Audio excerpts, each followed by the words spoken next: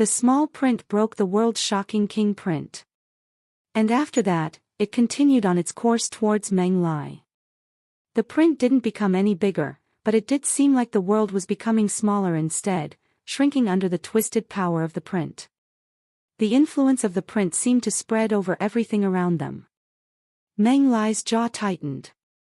Several gold substance chains flew from his body, assembling themselves into a big hand that was poised to strike back against the little print. But the big hand broke when it came into contact with that print. All the substance chains snapped, too. It was impossible to repel the power of that small print. Seeing that the little print was about to suppress him, Meng Lai shouted. Golden light burst from him. His body turned gold as his muscles expanded, and his armor buckled and broke as his body grew too large for it to contain. In the next second, Meng Lai's hand gripped the extreme purple demon dragon's head.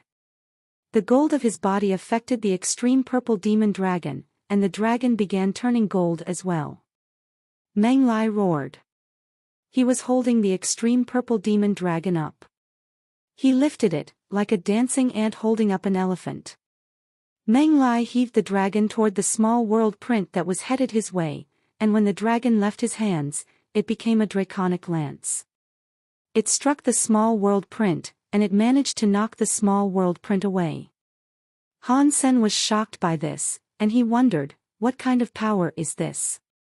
A deified xenogeneic turned into a lance. The woman looked at Meng Lai in surprise. The weapon part of Geno world speech used in conjunction with bloodline spirit body metal element. They can be combined. It looks like these slaves have something decent in them, after all. What are you talking about? This is my Extreme King's Golden Soldier King body. Geno world speech. You are full of crap. Meng Lai snarled. Then he swung the gold dragon lance at the woman. The gold dragon lance was burning with purple dragon fire. The dragon lance's metal slid forward, ripping the fabric of space as it appeared in front of the woman. The woman looked at the gold dragon lance with interest. She summoned a small world print in front of her to block the gold dragon lance. The print was small, but as far as the lance was concerned, the print might as well have been as big as a planet. No matter how scary the lance's dragon fire was, it was drawn magnetically to the print. The attack couldn't go past the woman's shield. Meng Lai kept his grip on the heart of the gold dragon. He continued to roar and sprint forward with the gold dragon lance, thrusting it into the little world print. The lance's dragon firepower kept being driven into the small print spell. Get lost. When Meng Lai roared, the gold dragon lance finally pierced through the small print. It exploded, and then space cracked. The gold dragon lance roared with Meng Lai, and it shot forward toward the woman's eyebrow. The woman looked shocked, and she didn't move. The raging dragon fire of the gold lance punched a hole straight through her skull. But her body simply exploded. And then, the body of another woman appeared behind Meng Lai. Moon doppelganger and teleportation. Han Sen was frozen by the sight. This was the first time he had seen another person fight like this. The woman's moon doppelganger was a little different from Han Sen's, but it was based on the same concept. However, the woman's moon doppelganger was clearer, and her teleportation didn't cause a ripple in space. It wasn't like when Han Sen used his dragon wings and gathered up power. The woman's enemies would have no warning that she was about to teleport. Not until she appeared behind them, at least. What a scary woman. If I could teleport like that, I would have a much higher chance of success when fighting strong enemies. It had been a long time since Han Sen had made use of break space flash with his dragon wings. It was still teleportation, but its range was too short and it took too long to cast. It wasn't suitable for king-class fights. After all, the dragon wings were a mutant Marquis xenogeneic gene. It couldn't keep up with the needs of a king-class battle. Meng Lai reacted quickly. He flipped the gold dragon lance, and the lance fire was like a roaring gold dragon as it headed for the woman behind him. Pang! The woman's body broke again, but she appeared next to Meng Lai, muttering to herself, "I underestimated this race of slaves. This gold soldier king body is quite interesting." Meng Lai's eyes were on fire. He couldn't bear listening to her. He looked like some deranged demon god as he swung the gold dragon lance. Anything the lance touched was incinerated by the fire it carried.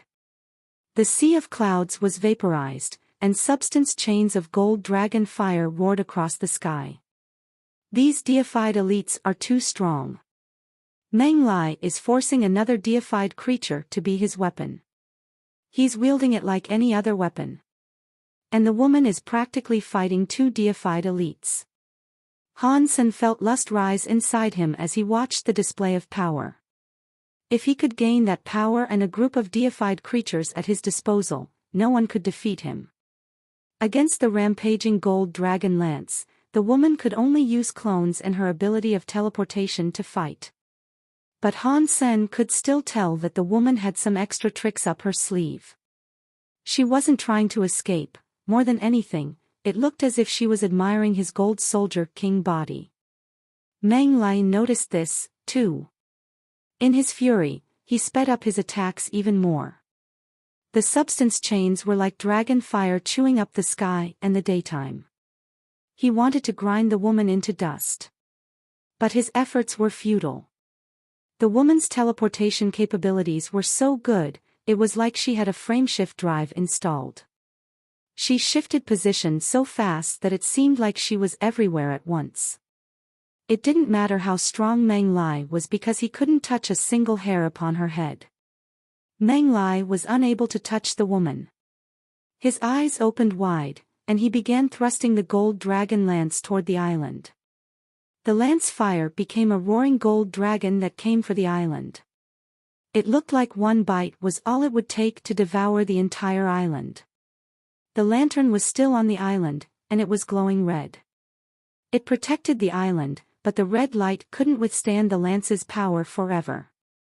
The lance's fire broke the red light, and the dragon fire covered the sky and the earth. Han Sen suddenly felt very anxious. This was the power of two deified beings doing battle. Perhaps the island could withstand it, but Han Sen and the wooden house wouldn't be able to. The wooden house held many Geno arts, too, and they were at risk of being destroyed. Han Sen wasn't overly concerned about them, though. Having a bunch of great Geno arts would be useless if he died. He turned around and started to leave the house, but the dragon fire suddenly disappeared. He raised his head. The gold dragon lance had stopped moving. It was hanging over the island, and the woman's bare, pale feet rested lightly atop the weapon. Nice timing. Meng Lai had been unable to hit the woman, and so he had decided to strike the island instead. Now that the woman was where he wished her to be, the gold substance chains danced. The gold dragon lance was imbued with gold fire. It roared like a giant dragon, and it prepared to lash out at her. Gold soldier king body, huh? Now I understand. The woman still stood upon the lance. She smiled faintly. As the lance's gold dragon fire exploded, a white light surrounded her feet. The light was contagious, and it infected the gold dragon lance. The gold dragon lance changed color, transforming into a white metal dragon lance. Pang! The woman's bare feet stood firmly upon the lance, and then, the white dragon lance exploded with a dragon light. It blasted Meng Lai, and he let go of the weapon. The white dragon lance flew away from him, then spun and landed in the woman's hands. Impossible. How do you have the gold soldier king body? Meng Lai stared at the woman who was holding the dragon lance. It was like he had seen a ghost. The woman held the white dragon lance loosely in one hand. She swung it almost casually, sending it to strike Meng Lai. The dragon fire of the lance was just like the fire Meng Lai himself had been employing. Meng Lai's face paled. He didn't dare fight the wrathful power of that dragon lance. He stumbled back and cast some gold substance chains, creating a gold shield in front of himself. But the power of that dragon lance was too scary. It pierced right through the shield, and it was headed for Meng Lai. Han Sen wasn't surprised that the woman could use these abilities, though. He had heard about this before when he saw the woman read the shocking world record of the Extreme King. The Extreme King had stolen her Geno world speech and combined portions of it with the blood pulse spirit body. Even the Extreme King's basic shocking world record had been stolen from the woman. It was not weird that she was able to employ the Gold Soldier King body. But the proficiency with which the woman wielded the extreme purple demon dragon was intimidating. Meng Lai was considered quite strong among the deified elites, but upon meeting a monster like this woman, he lost his cool. After losing his lance, he stopped fighting. When he found a chance to flee, he took it. He didn't dare to continue fighting the woman. He wasn't going to get the extreme purple demon dragon back either. Why did you let him run? Han Sen asked quickly when he saw that the woman hadn't stopped Meng Lai from escaping. As soon as the words left his mouth, he clamped his jaw shut. He had been watching the fight so intently, he had forgotten about the fact that he wasn't supposed to be talking. But nothing bad happened after Han Sen spoke. The woman landed in the garden, and she said smoothly, "My body has just been freed, and I'm still very weak. If he kept fighting, I doubt I would have been able to kill him." "So, this is you in a weak state?" Han Sen was frozen. "Weird. I spoke out loud, and yet nothing has happened. Is this the real woman? Why didn't she recognize the stone book? And what happened to her OCD?" Han Sen looked at the woman. Try as he might, he couldn't determine if she was real or fake. There was something else Han Sen was wondering about, too. The fight had been conducted on a mind-blowing scale, and Han Sen was still feeling the aftershocks. But despite that, the demon spirit hadn't appeared. Why didn't it show up? The woman returned to the wooden house and placed a crystal shield over it. Han Sen had seen the woman use this skill several times, but as he watched her use it now, he realized that he had underestimated its utility. The crystal shield enveloped the wooden house, and then it became smaller. The wooden house shrank, as well. A few seconds later, the crystal had become an egg-sized ball resting in the woman's hand. The wooden house was inside it, safe and sound. "Let's go," the woman said, lifting her lantern and speaking to Han Senator. She turned to leave the island. Such a ruckus. Why didn't the demon spirit show up? Han Sen asked casually as he followed the woman. "I am free. He won't dare show himself to me now," the woman said flatly. Han Sen couldn't be certain if she was telling the truth, so he asked her directly, "Why were you freed so easily? Was this the first time you asked someone to help you?" The woman's hands moved, and the dragon lance turned into a white dragon boat. She sat on the dragon boat and said, "You think Two World Mountain can be accessed by just anyone?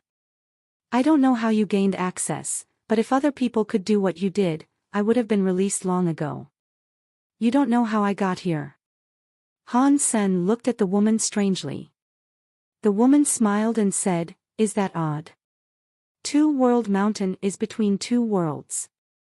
Although the other woman was my clone, I was unable to interact with her while I was bound. I don't have her memories. And when I was freed, she should have become a doll whose strings were cut. I cannot recollect her memories." "How did you know it was me who saved you, then?" As soon as Han Sen asked that, he realized that the question was stupid. The woman still answered. "If it wasn't for my clone, how would you have known that you needed to follow my two-world lantern? And how would you have known not to talk on the two-world path? You really would have died, otherwise." The two-world mountain restrictions had broken, which was what allowed you and the Extreme King guy to gain access to Two-World Mountain. Han Sen eyed the woman, trying to see if she was telling the truth.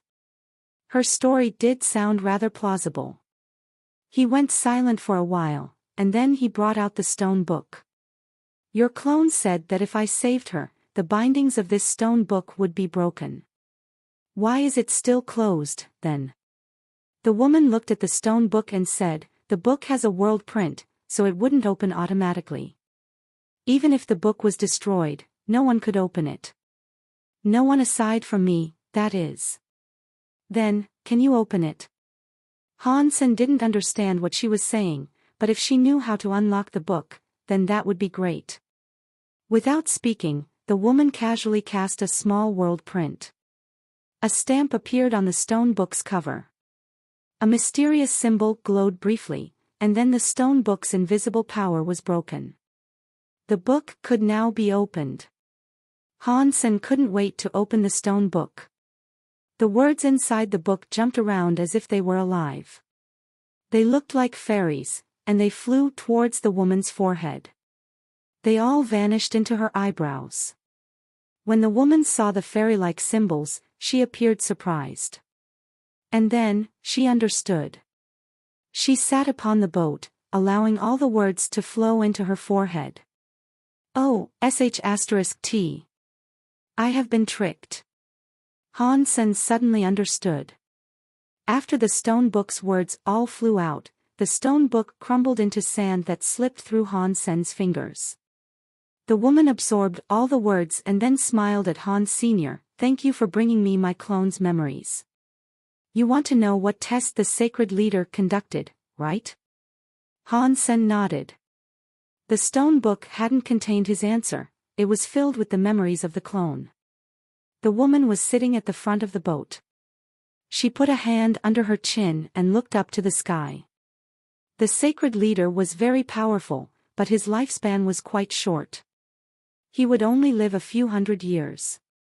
It couldn't be compared to those that could live for 10,000 years, 1,000,000 years, or even 1,000,000,000 years. He tried his hardest to find a way to live forever, even forcing himself through multiple rebirths. But eventually, he still reached his life's end. Trying to stay alive, the sacred leader conducted many tests. Then one day, a man who called himself God came to sacred leader. Sacred leader made a wish. Han Sen looked at the woman with shock. The woman shook her head. No. Sacred leader was a very self-confident person. If he wanted to achieve immortality, he would find it by himself. He wouldn't make a wish to another creature. Han Sen didn't speak. He listened to the woman, hanging on every word. After so long spent searching, he was finally touching the center of this mystery. The woman sighed and said, Sacred leader didn't want to make a wish. Instead, he wanted to kill God. But no matter what power he tried to use, he couldn't damage God. He couldn't even ruffle that being's clothing. You can't imagine how shocked sacred leader was.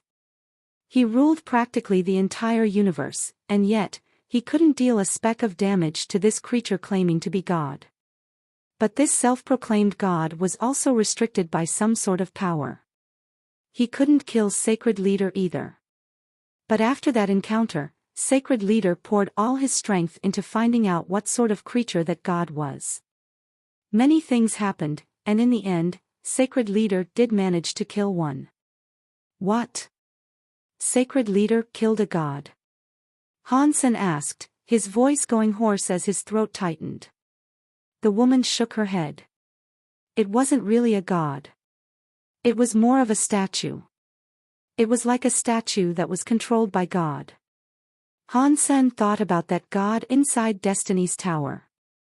It was a statue, more of a representation than an actual god like King Jun. After destroying the statue, sacred leader conducted some tests. He discovered, to his shock, that his lifespan had increased when he absorbed some power from the statue. Sacred leader became incredibly excited. And he thought, if killing a statue of God added that much to my lifespan, what would happen if I killed a real one? The woman smiled. And so sacred leader continued researching how he might kill God. But after his statue was destroyed, that God hated him and wanted him dead. Sacred Leader was unable to kill God, but God was also unable to kill Sacred Leader. They were fighting indirectly, so to speak. When the time came for Sacred Leader to actually battle God, all of us were incredibly excited. And yet, at the same time, that began the period of our greatest suffering. Saying this, the woman sighed. Not all the members of Sacred shared Sacred Leader's vision. When he fought with God, Sacred Leader's family, friends, subordinates, and even spouses, all betrayed him for God. And they put Sacred Leader in a difficult position. Sacred Leader's research of the story of genes was at a dead end. No one could practice the story of genes, so there was no super gene that could threaten God. And by then, Sacred Leader's lifespan had come to an end. And then God destroyed Sacred and killed Sacred Leader. Han Sen asked. The woman shook her head. I don't know. Before that happened, I was already entombed in Two World Mountain. By that time, Sacred Leader had lost everyone. Sacred was unable to hold itself together, so its collapse was only a matter of time. When Han Sen heard this, he sighed. Sacred Leader was so strong, but not even he could defeat God. That isn't quite accurate. But, at the very least, he let us know that God can be resisted, the woman said. Right. So, why were you sealed inside Two World Mountain? Han Sen actually wanted to ask if she had also been tempted by God and made a wish, but he quickly decided not to. The woman's face changed. With a stony face, she said, That's none of your business. I've paid my debt in full now. I've told you everything, so you can leave. Han Sen's heart jumped, and he thought, this woman was encased in the stone of Two World Mountain. It must have something to do with the demon spirit. That woman carved into the sea demon car has to be her. Han Sen had these ideas rattling in his head, but he didn't try to confirm them. He told her, I have known you for so long, but I don't know your name. The woman looked at Han Sr., what are you hanging around for? Get lost. There was nothing Han Sen could say to that, so he left the dragon boat. When he turned around to look at the woman, the dragon boat had soared into space and disappeared. Where she went, he had no idea. Even in Sacred Leaders, people were already fighting against these things claiming to be God. But it does seem as if God wins every time. Han Sen closed his eyes and continued to think, when Sacred was destroyed, did Sacred Leader die? The sanctuaries were a place for the Sacred Leader to research immortal spirits. The crystallizers later adopted the realm. Why didn't any other races take over the sanctuaries? Why were the crystallizers the only ones who could? Did the crystallizers know the secrets of the sanctuaries? Maybe. The woman said that the crystallizers were tests and that they were very smart. They must have known a few of Sacred's secrets, for sure. Han Sen thought about this, and then, his eyes brightened. That should mean that the crystallizers continued Sacred Leader's research. But what exactly was it that the Sacred Leader researched? Spirits, beast souls, xenogenics. The crystallizers didn't seem to know exactly what they were doing. Their bodies were too weak, so they probably wanted to use the sanctuaries to make their bodies stronger. But Sacred Leader's research couldn't have been for such a simple purpose. I have learned so much. I now know the beginning and the end of the story. All I am missing are some of the details regarding the middle. And I also know more about the story of genes now, so that should come in handy for my practice. Han Sen felt a lot of relief, and he thought he was close to getting all the answers he needed. Han Sen looked around until he figured out where he was, and then he started heading back to the White Whale. He had to get back to Bauer. Han Sen soon realized the Tianxia system was way too big. Sticking to one direction was nearly impossible, and there were clouds everywhere he looked. He couldn't even see where he was going. While he was trying to decide which way to head, he saw the shape of a few shadows. Several king-class people were flying through the clouds. Bar. Han Sen was shocked when he saw this shadow. It was Bar. But Bar wasn't with Dia Robber this time. There were people of many different races with him. Han Sen. When Bar saw Han Sen, he looked ecstatic. Everyone sped up to reach Han Senator. Seeing their faces, Han Sen immediately knew they were coming after him. There was a 90% chance they were after him for the Extreme King's bounty. Han Sen hesitated. He activated his Wuxia Rubik's Cube and connected his video stream with the treasure identifier Elder. Han Sen, I have been looking for you for so long. Bar rushed towards Han Sen, pulled out his knife, and slashed. Although Bar was a hybrid of the destroyed, his talents were scarier than most of the full-blooded destroyed. On top of that, he was practically immortal. As long as his cells were not completely eradicated, he could be reborn through his remaining genes. And each time his body was obliterated, he came back stronger. He was sort of like a cockroach that never died. Bar had already killed many half-deified people who were stronger than him on paper. Han Sen had battled him once before, but he was unable to finish the maniac off. After the treasure identifier Elder received the video, the stream was distributed across all media stations. He played the video for all to see. It wasn't a live stream, though. It had been modified by treasure identifier Elder and his team before it was played across all the broadcasting networks. There was a bit of a delay so it could be processed, but most people considered it a live stream anyway. Considering the content that the Thousand Treasures had delivered with their two most recent broadcasts, most of the broadcasting networks gave the treasure identifier Elder airtime immediately. There had been amazing viewership numbers for the past two broadcasts, so this video didn't need to go through the normal approval process. In moments, the broadcast was playing on screens throughout the Geno universe. Tego Geno Fluid, it makes you strong like the Tego. Ladies and gentlemen, welcome to the first broadcasting station in the Tianxia system.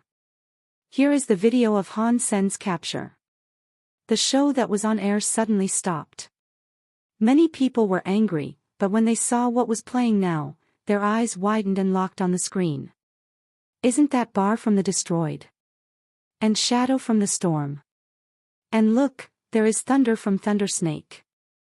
They've surrounded Han Sr., he deserves it. He was streaming with the Wuxia Rubik's Cube when he fled. He deserves to die. Bar is going up to him, so powerful. No wonder Bar is so famous. The power in his strikes can destroy small planets. What do you know? That's called the destroyed godlight. If you get caught in a beam of that light, you or any other creature would just die. You guys don't know *T. The destroyed godlight isn't Bar's strongest move. The amazing thing about Bar is his immortal body. He can't be killed. Even if Han Sen does defeat Bar, Bar won't stop coming. Plus, other elites are there as well. Han Sen won't get away today. Everyone was watching and discussing the content. Bar was the most famous member of the hunting party, but the other kings were very good too. Especially Shadow and Thunder. They belonged to some of the less famous higher races. Still, as individuals, they weren't weak.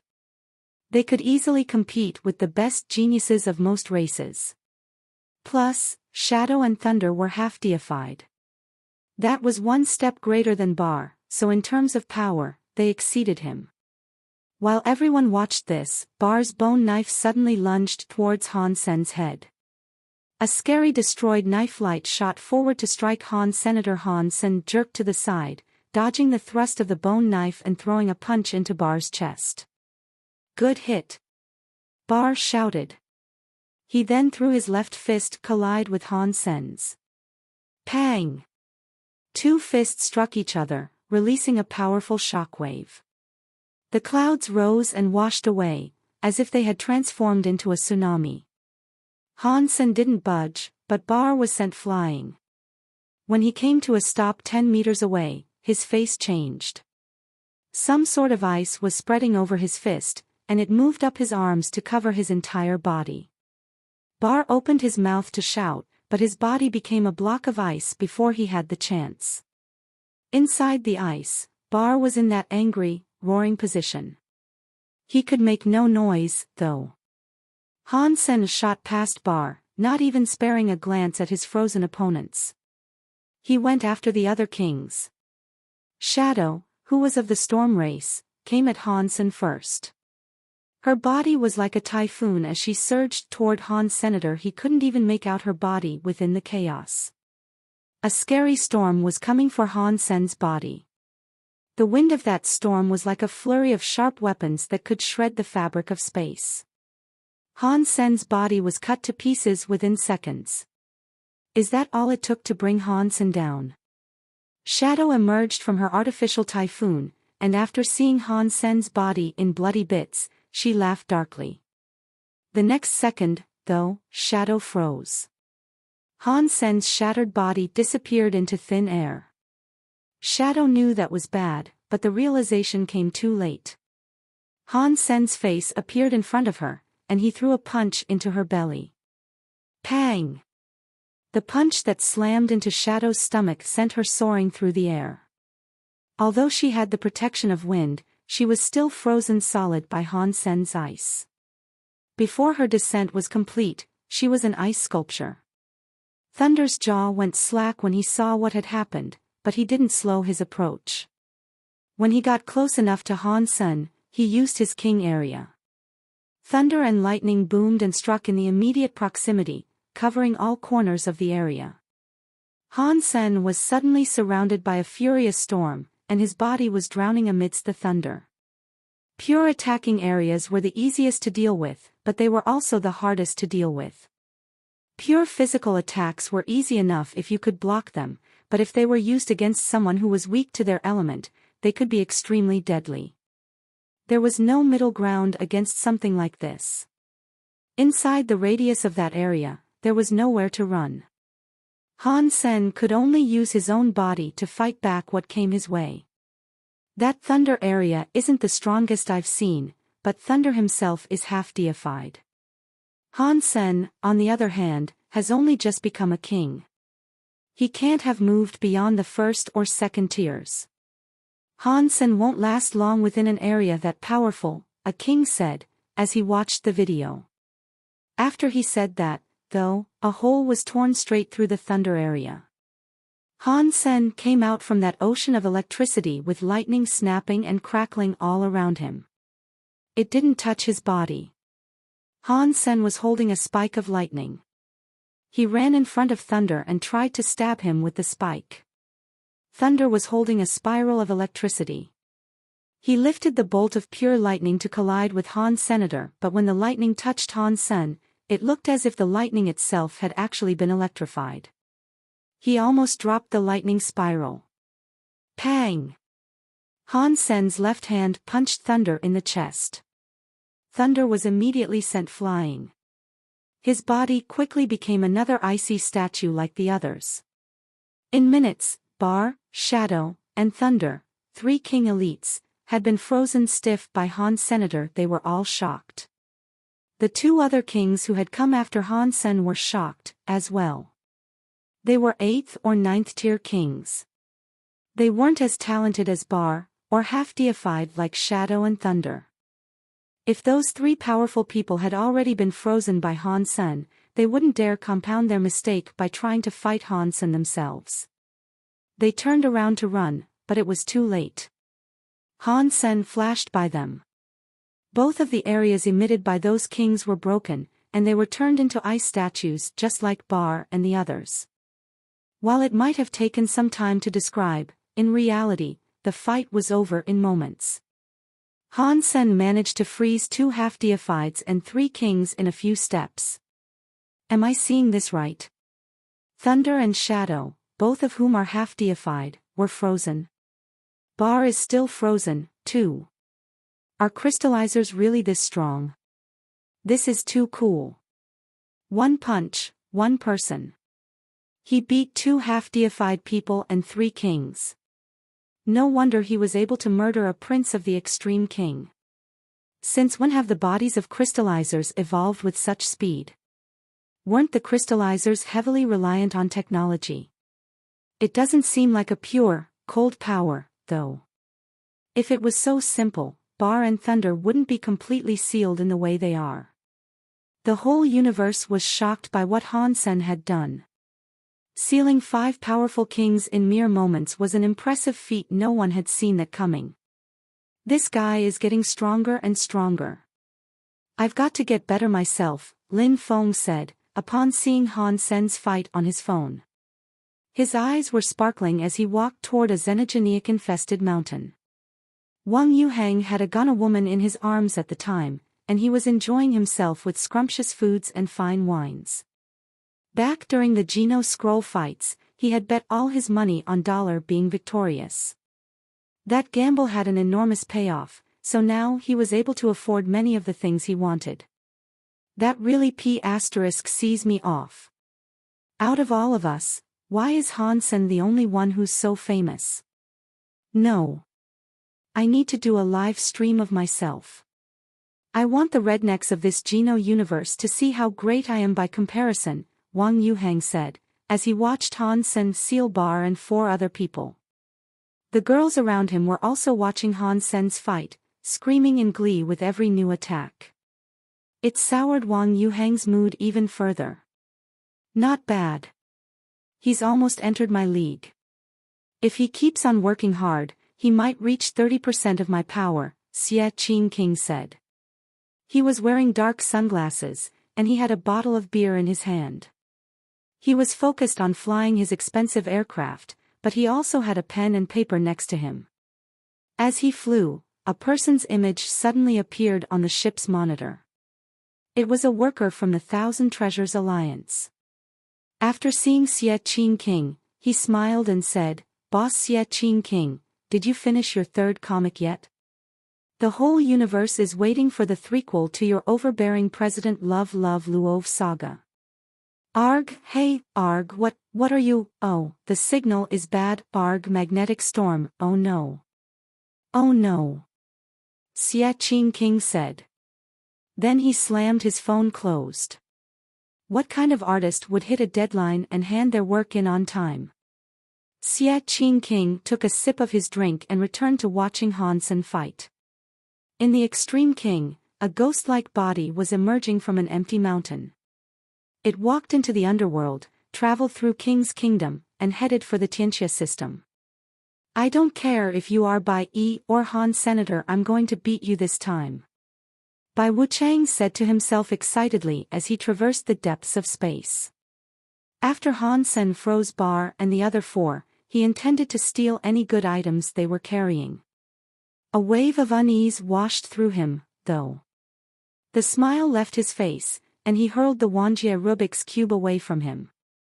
The moment Han Sen threw the Wuxia Rubik's Cube, a needle-like blade materialized from the image display of the Wuxia Rubik's Cube. The thin blade flew right past Han Sen's cheek. A black shadow followed that blade coming from the Wuxia Rubik's Cube. A person grabbed the Wuxia Rubik's Cube and gave Han Sen a toothy grin. Who are you? Han Sen asked the weird creature that had emerged from the Wuxia Rubik's Cube. A frown furrowed his brow.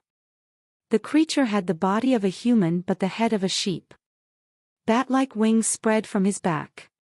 He had scales, and their black color glistened. I'm Shadow Ghost, the weird creature said, playing with the Wuxia Rubik's Cube as he spoke.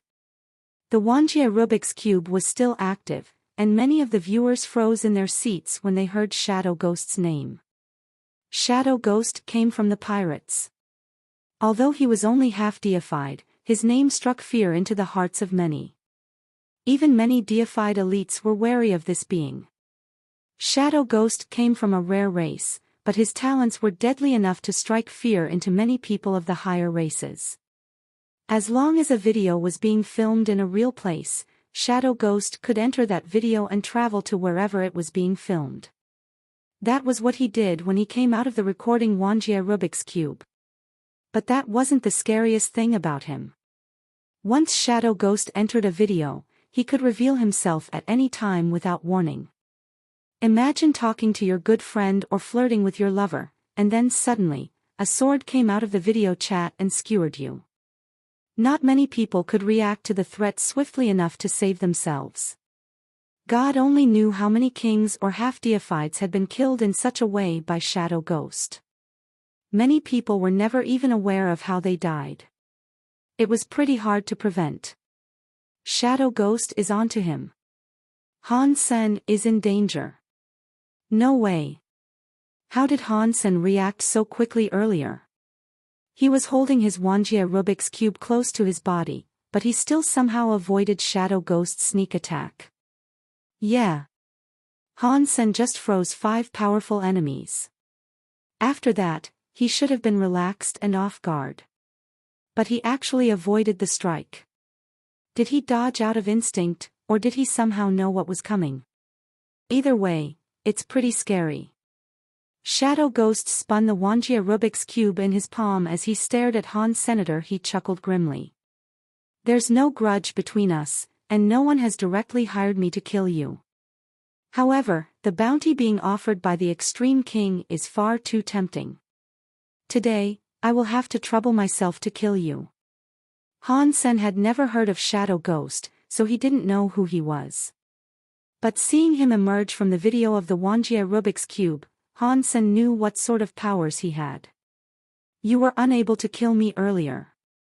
What makes you think you can take me on now? Han Sen asked, raising an eyebrow. You think that was all the power I have? Let me show you my real shadow area. After that, Shadow Ghost pulled out another camera with his free hand.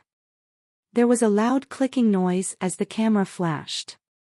Han Sen tried to dodge, but he didn't know where the power was coming from, so he had no idea which direction to move in. After the flash, Han Sen's body simply disappeared. The Shadow Ghost camera displayed an image of Han Senator, but in the picture, Han Sen was able to move and talk. It was like a laptop. The flash had made Han Sen feel as if things were all dreamy, and that he was drifting in space.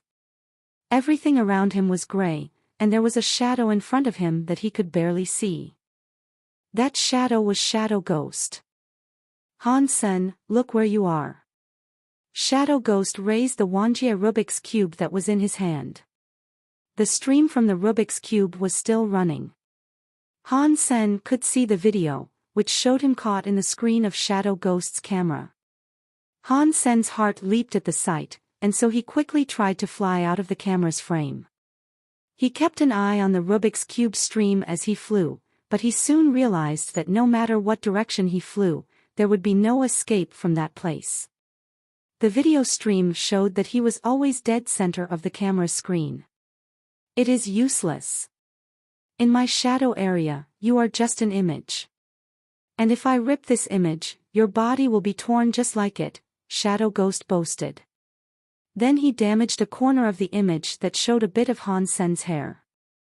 The moment the image of Han Sen's hair was damaged, Han Sen's actual hair was given a trim. He didn't know how it had happened, but there was nothing he could do to prevent it. The people that were watching the stream felt a chill. They knew Shadow Ghost could enter virtual images, but they didn't know he had a power like this. Everyone felt a chill. If Shadow Ghost trapped them in a picture, killing them would be as simple as damaging a camera. Some of the deified elites who were watching the video nodded in approval. They were impressed with Shadow Ghost's might. Don't worry. I'm not going to kill you. Another creepy smile crossed Shadow Ghost's face. You're worth more alive. I'm going to take you with me to the Extreme King. You might be my best chance of becoming deified.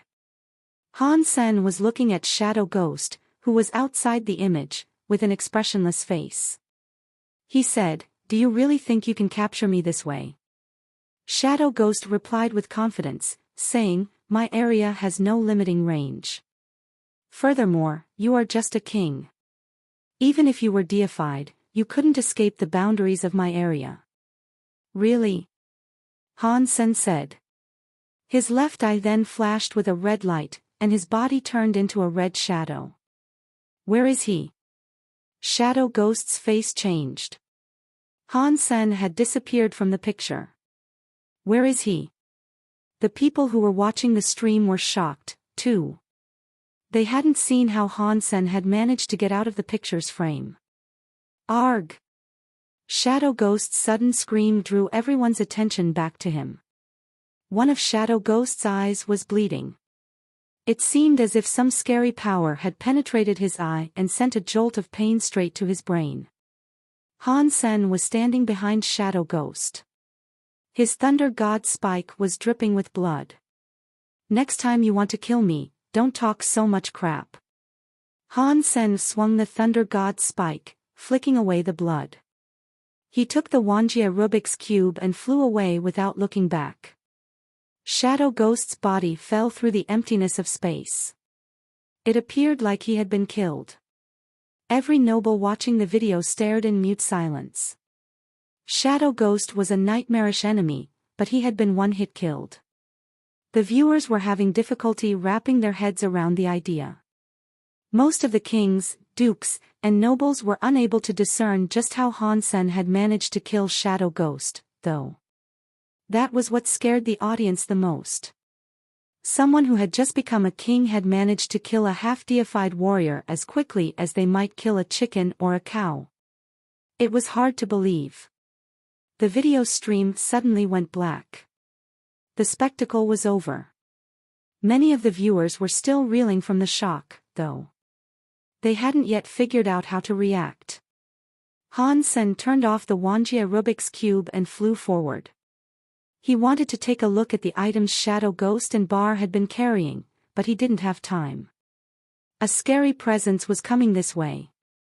Han Sen could sense that if it wasn't a deified elite coming for him, then it was a very terrifying half-deified being.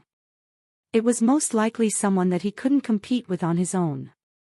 Of course, not long after Han Sen flew away, a shadow appeared where Han Sen had been. That person looked at the dead Shadow Ghost and the frozen Bar. He waved his hand, bringing out a sword light. He used it to break Han Sen's ice, freeing Bar and the others. Once Bar and Thunder were freed, they caught sight of the new man and began to tremble. Lando! Shadow, from the race of the storm, screamed. He looked frightened. Were you guys fighting Han Sen? The person called Lando asked, his voice stern. Yes, Shadow answered. He was very scared of Lando, but he still answered truthfully. After hearing Shadow's answer, Lando chased after Han Sen, his body moving so fast that the space around him seemed to groan. I can't believe Lando is here. No matter how strong Han Sen is, that is one opponent that he won't be able to escape. Thunder finished his statement with a very long sigh. The traitor that the dragons hate the most. The inverse dragon Lando might not be deified, but he has killed enough of them. And they were deified dragons, of all things. A guy like him can't be dealt with by a king. Shadow's mood had mellowed somewhat. There are many elites in this universe, and there are many half-deified elites. But the scariest half-deified in existence has to be Lando, Thunder said. After a moment of thought, he went on to say, although the half-deifieds of the Extreme King are powerful, this guy could fight an entire generation of them. If I had to pick an enemy, I would prefer to choose a half-deified of the Extreme King over Lando. Lando is just too evil. Even Bar looked shaken. He wasn't scared of anything, and he would go anywhere. But aside from deified elites, there were two people he feared, the inverse dragon Lando and Yushanshin of Sky Palace. If it was anyone else, he'd chase them down to the ends of the universe. Either that or he'd kill the person right where they were.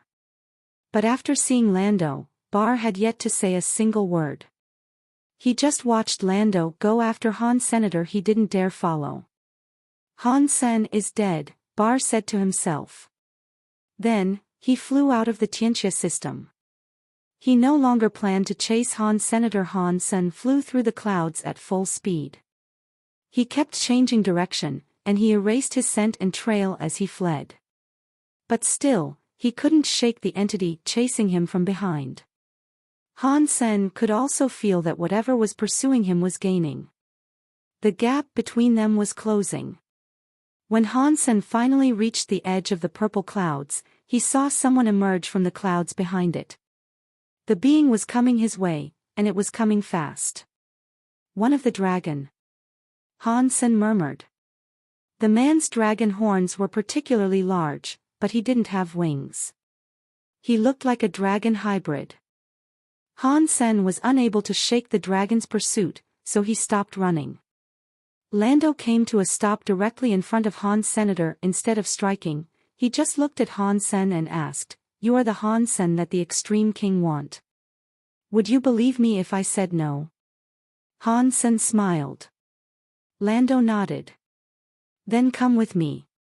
"I could certainly come with you, but could you at least give me a reason that I should follow you?" Han Sen said without moving. Lando laughed. "I'm Lando. That should be reason enough." "You are Lando." Han Sen was shocked to hear this name. Because the factions of the Geno universe were so competitive, many people had been bribed by their enemies to betray their race. Some would become proper traitors, whereas others would merely become spies who carried information. Lando was the most famous traitor in the past few decades. When others became traitors, they usually just sold classified information. But Lando had the gall to cut off the head of his master, who was a deified dragon. He gave it to the ruler of the destroyed, who used it as a chair. Inverse Dragon Lando's name was known across the universe. When dragon culture was discussed, his name always came up. His actions were a shameful stain on the honor of the dragons. The dragons had wanted to kill Lando for a long time, but Lando might have been the greatest half-deified to ever exist. And he always worked with extreme caution. The king of the destroyed protected him, as well.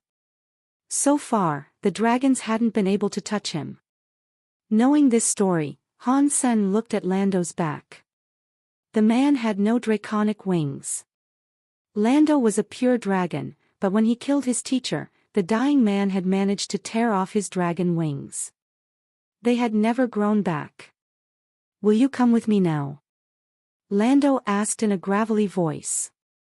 "I'm not sure if I believe all the legends about you, but no matter who you are or how strong you are, I have to test your mettle for myself," Han Sen said. "Right. If I was you, I wouldn't believe the stories about me either. It's a shame that the Extreme King want you alive. If they didn't, I wouldn't have to go through all this trouble," Lando said. And then, he moved. He tried to grab Han Sen by his head. Han Sen didn't retreat. He sent his full power into Jade Skin. His body became like ice, and he threw his own palm against the hand that Lando had extended. The dragon's clutching fingers tore through the fabric of space, but Han Sen and Lando's hands were both bounced backward. Jade Skin's ice power hadn't been able to seal Lando. All dragons had a high resistance to every element, and of course, Lando was no exception to this rule. The next second, their fists collided once more. The bodies of the two had become deadly weapons. Their fingers, palms, fists, arms, elbows, legs, and knees moved too fast to track. Neither of them would take a step back. Rather than releasing their power, the fighters exchanged blows of raw physical power. Even that was enough to strain and stretch the fabric of space. Catcha! The bones in Han Sen's fingers were unable to withstand that next scary hit. They broke. Han Sen's eyes widened. His jade skin made his body very strong, and although it was only at the first tier, his body was as sturdy as a half-deified's. Lando, however, had been able to break his fingers with a random punch. That was a disturbing amount of power. Lando's fists kept coming without reprieve. His eyes were perfectly calm as he unleashed his attacks, but his fists flew like a raging fire. Every punch took Han Sen's full attention. Han Sen's jade skin let out a groaning sound. His arm bones cracked under the next hit, and still, Lando did not relent. The dragon wasn't attacking Han Sen's weak spots, though. He was making sure to only strike Han Sen's arms and legs. Is this guy going to break all my limbs to drag me back alive? Han Sen looked at Lando's face, and he became certain that he had guessed correctly. F***CKU. You're so cruel. Han Sen knew that his jade skin was too low level. If he had an 8th or 9th tier jade skin, he might have been able to fight against Lando. But right now, he was too weak. If this continued, Lando would completely shatter his arms and legs. The bodies of the dragons are so scary, but their true talent lies in using evil breaker powers, right? Lando is so strong, perhaps the tales are true. Han Sen's chest was growing tight with tension. He used movement abilities to fight with Lando. Guys like Lando, who favored raw aggression and violence, usually didn't develop a very sophisticated movement set. Lando had a very powerful body and amazing strength, and he could usually beat his enemies outright. He wouldn't have to study his enemies before engaging them in combat. But when Han Sen started to use his movement abilities, he noticed that they didn't benefit him much against Lando. It turned out that Lando could also move pretty well, and in that high-speed magical fight, Han Sen didn't have a single advantage. He had to fight Lando on even footing. After a few more hits, his arms felt as if they were about to break. Pang! Lando's fists came down on Han Sen's arms like hammers. His jade-covered arms had sustained too much damage, and cracks spread across them. When the final blow landed, they were completely broken. Lando's unstoppable fists flew forward to clobber Han Sen's chest. Han Sen's chest exploded like water, but the splashing water drew itself back together and reformed. His wounds recovered very quickly. The original Water King body wasn't as strong as Jade Skin, but its recovery speed was much better. It was quite useful, after all. Lando didn't keep attacking. He looked at Han Sen and said, "You either come with me now, or I turn you into a cripple." "You live up to your reputation, Lando, but that doesn't mean I want to go home with you," Han Sen blinked and said. "How about this? Your body is so strong, yes. If you can withstand 3 of my blows without falling, I will stop fighting and let you take me back. Even if people come to save me, I will not run." "Sure." Lando agreed to the proposition without a second thought. "You're a very determined man." Han Sen gave him a thumbs up. "Go ahead, then," Lando said coldly. "My 3 hits require some time to prepare, but in the meantime, I can't deal with your constant attacks. We have a deal. If you fight me before I finish my 3 attacks, then you lose," Han Sen said. "Strike," Lando said in an emotionless voice. His face was wholly unmoving. "That means you are agreeing." "Take my first hit, then," Han Sen said. Then, he gathered up power in his fist. Jade Skin was running at full power, and he used the yin-yang blast method to strike Lando's chest. Lando remained where he was. He didn't dodge, and he didn't run. He allowed Han Sen's punch to fall on his chest. The punch was silent, but Han Sen had woven his scary ice-sealing power with the yin force. It drilled right into Lando's chest to freeze his organs. 2 more hits. Lando said, plumes of icy air flowing over his lips. He behaved as if nothing had happened at all. "This guy is really scary, but I have only unlocked the first tier of Jade Skin. If I was also half deified, he wouldn't be acting so cocky." Han Sen took 2 steps back and frowned. After pausing, Han Sen had an idea. He gathered up power in his fist once more. But this time, he didn't punch Lando once. He cast a continuous punch, but the power was unleashed at an extremely slow speed. It was as if it was crawling like a snail. All of a sudden, Han Sen cast countless punches.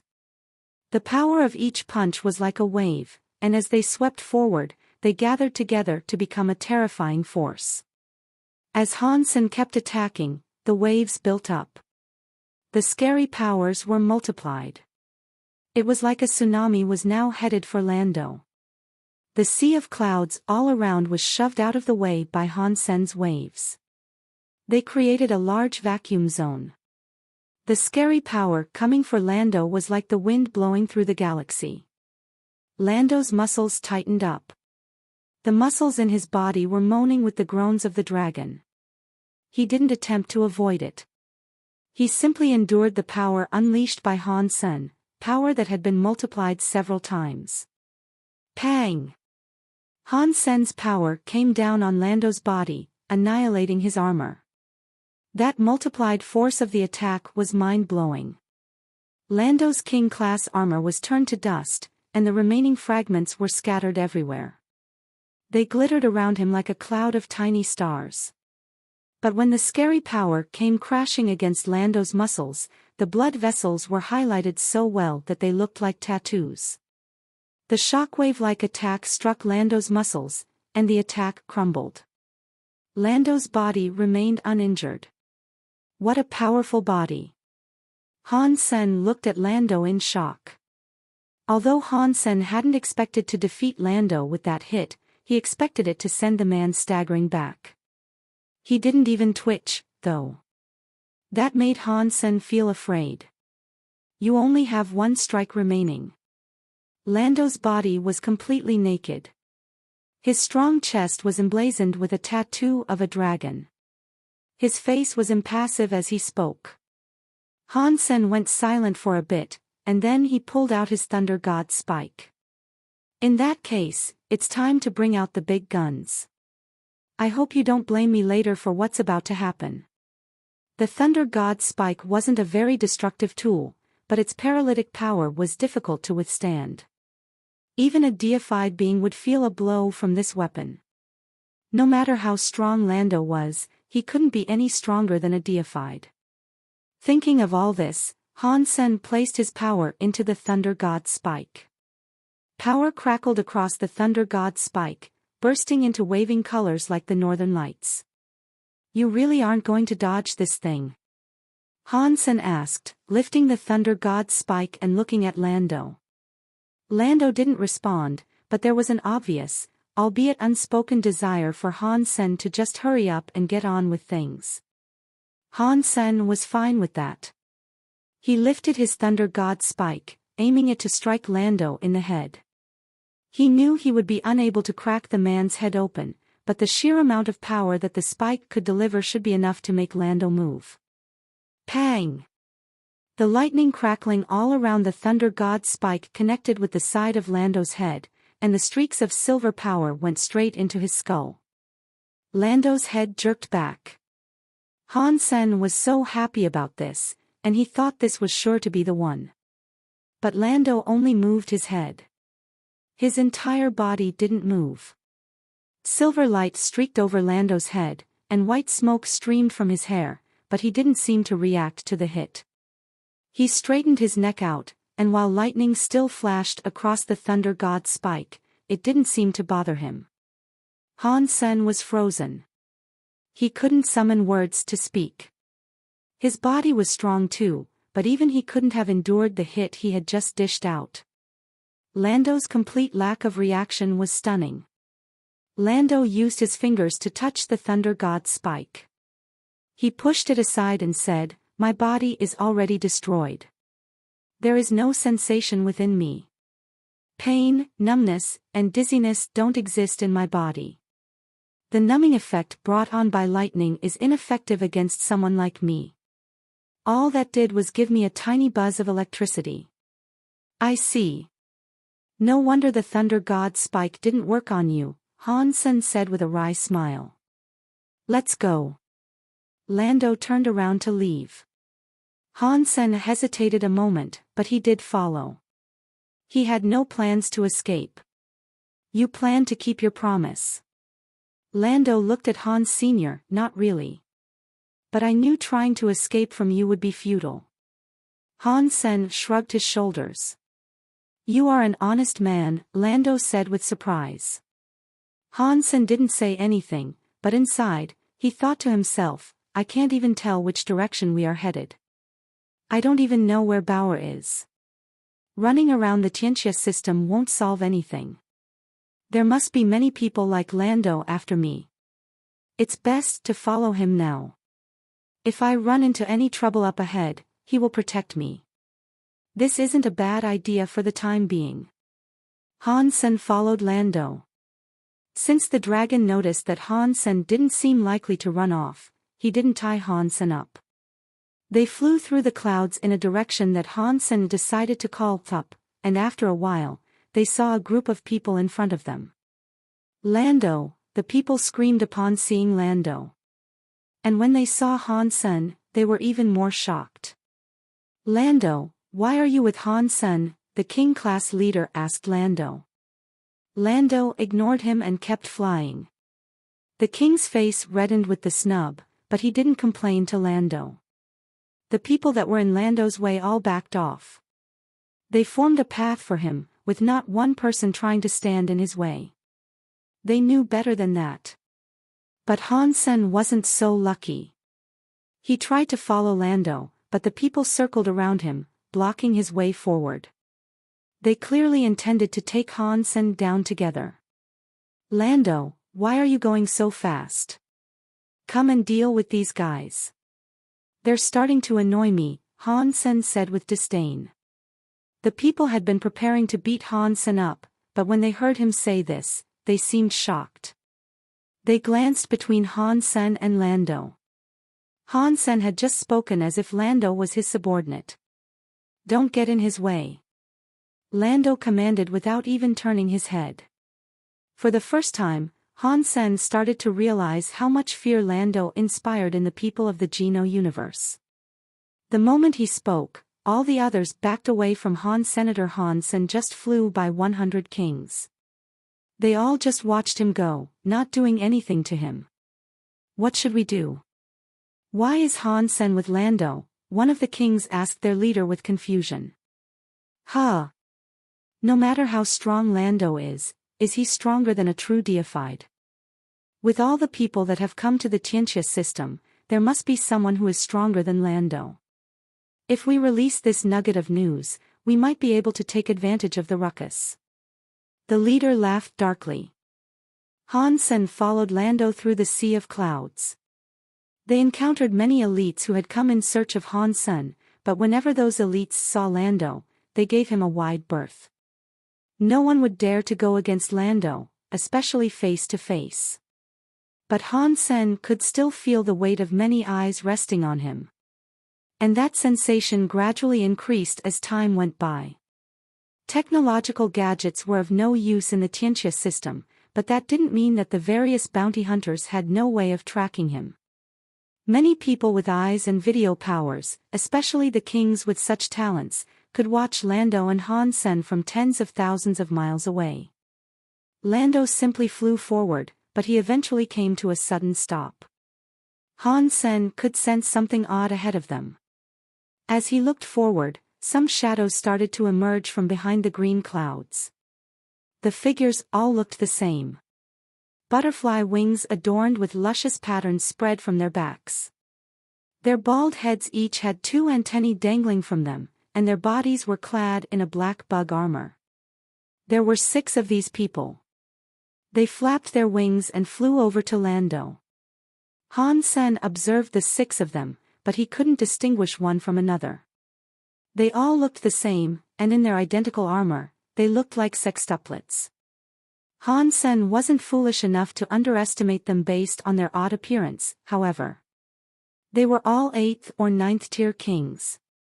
Some of them might have even been half-deified. It was made obvious that they were uniquely powerful by the way they dared to stand in front of Lando. Ordinary kings wouldn't dare bar his path. Lando, please do a favor for the 6 brothers. We would appreciate it, said the strange man leading them. Who are you guys? Lando asked lazily, not raising his eyes. You. The strange man in front hissed in anger. Fine, Fine, Lando.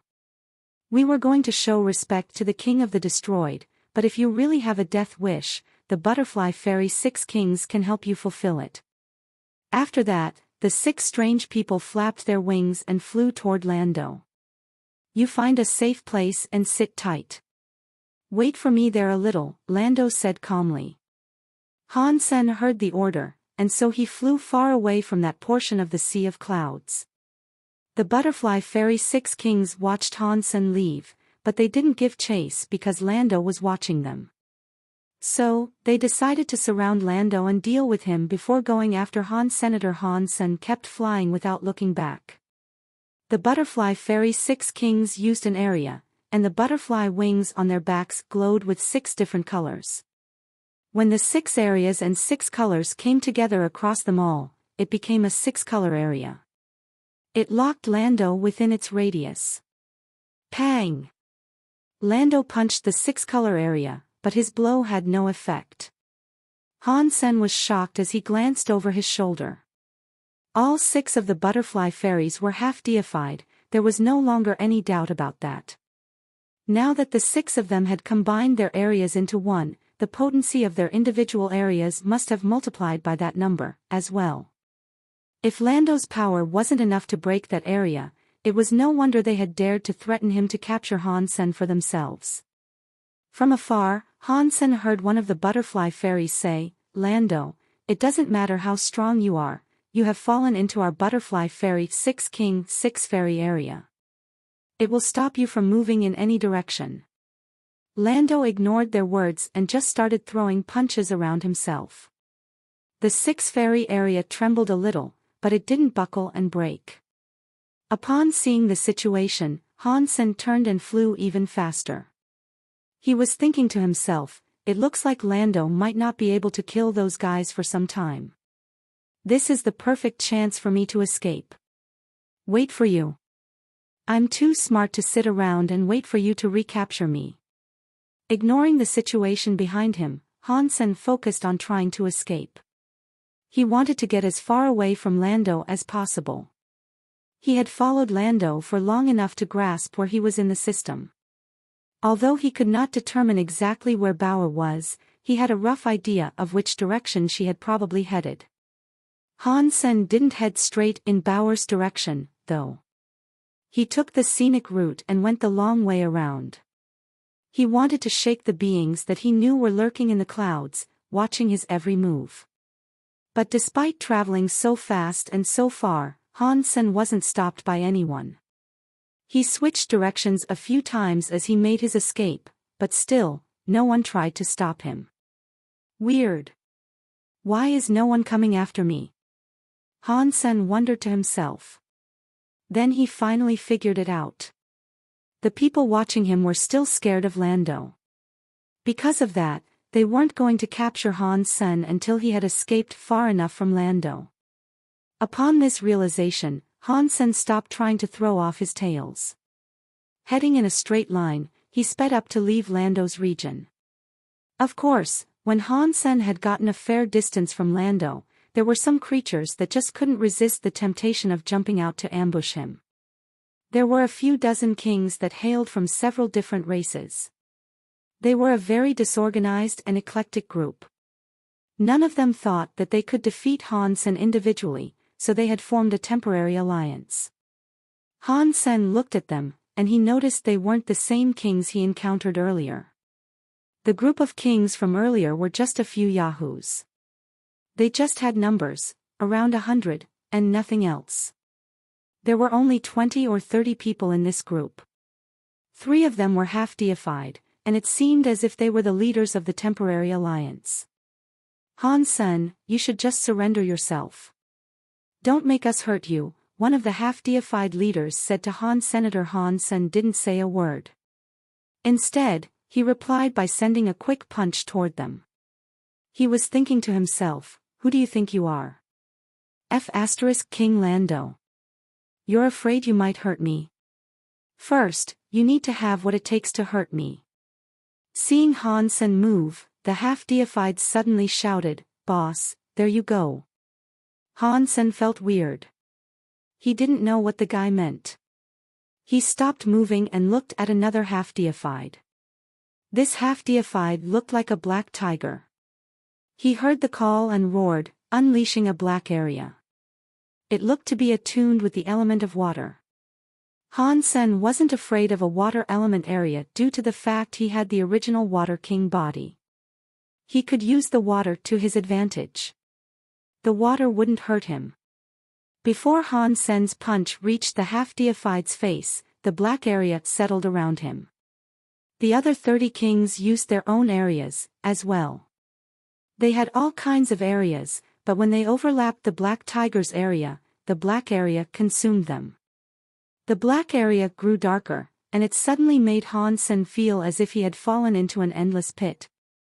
He reached out with his hands, but he could no longer see his fingers. Not a water area. Han Sen was surprised. The dark area consumed the areas of the other kings, and then, it became a giant black object that looked like an egg. When the black tiger gathered up its power, that black object shrank, growing smaller and smaller. The darkness within it became thicker and thicker, however. The darkness started to feel like a liquid as it pressed against Han Senator. His body could move through it, but when the darkness became deeper, something started to resist his motion. It was like he was inside cement that was becoming solid. Soon after, his body was stuck and he could no longer move. Under the black tiger's area power, a 3-meter-tall, egg-like object formed and trapped Han Senator. Han Sen tried to deploy his jade skin and break the black area, but he noticed that the darkness encasing him was as solid as it was terrifying.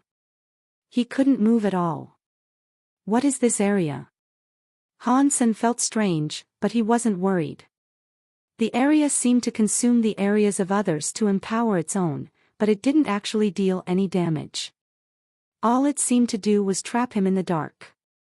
If Han Sen really wanted to leave, he could use his super god spirit body to flee from the darkness. No matter how solid that darkness was, it couldn't bind him permanently. What's wrong, Han Sen? Not so cocky now. The kings all laughed loudly in unison. The dark area might have been solid, but it wasn't insulated against sound. Han Sen could hear what they were saying clearly. This area isn't bad. What is its name? Han Sen asked. The kings heard his question, and the half-deified that Han Sen conversed with earlier said, "This is Big Sky King's Black Big Sky King area. It has consumed 20 of our king area powers to trap you inside. And it doesn't just work on you either. Even if Lando was here, we'd have shut him in there with you. If that was true, why didn't you try to capture me when Lando was around?" Han Sen asked with amusement. "We didn't want to offend the ruler of the destroyed," the king answered. "We don't need to talk to him.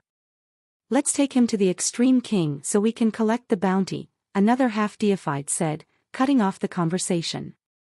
Han Sen felt the darkness start to move. He knew that the kings were moving through the Tianxia system, pulling the dark area along with them. Han Sen tried to use the Dongxian area to get a better view of the dark area. He noticed that the substances composing the dark area were tightly woven, almost like a substance chain. This is a very powerful area. It is showing the signs of creating a substance chain. Maybe this black tiger is on the verge of becoming deified, Han Sen thought to himself. The black area absorbed the areas of others to become very hard. Han Sen used super spank, but he still couldn't break it. He decided to take a bit of a break. He was going to recover his energy before giving it another try. The kings were very excited. They pulled the egg-like area toward the edge of the Tianxia system. But not long after, Han Sen heard a scream from outside his prison. That scream was the half-deified who had conversed with Han Sen earlier. After that scream, Han Sen heard something that sounded like space ripping. And then, everything grew quiet. Han Sen kept listening, but he couldn't hear any other sounds. Aside from that initial scream, there was no other sound to be heard. It was as if all the kings and half-deified people had suddenly run for the hills. Weird. Even if they saw an enemy, they should have said something. Why was there only one scream and then silence? Were they all killed before they could make a sound? Han Sen thought to himself. Catcha. As Han Sen was considering what might have happened, he suddenly heard a sound like rocks breaking. Then, a beam of light broke through the darkness that surrounded him. The giant egg cracked, and a webwork of light spread across its surface. It eventually shattered completely, freeing Han Senator. What Han Sen saw next shocked him, though. Lando was hovering there, looking at him calmly. Han Sen coughed awkwardly into his hand. I was afraid you would be unable to beat the butterfly fairy 6 kings, so I may have run farther than I should have. I was caught by these people and brought to where you are now. Han Sen had wanted to be taken by those people because he hoped they would take him farther away from Lando. But it seemed as if that plan hadn't worked out the way he'd hoped. Let's go. Lando said nothing more. He turned around and started to fly away. Han Sen fell into place behind Lando again, but as they flew, he thought to himself, how was he able to find me so quickly? Even if he was able to defeat the butterfly fairy 6 kings with ease, I intentionally took a route that would have been difficult to follow. And this Tianxia system is pretty much a maze. How was he able to tell where I was in such a short amount of time? Han Sen knew that he was missing something important. He immediately used the Dongxian aura to check his body. It wasn't long before he felt something out of place in one of his fingers. The skin on his fingers was fine, but on a bone in one of the fingers in his left hand, there was a tadpole-shaped mark. That mark was tiny, and it didn't even release any power. Han Sen hadn't even noticed its presence until that moment. If he hadn't grown suspicious and used the Dongxian aura to scan his body, he wouldn't have found that weird, gray symbol on one of his bones. Han Sen remembered that Lando had struck and cracked a few of his fingers. The mark must have been placed during that strike. That's why he feels so safe without physically binding me. It's because he already has a tracker on me. Something about the idea of being tracked everywhere he went made Han Sen deeply uncomfortable.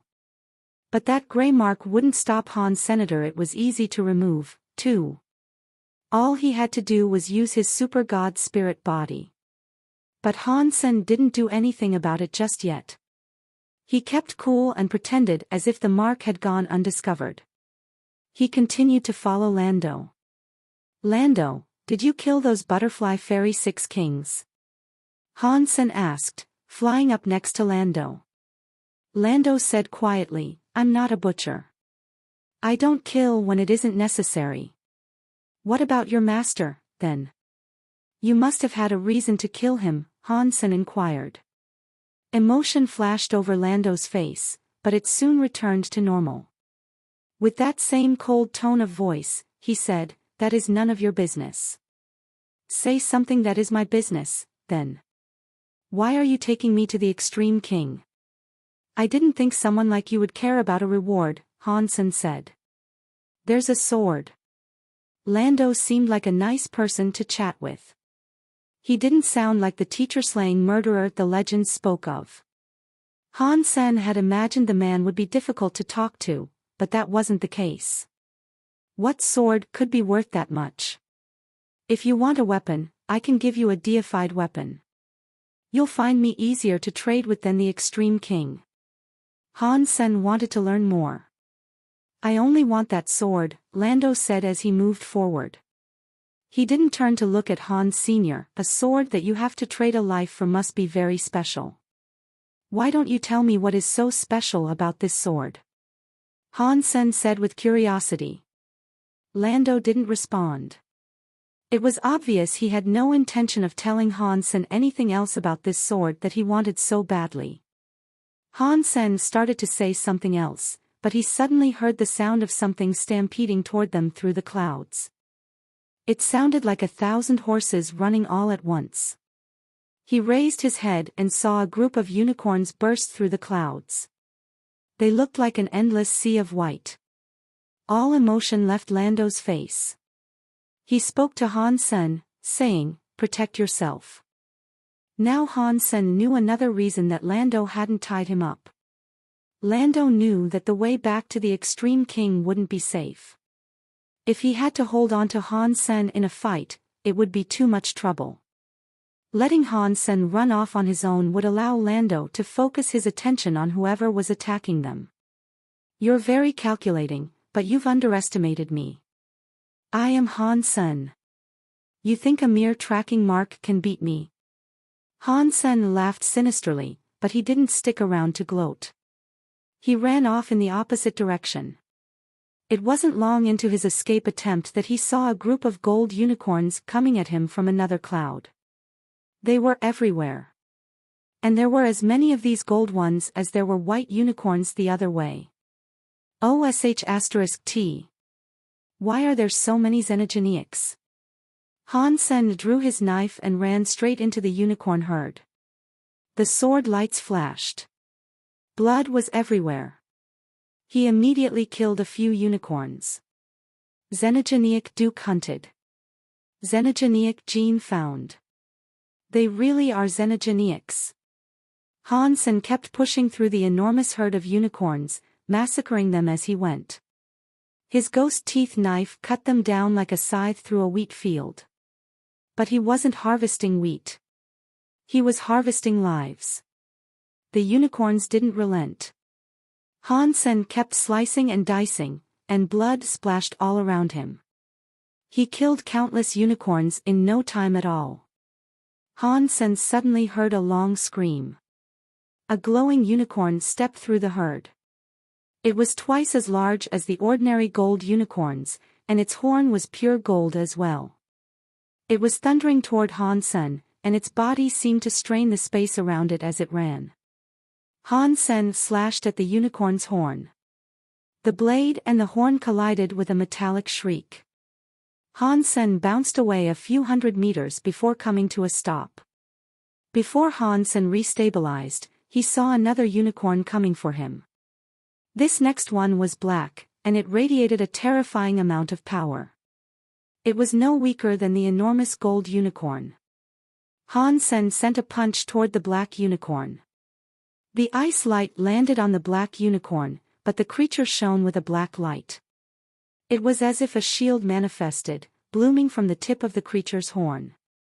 It was shaped like a spindle. The ice light, when it touched down on the shield, was ricocheted away. It had been completely unable to pierce the fusiform area the creature had created. Pang! The black unicorn smashed into Han Sen's body, breaking him in two. He turned into dust, but then his real body reappeared on the other side of the field of battle. As he turned, he saw another large unicorn coming for him. This one was a stark white. OSH*T. Why are the white unicorns coming for me, as well? Isn't Lando over there? He began to wonder if Lando had played a trick on him. But when he looked closer, he saw Lando engaged in combat with a rainbow-colored unicorn. The rainbow-colored unicorn was emitting a rainbow-colored godlight. But as he watched the light shimmer and warp reality around it, he knew that it was a deified unicorn. How unlucky am I to encounter this deified xenogeneic? Han Sen felt depressed. Even Lando wouldn't be able to handle a deified xenogeneic. It seemed as if the situation was going from bad to worse. Since the rest of the unicorns couldn't get anywhere close to the fight between Lando and the deified unicorn, they came for Han Sen instead. Han Sen had already encountered 4 half-deified unicorns, and now there was an entire ocean of lesser unicorns coming after him. If Han Sen stayed to fight, he'd wear his hand down to nubs even if the unicorns lined up so he could kill them one by one. When a red unicorn also began running toward him, Han Sen had an idea. His left eye flashed with red. He turned into a bloody shadow and hopped into the red unicorn's eyes. Losing their target in the blink of an eye left all the unicorns shocked and confused. They looked around, trying to find Han Sen, but none of them could figure out where he had gone. Han Sen didn't stop in the eye of the red unicorn, though. He immediately teleported into the eye of another unicorn. He kept bouncing through the herd of unicorns, never staying in any particular host for more than a second. Although 4 of the unicorns were half deified, Han Sen wasn't really scared of them. What unsettled him was the strange timing of the unicorns' arrival. Han Sen felt like there were larger forces at work here, forces that he hadn't yet identified. He kept moving through the unicorn herd, flickering between the eyes of the beasts. By doing this, he was able to inch his way to the edge of the battleground. He kept watch over the unicorns as he moved, trying to discern what had inspired their sudden attack, but he still hadn't noticed anything out of place. Did I overthink this? I guess their attack was a good thing, all in all. At least this way, I can escape Lando. He's still trying to fight that deified unicorn and all the rest. I don't think he'll make it.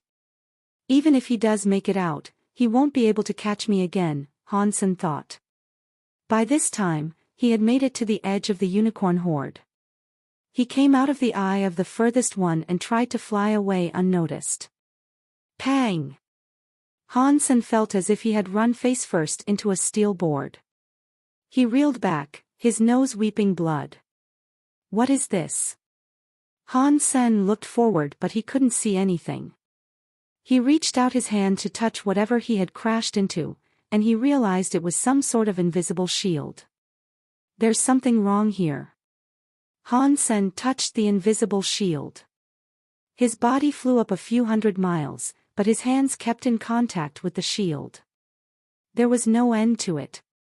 Han Sen traveled another 1,000 miles, but there was no sign that the invisible shield would end anytime soon.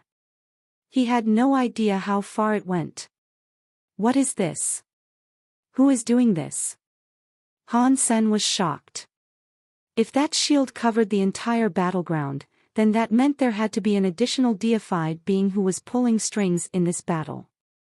Only someone of that level could create a shield so strong and large.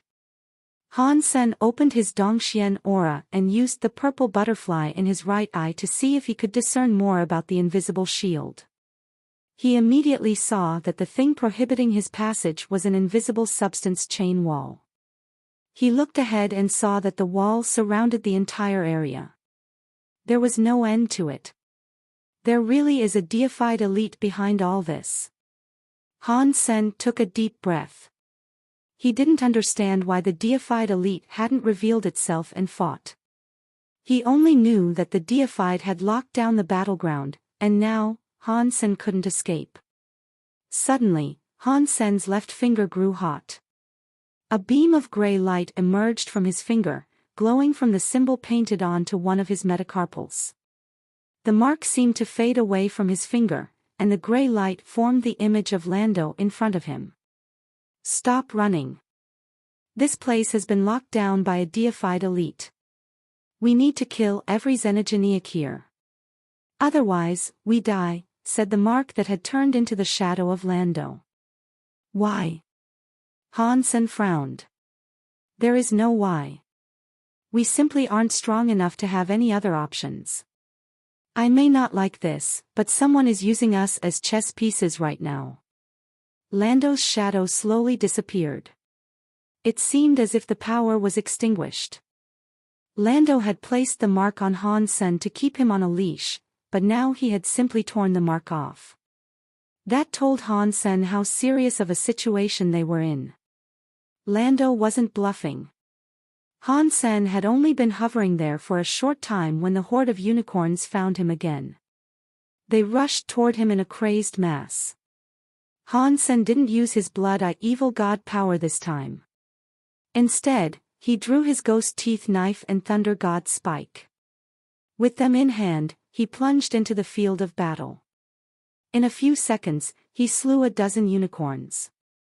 Xenogeniac Duke hunted, white unicorn. Xenogeniac gene found. Obtained white unicorn beast soul. After killing a few more unicorns, Han Sen received this beast soul announcement. Han Sen took a quick glance into his sea of soul and noticed that it was a mount beast soul. He could use it to travel, but it wouldn't fight. In this situation, using a mount would be pointless. There were too many other unicorns about. Maneuverability was incredibly important right now, and using a mount would be too cumbersome. The unicorns came in 7 different colors.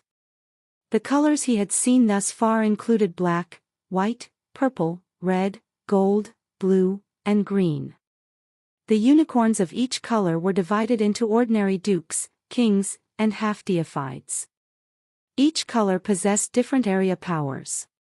Just like the demon bug king by Sima that Han Sen used to use, the unicorn's powers could be overlapped and increased. But while Han Sen's old shield was a purely defensive by Sima, and the areas of the unicorns could also be used to attack. Han Sen had to deal with the group of unicorns and fight 7 unicorn kings at the same time. It was a very chaotic fight. There were simply too many unicorns. Although Han Sen was able to avoid engaging directly with the unicorn kings, he had his hands full just killing the lesser unicorns. The blood that flowed in his wake was like a river. Han Sen's hands soon grew tired. F***CK. What is going on? Han Sen looked over to Lando, who was still fighting that deified unicorn. Han Sen was so far away that he couldn't see their battle clearly, though. All he could see was the shifting light of 7 colors. He knew the deified unicorn had the upper hand. Lando was having a hard time dealing with the creature's attacks. I hope the legends about him are true, and he can actually take down a deified xenogeneic. If those tales aren't true, I don't think he will last very long. Han Sen gritted his teeth. While Han Sen and Lando fought, a giant turtle hovered above the clouds. That giant turtle was carrying a pavilion upon its back. A dragon man and a deified of the destroyed were drinking tea together. Behind the dragon man was a female dragon servant holding a Wuxia Rubik's Cube. It was filming Han Sen and Lando's battle. Every person in the Geno universe was watching the tremendous fight unfold. Close, it doesn't look like you are going to win. The dragon man sipped tea and smiled at the destroyed. Winning or losing, it's all the same to me. If I lose, you can have Lando and Han Senator. I won't get in the way of that. But if you lose, you won't betray our terms, will you, Dragon One? Close's 6 eyes looked at the dragon man while he spoke. We dragon always keep our promises. If Lando and Han Sen can kill all of these unicorns and survive, the dragon will leave the Tianxia system and cease all involvement in this matter, Dragon One said firmly. Although the dragon man was being referred to as Dragon One, he wasn't the same Dragon One that Han Sen had seen before. This was the Dragon One of a previous generation. In that case, let's wait for the result. Close grabbed his cup of tea and had a sip. He looked rather relaxed. Dragon One could see that Close didn't appear worried. He smiled and asked, "You aren't afraid of Lando being killed by that deified unicorn? If that happens, what will you tell the king of the destroyed? He is just a servant. If he joins the extreme king, he knows he might sacrifice his ties to the destroyed," Close said slowly. His face didn't move a muscle. After that, Close's expression became interested. He looked at Dragon One and said, "I'm afraid this is the dragon's best chance at capturing Lando. If you fail, how will you explain that to the king of the dragons? Lando has to die. You really think he can defeat a deified being all alone?" Dragon One shot back, his tone dripping with derision. Han Sen is still there. Close laughed. He's just a first-tier king. It doesn't matter how experienced he might be, he's no more than a strong ant, Dragon One growled. Close didn't say anything more. He looked at the dragon servant holding the Wuxia Rubik's Cube and said, "I can't believe that someone as strong and smart as you has decided to use the live stream of the Thousand Treasures Alliance to his advantage. No matter the resource, I can find ways to make use of it," Dragon One said with a chilly smile. All the creatures in the Geno universe were watching this stream if they had the time. But the video that Dragon 1 was streaming wasn't as polished as the previous videos that had come from the treasure identifier elder. He didn't have a professional team to handle the video, so he just played it straight to the broadcasting networks, 1:1 as things happened. There was no editing or cleanup. So, many creatures were unable to see that Lando was actually fighting a deified unicorn. They could only see a video of flashing lights. It was like the lights you'd see at the end of the world. In Han Sen's fight, high-level kings and dukes were able to make out a bit more. So, most of the kings, dukes, and nobles tuned into Han Sen's battle. Some powerful elites focused on Lando and his fight against the deified unicorn. They knew that Lando's performance would determine whether both he and Han Sen lived or died. But they also wanted to know more about just how strong Lando truly was. Although Lando had once killed a deified elite, most elites believed there had to be more to the tale. After all, Lando's teacher wasn't just an ordinary deified. And the way that Lando slew his teacher indicated that they were missing information. This is too scary. That Han Sen is surrounded by kings and half-deifieds, and yet he hasn't lost his advantage. He has killed so many unicorns. He's even managed to bring down 2 king unicorns. What impressive power. It's a shame, really. If he hadn't been reckless enough to kill an extreme king prince, he could have become famous across the entire universe. I think that Isha has the most cause to be upset about what has happened. Han Sen's genes aren't stable, and yet she actually brought him all the way up to king class. I can't imagine how many resources and how much effort was spent on him to get that done. But now, it's all gone. We don't even know if what Han Sen has done will affect her. Isha is smart. When Han Sen received Kong Fei's deified feather, many normal elites wanted to adopt him. But Isha was the one that took him in and brought him up to king class. No one expected Han Sen to become this strong when he reached king. I bet those other elites really regret it now. What would they be regretting? No matter how strong he is, he's just a king. Not even a deified could get out of a predicament like this, let alone a king. Killing. Crazy killing. Han Sen didn't know how many unicorns he had killed so far, but after dealing out so much death, it seemed that a hazy red film had formed over his vision. Catcha. The head of a king-class black unicorn was hewn open by Han's senator as blood poured out of the severed head. Han Sen rammed a hand into it and pulled out a crystal. He put it in his mouth. It was the king-class unicorn's xenogenic gene. Han Sen immediately swallowed and refined it. The gene filled up his king-class genes and restored his energy. After having to kill so many enemies, he had lost a lot of his strength. He couldn't use his Dongxian armor to recover his power quickly, so he absorbed power from space itself. But even then, it wasn't enough to sustain him in a fight like this. Instead, Han Sen used Consume to quickly refine the king-class gene. The power kept Han Sen in the game. He would have collapsed by now if he hadn't done this. The whole cloudscape of the Tianxia system had been painted in blood. The unicorns had no fear of death, and that was especially true of the 7 unicorn kings.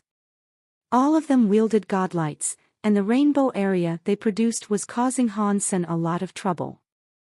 Because Han Sen had the blood-eye evil god beast soul, he could transport himself into the eyes of one of the unicorns if he found himself in danger. If he hadn't done that every now and again, he would have already been skewered by the 7 unicorn kings. Han Sen had tried jumping into the eyes of the 7 unicorn kings.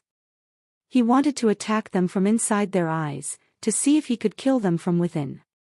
But the eyes of the 7 unicorn kings were special. The eyes of each unicorn king were a different color, and it was impossible to see their pupils, irises, or even the whites of their eyes. Something about their multicolored eyes kept them from reflecting Han Sen's image. So, he couldn't use his blood-eye evil god beast soul on them. 7 half-deifieds were now attacking him. An ordinary king would have long since been killed by their rainbow-colored power. Han Sen depended on the blood-eye evil god beast's soul, and that was how he was able to last so long without being hurt. After Han Sen consumed another king-class gene, he suddenly had a weird announcement play in his head. King-class genes have reached 100. Battle body area is ready for evolution. Han Sen grinned. He had absorbed many king-class genes before, and after absorbing those last few, his collected sum had now reached 100. It was just as he had expected, too. 100 king-class genes could increase the tier of his area by 1. Without any hesitation, Han Sen chose to level up his jade skin area. He couldn't use his Dongxian area unless he was using Dollar's identity, so jade skin had become his primary power. Han Sen used the genes to level up his jade skin area, and when he did, a cool feeling flowed through his flesh and bones. It was like his body was a dried-up riverbed, and water was suddenly flowing through it once more. After the modification of his genes, his cells started to change, making Han Sen's body glow. He looked perfect, like some newborn deity. The fight had exhausted Han Sen, but now, he was in his best shape. No. He was doing better than he was in his best shape. Pang! An icy light-covered ghost teeth knife. It came down on the head of one king unicorn, and it cut the third-tier king and its area in half. Han Sen began murdering everything around him. It was like he was in a herd of sheep. When his knife light flashed, many unicorns died in an instant. He increased his area level during a fight. All of the race elites were frozen. If a fighter increased their king area, their personal strength actually decreased briefly during the process. Leveling up an area modified one's genes to spark an evolution of one's cells. The body was slightly weakened while this change was underway, and although it was nothing life-threatening, it was best to choose a safe and secure location while undergoing such a process. Accidents were best avoided. The idea of fighting while leveling up an area at the same time was simply ridiculous. The evolution of Han Sen's area had happened too fast. Most of the changes happened within seconds. Evolving at that rate wasn't rare in the Geno universe, but it usually only happened with primitive creatures. The genes of a primitive creature had unknown possibilities, and under the influence of an exterior force, they could evolve quickly. The higher the level of the creature was, the more solid their genes were. It became harder to evolve, so the speed of every evolution was slower. Han Sen was already king class, and he moved up an entire tier in just a second. To the elites who were watching the video stream, it seemed unbelievable. Maybe it's because his genes aren't stable. There are way too many possibilities, and that is why he evolved so fast, many of the king-class people thought. Regardless, they couldn't avert their gazes from Han Senator Jade Skin had achieved its second-tier area. Han Sen's body's power and speed were increased, but it still wouldn't be enough for him to beat that 7-colored unicorn. Pang! Han Sen was fighting like mad. A crack appeared in the sky, and it was coming his way. Pang! A huge number of unicorn bodies were suddenly torn apart by that crack in the fabric of space. Han Sen avoided its power, but then someone fell from that rent in space. Lando. Han Sen was shocked. Lando had apparently created the crack. Lando's dragon tattoo was flashing. There was a bloody hole in it, and the hole went all the way through Lando, revealing the clouds that floated behind him. Seeing Lando like this, Han Sen realized that things were going very badly. Lando couldn't keep fighting that deified unicorn, and now there was a gaping hole in his body. If Lando was killed, then the deified unicorn's next target would be Han Senator. How could he not be scared? Lando, are you okay? Han Sen shouted at Lando, but he didn't dare go closer to the man. The deified rainbow unicorn was coming. It looked as if it had just teleported through the fabric of the universe to land on Lando. The dragon tattoo on Lando's body flashed. His hair was a bloody mess. His body suddenly jerked to the side and dodged the rainbow laser attack of the deified unicorn. But his chest was still bleeding from the hole. It wasn't healing. Lando looked calm and composed, but Han Sen could tell that his power was waning.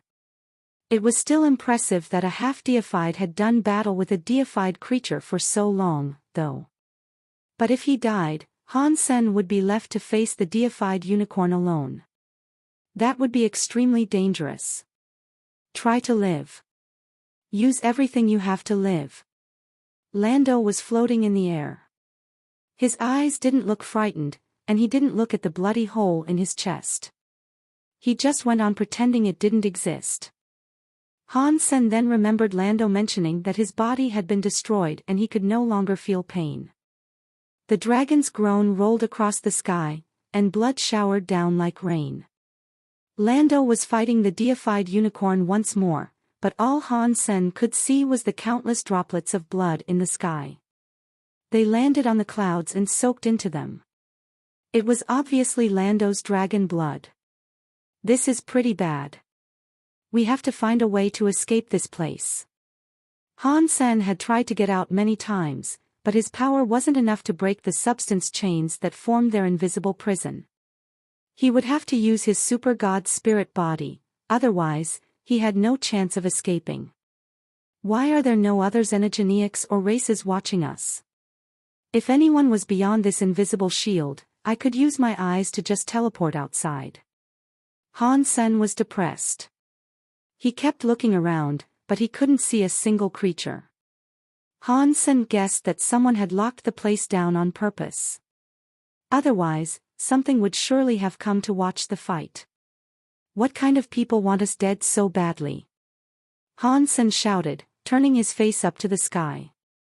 He hoped to get some useful information from Lando. No one wants you dead. We are just fighting bulls in an arena, Lando's voice echoed back. He was shockingly calm. It was as if, in addition to being unable to feel pain, he could no longer muster emotions. Han Sen understood what Lando meant immediately. They had become contestants in a sport. They weren't matadors trying to baiting bulls while onlookers cheered, they were dogs fighting in a ring. The reason that the scary deifieds hadn't personally killed them was simple, the deifieds were enjoying the fight itself. Whether Han Sen and Lando lived or died, someone would still be entertained. Their desperation to survive kept them fighting, but after realizing what was going on, Han Sen wasn't optimistic about his odds of surviving this. He wasn't optimistic at all. No one wanted to be a dog that stubbornly continued to fight a losing battle. But he had no choice. He was like a puppet on strings. That powerless feeling made Han Sen's chest made it feel like he was being crushed. Pang! In the clouds, another crack had been torn in space. Lando had just been sent flying. His body was covered in blood, and there were wounds all over him. But even so, he was still fighting. It didn't look as if he was going to give up. Lando's eyes were clear and focused. Han Sen could practically feel his desire. It was like he was saying, "You don't like this? Then use your power to defeat them." Boom! Lando had blood all over him, but he still gathered himself and charged back toward the deified unicorn. It looked as if he was going to fight until the last drop of blood was depleted. Lando would never give up. Lando's emotions were mirrored in Han Sen's heart as well. This powerless feeling made him recall everything he had been through in his life. He had so many questions. His brain was full of things he needed to have explained. But no one else could. He was looking for answers all alone. Han Sen knew no one was going to give him answers, and that was because he was too weak. Like his father, Han Yufei. He had chosen to suffer everything alone to keep his wife and children protected. And he hadn't divulged his past to anyone, not even Han Senator, and that was because Han Sen was a kid with no power. Telling Han Sen would have been useless. It would only put a greater weight upon his shoulders. A father didn't want his kids to suffer or bear a weight they were never supposed to endure. People other than Han Sen's father had different motives for withholding information. Rather than trying to protect Han Sen, they simply thought he was weak. What was the point in giving secrets to someone who was weak? It wouldn't help them at all, and it might only lead to trouble. But Han Sen had to explore these questions because when it was dark and quiet, they ran endlessly through his mind, looping over and over again. He might hate the feeling of being powerless, but there was nothing he could do about it. Weak. Not respected. Without the authority to choose his destiny. That was all because he wasn't strong enough. The feelings on Lando's face were also deep inside Han Sen's heart. This was why Han Sen wanted so desperately to be strong. He craved those answers. This debt. I want those F***ers to pay me back. Han Sen gnashed his teeth as the blood inside his body boiled. The killing continued, and the 7 unicorn kings couldn't suppress Han Sen any longer. He killed countless unicorns, and they screamed at Han Sen in rage. They must have really hated him. Suddenly, Han Sen saw rainbow lights pouring down from the sky. Many of the unicorn kings tried to use their areas to shield themselves from the light. The unicorns left exposed to the light suddenly caught on fire. The light even reached those 7 unicorn kings, and they burned under the radiance. Their bodies started to fade. Oh no! Han Sen thought. He saw the black unicorn scream to the sky. A vacillating area of darkness had formed outside the creature's body. Suddenly, it was coming for Han Sen. It now moved so much faster than it had before, so much faster than Han Sen was capable of moving. Han Sen wanted to use his evil god beast soul, but it was too late. He lifted his ghost teeth knife and thunder god spike. He positioned them in front of his chest to block the incoming strike of the black unicorn. Pang! Han Sen's body shot away like an iron ball being fired from a cannon.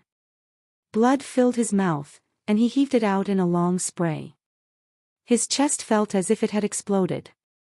When the deified unicorn's power had buffed the unicorn kings, the black unicorn's speed and power had increased. Han Sen's second-tier jade skin wasn't enough to fight it. Before Han Sen's body came to a stop, 2 white lights blazed from the white unicorn king's eyes. They broke Han Sen's body. Han Sen's body exploded like water, but he quickly recoalesced. Han Sen's body regained its familiar features once again, but Han Sen's face looked very pale. He had his original Water King body to save his life, but he was still injured. Now that the unicorn kings had been buffed up by the deified unicorn, Han Sen was no longer a match for them. The deified unicorn's buff is so scary. If he did that to me, how powerful might I become? Han Sen's face cycled through expressions. Now the purple and gold unicorn kings were coming Han Sen's way. Their scary area powers created fusiform shields. The different colored shields had different powers. The next second, the purple and gold unicorn kings hit Han Sen, crushing his body. The moon doppelganger exploded. Han Sen's true self appeared on the other side. Without hesitating, Han Sen turned into a blood shadow and fired himself into the eyes of a Duke-class unicorn. Pang! Han Sen had only just entered the eyes of that Duke-class unicorn when a red light fell on the unicorn, bursting the creature's head into bloody chunks. Han Sen didn't stop. He teleported into another Duke unicorn's eye. Pang! The result was exactly the same. That Duke-class unicorn's skull was broken again, but this time, it was via a black light. Han Sen kept trying to move around with his eye powers, but he was discovered every time. Without an ounce of hesitation, the unicorn kings merrily killed the unicorns Han Sen fled into. 7 unicorn kings whinnied into the sky, and many of the other unicorns turned around to run away. Clearly, they understood Han Sen's eye skill, and they weren't going to give him a chance to use it anymore. Seeing all this, many dukes and nobles sighed. It is game over for Han Sen and Lando.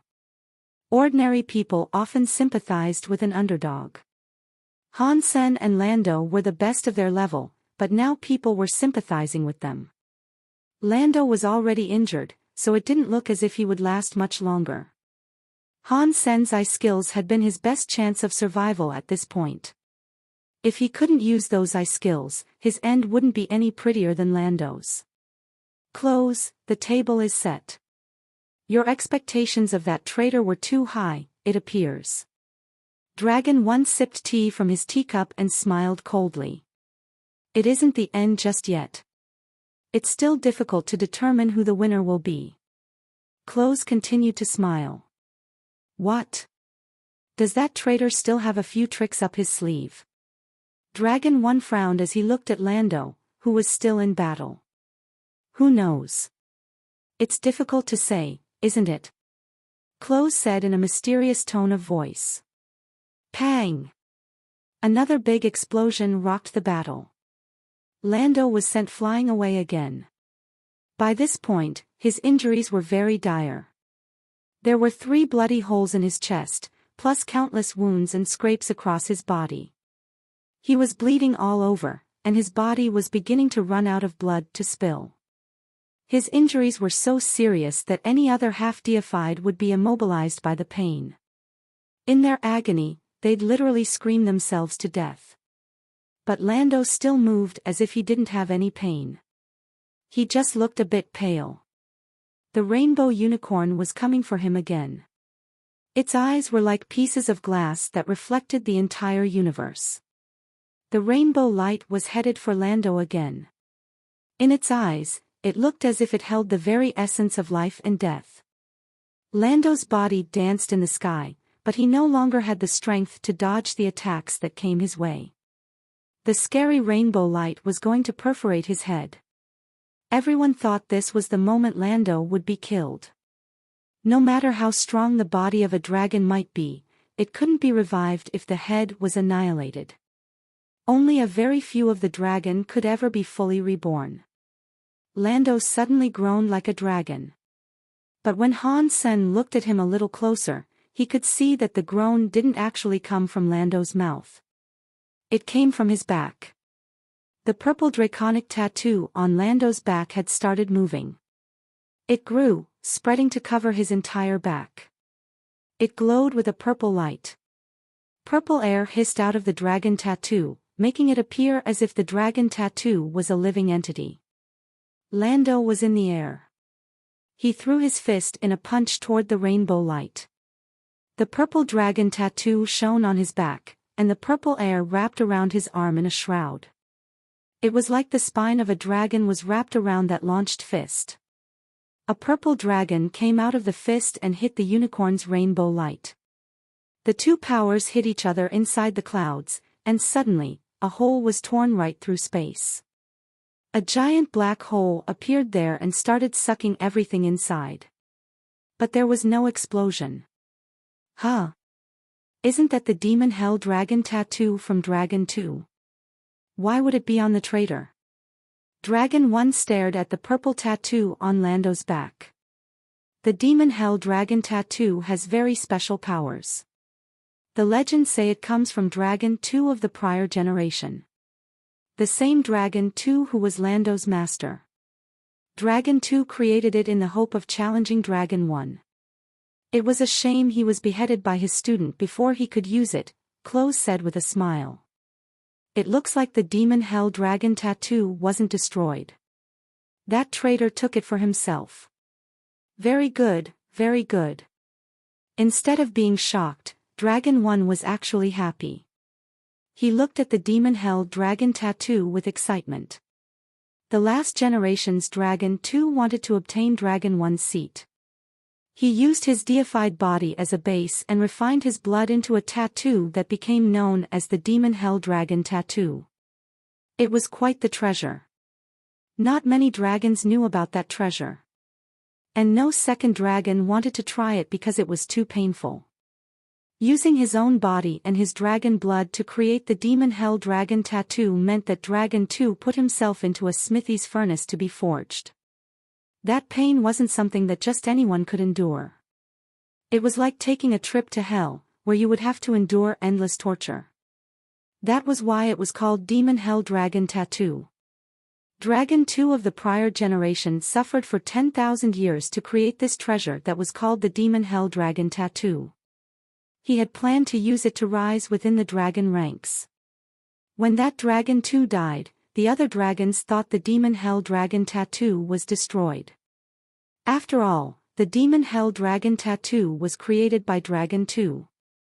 It was a part of his body.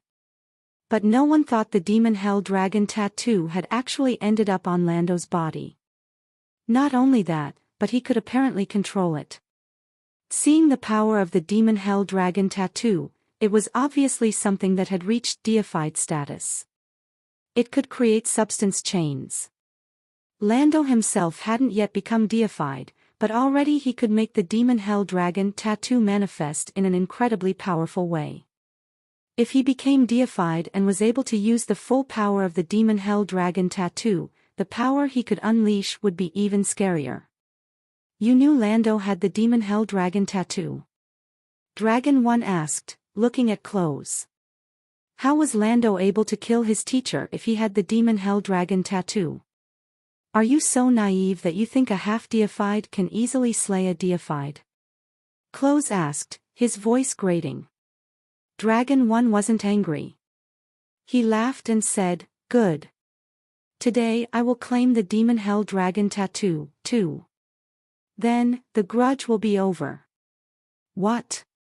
Despite being a dragon, you have no confidence in what the Demon Hell Dragon Tattoo can achieve. Close licked his lips as he spoke. That tattoo is strong, but Uncle Dragon 2 had only created the prototype. It isn't entirely finished. And you're underestimating the power of the Tianxia unicorns. They aren't just ordinary deified creatures, Dragon 1 said with certainty. Worry suddenly passed over Close's face. He looked at the deified unicorn and Lando. Han Sen was getting chased by the unicorn kings. The herd of unicorns was fleeing as fast as they could, so he couldn't use his eye ability to escape. He frowned. The gold unicorn king pursued Han Sen relentlessly. The beast clearly wanted to end him. You won't treat me with any respect unless I show my teeth, huh? Han Sen thought angrily. He gathered up all the power he had, then he lifted the Thunder God's spike and thrust it toward the gold unicorn's fusiform area. Dong! The area and the Thunder God's spike clashed against each other, unleashing a scary fountain of sparks. The impact ripped the fabric of space. Han Sen felt as if his arms were about to be shaken loose, and his entire body was pushed back by the force of that fearsome power. Han Sen held tightly to the Thunder God's spike. His jade skin power was running at max capacity, but it still wasn't enough to repel the gold unicorn's power. Han Sen used all the might he could muster, and it felt like he was pulling power all the way from his toenails. The Blood Pulse Sutra was boiling inside Han Sen's body, and his blood roared through his veins like a runaway train. Boom! Suddenly, a force shook Han Sen from the inside out. He could sense an invisible cogwheel in front of him. His body was the center of the cogwheel, the big red cogwheel. The Blood Pulse Sutra is going to become king class. Han Sen was shocked. He hadn't expected the Blood Pulse Sutra to level up without an enormous amount of conscious effort on Han Sen's part. The Blood Pulse Sutra's self-cogwheel started to spin. It did so in unison with other cogwheels of the universe. Because Han Sen's body was in motion, he couldn't open the Universal Core Hall's door. But after the Blood Pulse Sutra's self-cogwheel moved, Han Sen noticed something strange. The other self-cogwheels that Han Sen had spun could push the universal cogwheels around them. Jadeskin's cogwheel could push 7, and the Dongxian Sutra's cogwheel could push many. The Blood Pulse Sutra, though, couldn't push any of the nearby universal cogwheels. Somehow, though, Han Sen still sensed that many universal cogwheels were connected to it. Han Sen didn't understand what was going on, and he had no idea what the area power of the Blood Pulse Sutra might be. When he activated his mutant blood area, no actual area powers were emitted. And yet, his fitness increased a lot. Fighting the Unicorn Kings wasn't all that difficult for him now. And he was now moving quickly enough to evade their attacks. Pang! Han Sen spun the Thunder God spike in his hand and jabbed it into the gold unicorn's area. Then Han Sen leaped up, dodging another unicorn's laser light. Lando's demon hell dragon tattoo was getting brighter. The scary purple dragon air rising from the tattoo was condensing into substance chains. It became a giant purple dragon upon Lando's body. The Tianxia unicorn's face looked grim. The rainbow colors in its eyes flashed repeatedly, as if the universe was dying and being reborn inside them. Lando roared, and a giant purple dragon shook everything around them. It looked as if he was going to swallow the entire world. The light in the Tianxia unicorn's eyes deepened, combining until all the colors had mixed into a uniform gray. The gray light shot out, heading for the raging purple dragon. When the gray light and giant purple dragon collided, the whole world seemed to go quiet. The powers collided in near silence, and for a moment, nothing seemed to happen. A small vortex appeared between them, then began to expand, growing until it was exerting a powerful drag on everything in sight. It was like space itself was falling into an abyss. Han Sen and the Unicorn Kings were still engaged in battle when Han Sen felt the vortex pulling him toward Lando and the Tianxia unicorn. And Han Sen wasn't the only one affected.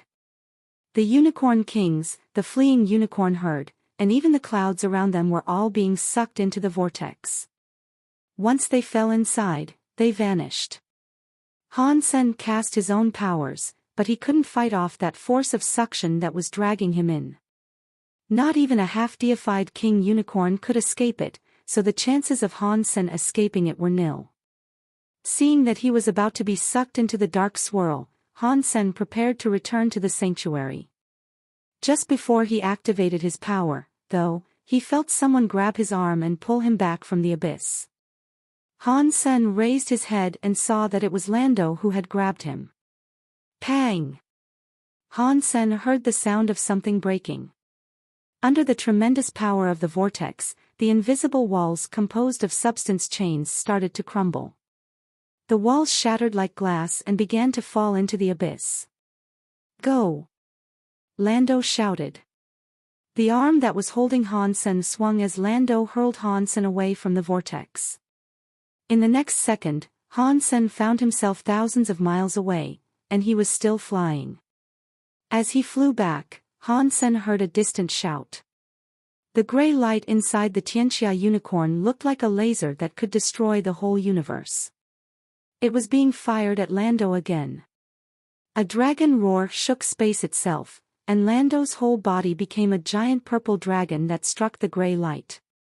Han Sen watched as the gray light pierced straight through the giant dragon body. The huge form suddenly dissolved into purple smoke. Lando's body was sent flying, still trailing streamers of that smoke. His body was twitching spasmodically. He was dying. Han Sen was shocked. He thought Lando had thrown him away because the man believed he could defeat the Tianxia unicorn. But now, it seemed as if that wasn't the case. Why is he doing this? He doesn't seem like the sort of guy who would care about the lives of others. Why would he save me moments before losing? Han Sen kept thinking about it, but he was unable to understand. Why should I care? He has nothing to do with me, anyway. Han Sen summoned his power and added to the force of Lando's throw, boosting himself away from there. Lando's body was floating amidst the clouds. The light of the demon hell dragon tattoo grew faint. It required a life force to remain active. Lando's life force was fading. He couldn't support the demon hell dragon tattoo any longer, and the tattoo fell from his body. In the end, I still couldn't attain that last step. Lando could see the Tianxia unicorn coming for him. He could see the unicorn's eyes glowing gray. A powerful gray beam came from its eyes. Lando looked so calm, though, and it was as if he didn't care whether he lived or died. It was as if he wouldn't feel any pain, and he wouldn't. He quietly closed his eyes, peacefully waiting for that final moment to come. To him, death would be a sweet relief. Pang! The gray beam broke the sky, but it didn't break Lando's body. Something tightened around Lando's arms. Someone had suddenly pulled him away. The gray beam went right by his body and into the sky, missing him entirely. The power roared past him, an incredible display of strength. Lando opened his eyes and instantly froze. The person who had grabbed him was Han Sen, the same person that he had just hurled out of the area. "Why did you come back?" "I came back to ask you why you would save me," Han Sen said casually. Han Sen wasn't afraid of evil, but he was afraid of kindness. If someone took advantage of him, he'd always pay them back threefold. But if he owed someone a favor, he never knew quite how to return it. While Han Sen was fleeing the area, he suddenly realized something. The invisible shield that confined them had been broken, but the scary deified who had placed the shield was still around somewhere. If Han Sen couldn't sort out that little problem, escaping might be impossible whether the invisible wall was there or not. The hostile deified probably wouldn't let them go. "Save you? I'm not nice enough to do that. I just didn't want my prize to get stolen," Lando said, rolling his eyes. Lando's body was riddled with injuries, but despite that, he didn't feel pain. He didn't feel anything. He just looked pale. "I see." Han Sen nodded. He hadn't really thought that Lando was saving him just to be magnanimous. This answer made sense. While they were talking, the Tianxia unicorn had turned to head toward them again. It knew Lando was dying, as well. It flew over to them, but it didn't finish Lando off. The creature wanted to revel in its victory. "How about we make a deal?" Han Sen suggested, looking at Lando. "I'm dying. What sort of deal could we possibly strike?" Lando asked wryly. "If we kill this unicorn together, how about we both live?" Han Sen said, pointing at the Tianxia unicorn. "We can live. At least for a while," Lando replied emotionlessly. "Then you and I can kill it together. If we succeed, will you let me go?" Han Sen asked, looking at Lando. Hearing Han Sen's question, Dragon One raised an eyebrow in scorn. "Is this guy insane? How can he say something so ridiculous at a time like this?" Everyone who heard Han Sen's words shared Dragon One's opinion. Lando was heavily injured and on the precipice of death. Although Han Sen wasn't injured, he was just a second-tier king. He was far from being deified. Two people like them working together to slay a deified was like two ants teaming up to take down an elephant. Has the shock of battle ruined Han Sen's mind? He actually thinks they can kill the Tianxia unicorn. That is so pathetic. It proves that any person can become delusional if they're desperate enough. This is no different than seeing the mirage of an oasis while crawling through a desert with no water, about to die of thirst. Many elites sighed. Seeing the desperation of the two young elites was saddening. Some of the viewers even sympathized with them.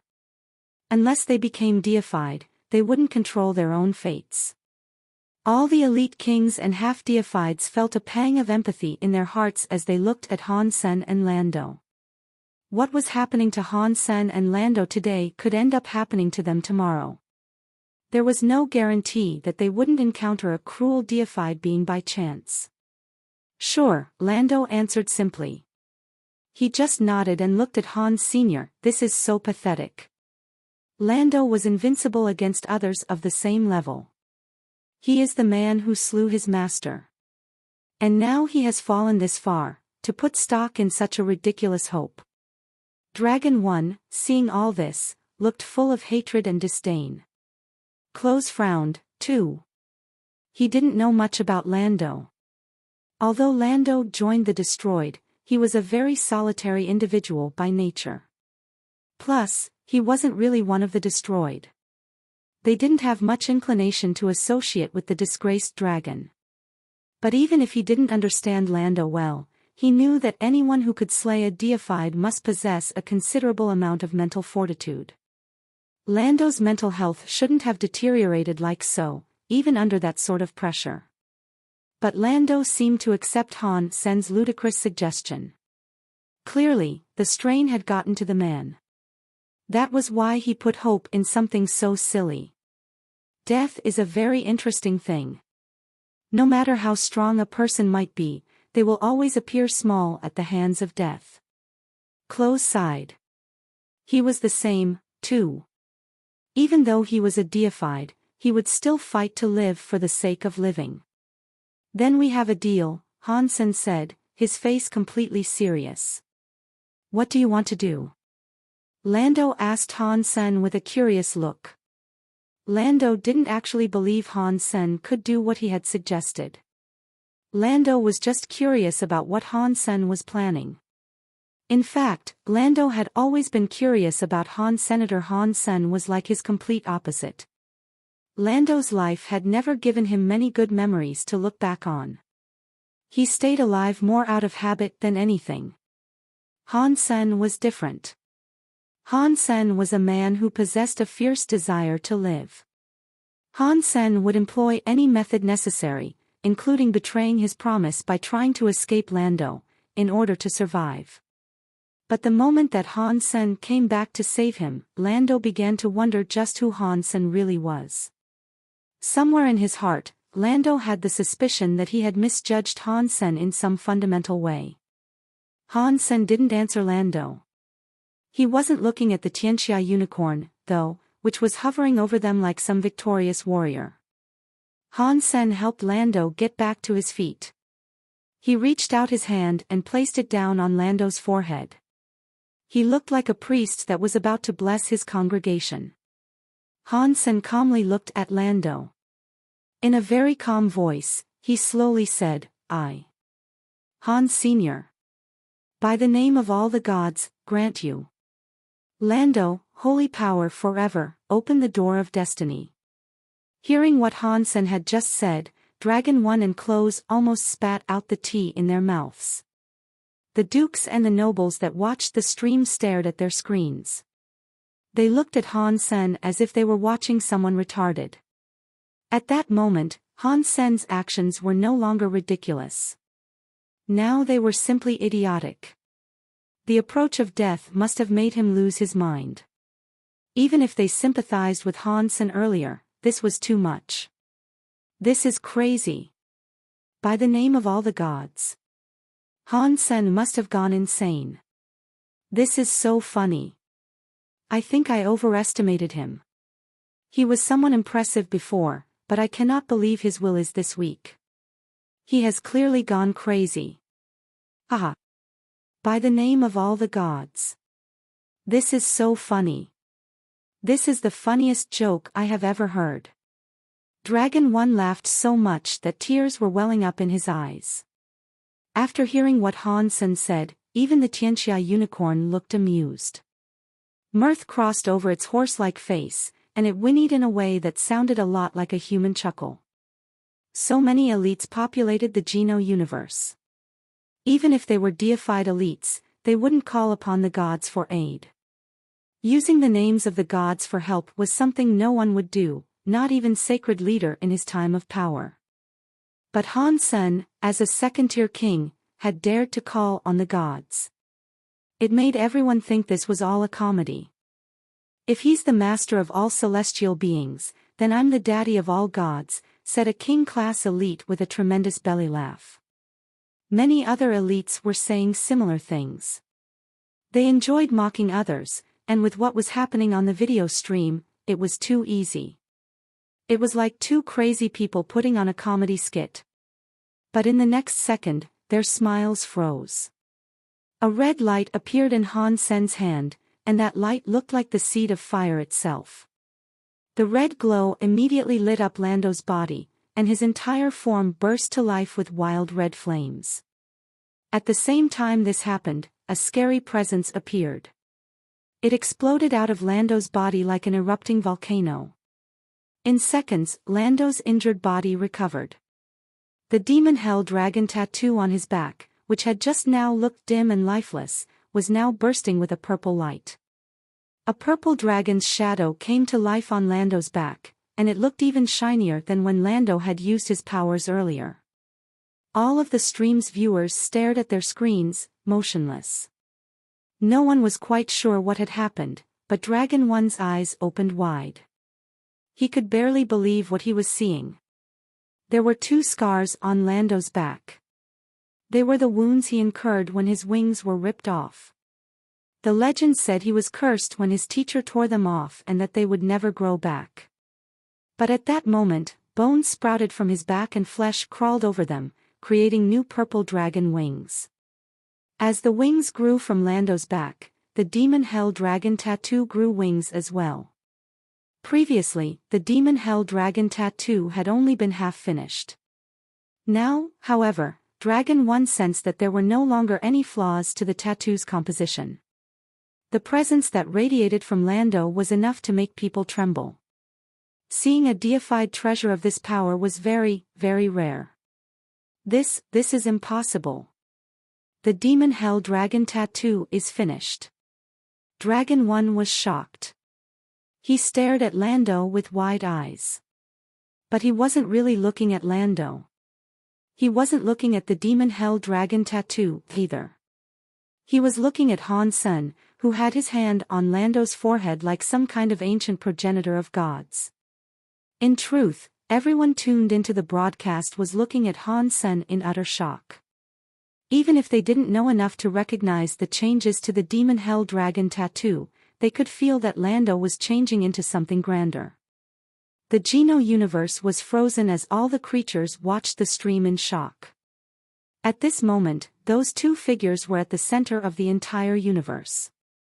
One of them was releasing a scary presence, and the other one was like the father of all gods. He stood over Lando like some holy deity, giving his believer a blessing. Han Sen felt so happy about this. He wasn't some sort of god, and he didn't have a holy power to imbue Lando with. He was just using the Blood Pulse Sutra's area. Han Sen hadn't been sure what to do with it before. He didn't know why the Blood Pulse Sutra's area couldn't trigger the movement of any other universal cogwheels. When he touched one of the unicorns, however, he realized what the Blood Pulse Sutra's area was for. Blood Pulse Sutra's self-cogwheel couldn't move any other universal cogwheel, no matter how small or light it might be. However, it could push self-cogwheels. Yes. The self-cogwheels of people. The Blood Pulse Sutra's cogwheel connected with the self-cogwheels of others. Han Sen used his Blood Pulse Sutra's self-cogwheel to connect with Lando's self-cogwheel. He pushed his self-cogwheel and used its power to affect Lando's self-cogwheel. He wasn't simply pushing a self-cogwheel to release more power, though. His action activated Lando's blood on a deeper level. The Blood Pulse Sutra's cogwheel wouldn't make creatures strong, but it could modify the flaws of a creature's genes, and it could even activate hidden genes. How deep the effect could go depended on the hidden genes of the creature in question. Iron ore could be forged into steel, but it couldn't be transformed into gold. In the same way, the Blood Pulse Sutra's power could correct a creature's flaws and help it develop according to its nature. Iron, silver, or gold, it all depended on the creature. Han Sen's Blood Pulse Sutra only provided refinement and aid. From an outside perspective, though, it looked like the Blood Pulse Sutra was speeding up a creature's evolution. It was like if a land-dwelling creature was forced to live in the ocean. If their genes had a potential that would be useful for water, then after 1 billion years of evolution, they might grow lungs like a fish. The Blood Pulse Sutra, however, could speed up that entire process. A change that would normally require thousands of years and countless generations might now happen in seconds. Of course, everything was dependent on a person's genes and hidden powers. The Blood Pulse Sutra couldn't turn stone into a clump of gold.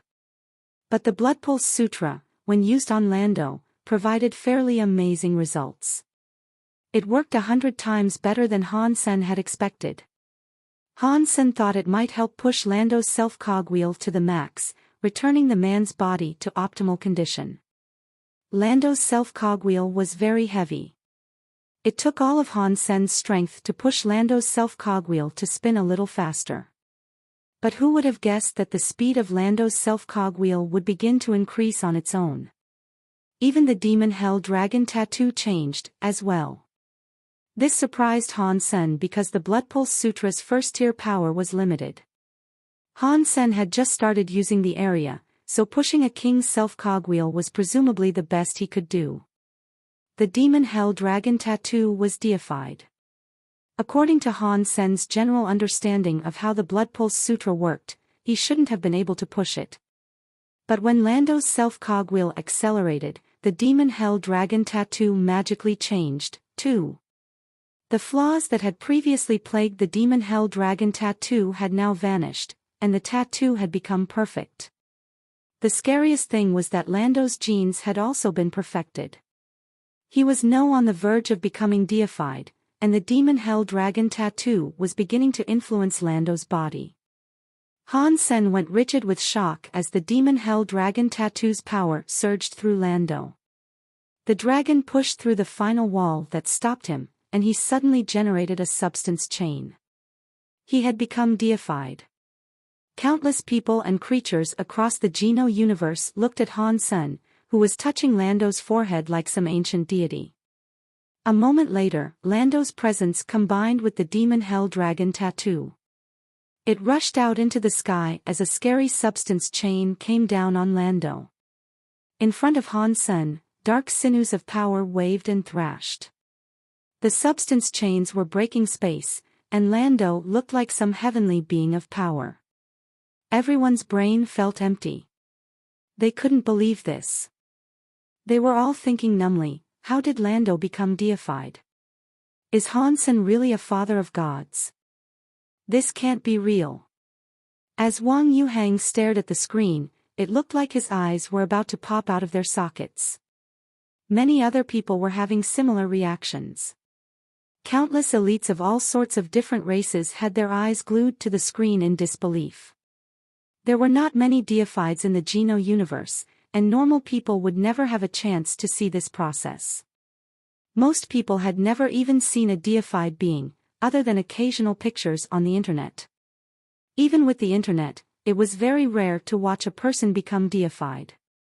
If there was footage of such events, it was guaranteed to be carefully hidden and protected by the rulers of that race. Without the correct authorization, you wouldn't be allowed to watch a video of someone leveling up to become deified. Right now, though, they were watching someone become deified in a way that had never even dreamed of being possible. Han Sen had brought a heavily injured half-deified to his feet and forced him to become deified. If they hadn't watched it with their own eyes, no one would have believed it to be true. Even as they watched, many viewers had difficulty accepting what their eyes were telling them. They thought this had to be some sort of mistake, or maybe they were seeing things incorrectly. Even all the deifieds across the universe stared at their screens with rapt attention. Their mouths hung open in shock. They had worked hard for years and years to become deified. They had overcome arduous odds, dancing on the brink of death multiple times in their bid to evolve. But Han Sen had just nonchalantly touched Lando's forehead, and suddenly, the injured dragon had become deified. Han Sen was just a king, too. How were they supposed to believe this was possible? Fake. It must be fake. Dragon 1 gritted his teeth. He couldn't believe Lando had become deified just like that. Close was struggling with the idea, as well. No one with a brain could just accept the impossible thing they were seeing. Han Sen was only a king, and a low-tier king at that. How could he elevate someone else to deified? Even if a deified elite had managed to bring someone else to deified, no one would believe it. And Han Sen was just a king. Pang! The Tianxia unicorn didn't believe that Lando had ascended either. It attacked. Its scary substance chains combined to become a gray light, and the light shot forward, punching through the universe like a razor-sharp arrow to reach Lando. The demon hell dragon tattoo writhed around Lando. He took a step to get in front of Han Sen and punched toward the gray beam of light. Substance chains leaped from his fist, combining into a scary purple demon dragon. It roared and went for the gray light. This time, the gray light was unable to break the purple demon dragon. The gray and purple colors collided with a deafening boom. A black hole formed in space, and that black hole had gray and purple powers swirling inside it. It looked like a spinning Tai Chi symbol. Roar! A dragon's roar shocked the sky. The purple color within the black hole completely overwhelmed the gray, and then an enraged dragon emerged from the black hole. It flapped its wings and soared over to the Tianxia unicorn.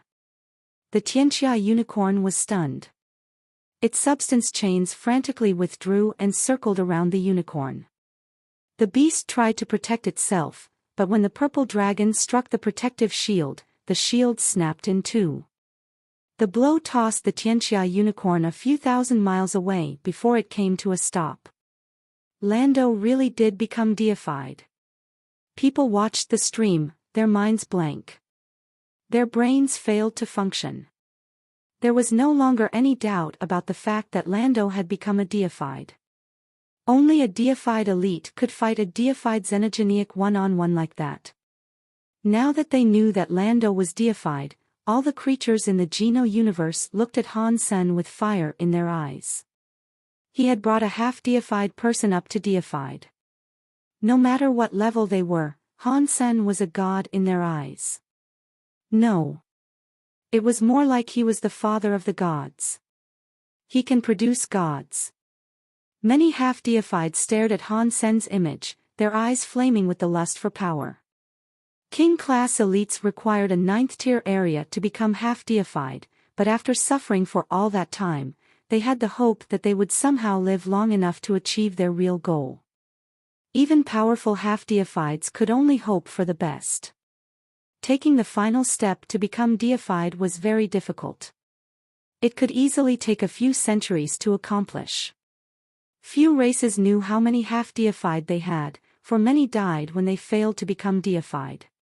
Talent, resources, fate, luck, effort, successful evolution required all 5. Many half-deified warriors had become hopeless over the years, but today, their hope had been rekindled. They would no longer have to risk their lives. They wouldn't have to fight and plunder rare treasures from across the universe. They only needed the hand of one man to become deified. Just thinking about it filled them with nervous energy. They all wanted a piece of the Han Sen pie. They wanted him to bless them and make them deified. The kings and dukes, in the meanwhile, were thinking that if Han Sen could elevate a half-deified, then surely leveling up someone of a lesser rank would be easy. Thinking of this, all the creatures in the universe looked at Han Sen with burning eyes. They were like a bunch of men who hadn't had sex in 30 years, but they were now seeing a naked little woman. Boom! A scary power shook the image on their screens, snapping them out of their dreams. Lando was fighting the Tianxia unicorn again. This time, Lando wasn't suppressed by the Tianxia unicorn. Instead, he was the one pushing the Tianxia unicorn around. Purple dragon substance chains flashed across the sky, overpowering the Tianxia unicorn's substance chains. The Tianxia unicorn was quite strong when compared to other deified beings. It wasn't smart, but its raw power put it above the majority of deified xenogenics. Lando had just become deified, and yet he was now dominating the Tianxia unicorn. All the creatures looked at Han Sen with even hungrier eyes. They wanted to swallow him up. In truth, the The reason Lando had become so strong when he became deified had nothing to do with Han Senator, it was because he had the demon hell dragon tattoo. That was what was giving Lando so much strength. With the demon hell dragon tattoo on his back, Lando had a might that equaled 2 deified creatures. The demon hell dragon tattoo wasn't an ordinary deified treasure, and it made Lando extraordinarily strong. But only high-ranking dragons knew the significance of the tattoo. Everyone else believed that Lando's strength was due to Han Sen's help. So, they all wanted to get to know Han Sen and earn his blessing. A scream broke the sky. The Tianxia unicorn's horn had been chipped. Godlike blood spilled out in a heavy stream, and the creature looked badly injured. Lando went after the Tianxia unicorn with demonic fervor. His form looked like a purple demon dragon as he fought the Tianxia unicorn. His substance chains ripped and tore space every time they moved. Deified blood rained down over the clouds, dyeing everything a deep crimson. When the battle finally quieted down, the chaos of the video stream started to resolve into discernible images once again. Many creatures leaned forward, watching as Lando rode the bloody Tianxia unicorn out of the clouds. The Tianxia unicorn looked as sad as if its daddy had just died. That fight was destined to become a legend in the Geno universe. Before the day was out, the battle was being discussed across the universe. It was amazing that Lando had defeated and tamed the Tianxia unicorn, but Han Sen's actions had stolen the show. Han Sen had somehow turned Lando into a deified mid-fight. Before that day, Han Sen was just a king of little fame. In the vast universe filled with strange and incredible powers, he wasn't very special. If he hadn't killed Bai Yi and ended up being chased by the Extreme King, many people wouldn't have known who he was. Even if he was a fugitive, he was still just a king. Few people would have said that there was anything special about him. But after this fight, he became known as the leader of all gods. On any other day, the fact that such a name was used to refer to a mere king would have been very strange. Some wise guys even gave Han Sen the title Daddy of Gods. But that title was only used in secret. If any deified heard it, they probably would have found it annoying. No one wanted to jeopardize their own life by irritating a deified. Regardless of that, the battle made Han Sen very famous. Everyone in the Geno universe knew about him now, and so no one treated him as a measly king anymore. He wasn't deified, but most people thought he was more mysterious than a deified. There was nothing he could do about it, though. After all, he had been able to produce a deified. He didn't earn the name Daddy of Gods for nothing. Recent events had clearly established that he was different from most people. Many deifieds and the leaders of the higher races knew that Han Sen couldn't just flip a switch to make someone deified, though. They suspected that there were more factors involved in Lando becoming deified. But they still had a keen interest in Han Senator. Even if Han Sen couldn't produce a deified, he had undoubtedly influenced Lando's evolution. They wanted to know what kind of power Han Sen had wielded. Even if that power couldn't create a deified, it seemed that he could somehow kickstart the evolution process. And any power that could aid the development of half-deifieds would be highly sought after by the races of the Geno universe. Brother Dragon 1, it looks like I won the bet, Close said, looking at Dragon 1. We dragons stay true to our word. Every dragon will now depart the Tianxia system. Dragon 1 grunted. He commanded the big turtle to depart. Close wasn't interested in watching Dragon 1 and the rest leave. He flew away to chase after Lando and Han Senator, but now, Han Sen was worth far more than the bounty offered by the Extreme King. Although it didn't seem possible, if Han Sen truly could make deified elites, then he had just become priceless. Han Sen and Lando rode the Tianxia unicorn through the blue clouds. The wounds on the Tianxia unicorn were almost healed, but the broken horn wouldn't grow back for some time. The Tianxia unicorn was very sad, and he wasn't happy to have Han Sen sitting on him. But he didn't want to disobey Lando's commands either. So, he was a very grumpy animal at that moment. Han Sen jumped off of the unicorn's back and looked up at Lando. Per the terms of our agreement, can I go now? You can't go, Lando said while looking calm. You're going to break your promise. Han Sen frowned. He had suspected that this might happen, though, so he wasn't terribly surprised. But if Lando really had decided to hold him against his will, it would make Han Sen's life very difficult. Close chuckled darkly and flew over to them. He came before Han Sen and said, "A promise is nothing to him. Don't you know he killed his own teacher?" The man's 3 heads marked him as one of the destroyed. Han Sen could immediately tell that Close was a deified elite, but he ignored him. He continued looking at Lando, waiting for his answer. Although Han Sen had prepared himself for the possibility of Lando breaking his promise, he didn't think Lando was the type of person who would do that. Their personalities might be very different, but Han Sen couldn't help but feel that he shared something in common with Lando. Lando, good job. Not only did you catch Han Sen, but you also became deified.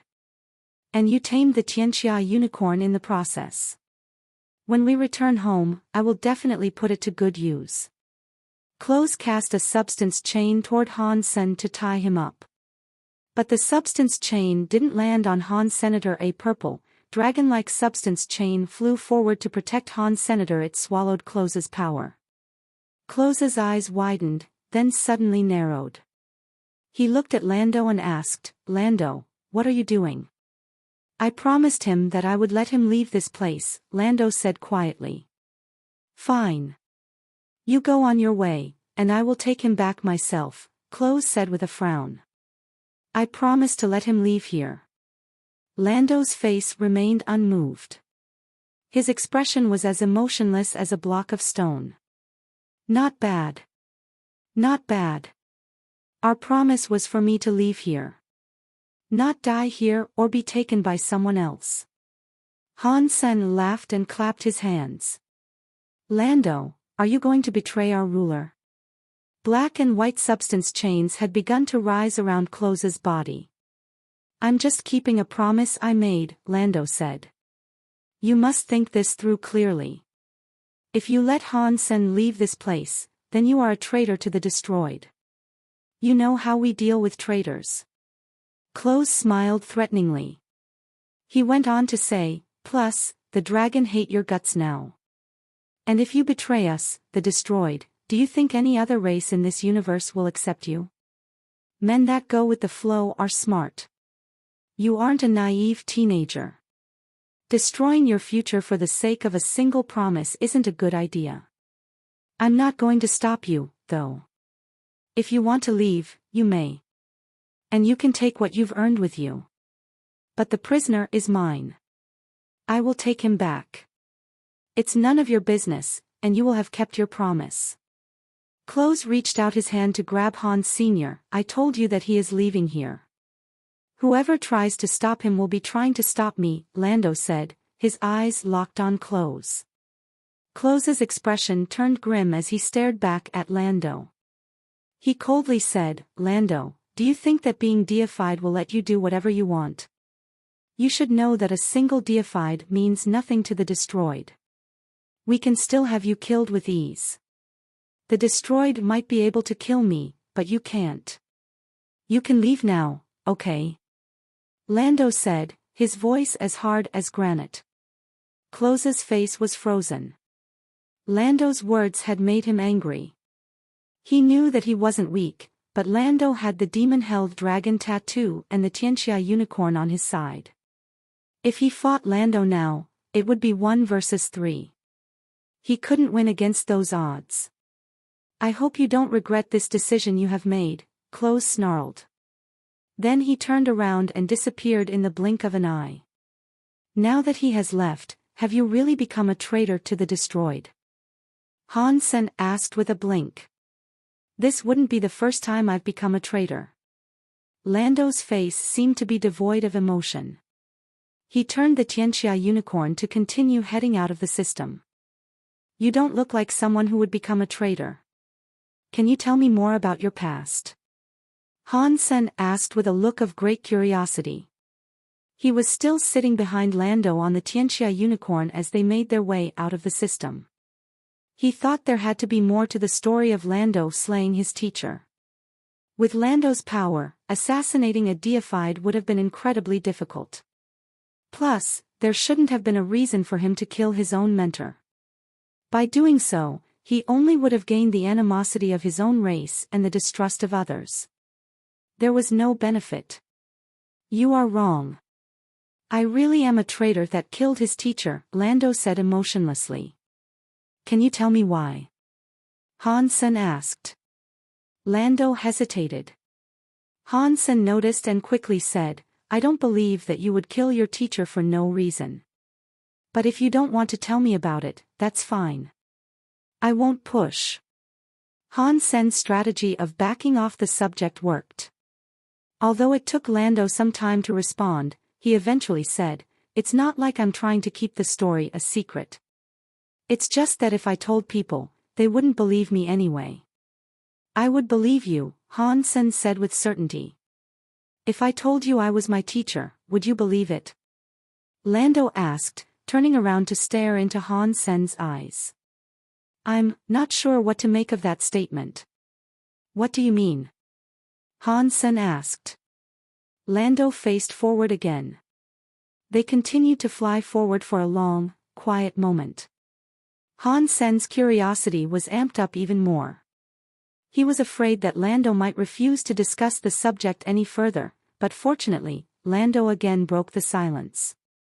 You saw the demon hell dragon tattoo on my back, did you not? You know what that is? I don't know. Han Sen shook his head. Isn't that some kind of treasure? Lando explained the basics of what the demon hell dragon tattoo was and how it worked. Then he said, People think my master worked hard for 10,000 years to obtain that demon hell dragon tattoo. But that isn't what happened at all. He found an easier way. Upon hearing this, Han Sen felt a shiver pass through him. He had an intuition about where this story was going. Lando went on to say, he tried it before, but the pain was too much for even a deified being to endure.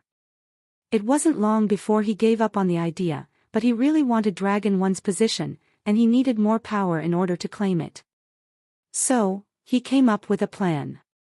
And that is why I'm here today. In order to be successfully created and wielded, the demon hell dragon tattoo needed a body as a base. But Dragon 2 found a way to circumvent the need to endure that pain. He used his genes to create a duplicate of himself. Then he set that clone to practicing with the demon hell dragon tattoo. When the process was complete, he planned to take the tattoo for himself. Because the clone had been created from his own genes, there wouldn't have been any compatibility issues. It would have been just like he had practiced with the demon hell dragon tattoo himself. That means that the person who suffered for 10,000 years was you? Han Sen demanded angrily. Lando nodded. Because I was merely cloned from his genes, I didn't possess deified powers. Before I could practice with the demon hell dragon tattoo, I had to achieve king-class powers at the very least. So, he let me start practicing. And to prevent the chance of there being compatibility issues further down the line, I learned all the same skills that he had learned in his youth. I was just a genetic clone. I didn't have memories, and I couldn't think for myself. I was like a baby. I only had the knowledge, thought processes, and powers that I was given. Other dragons believed that I was his student. And his favorite student, at that. People thought he treated me like a son and gave me everything. He taught me many secret skills, but no one knew he did that for the sole purpose of replicating himself within me. If he hadn't trained me exactly the way he had been trained, he thought there might be issues when he tried to harvest the demon hell dragon tattoo. Han Sen's heart sank as he listened.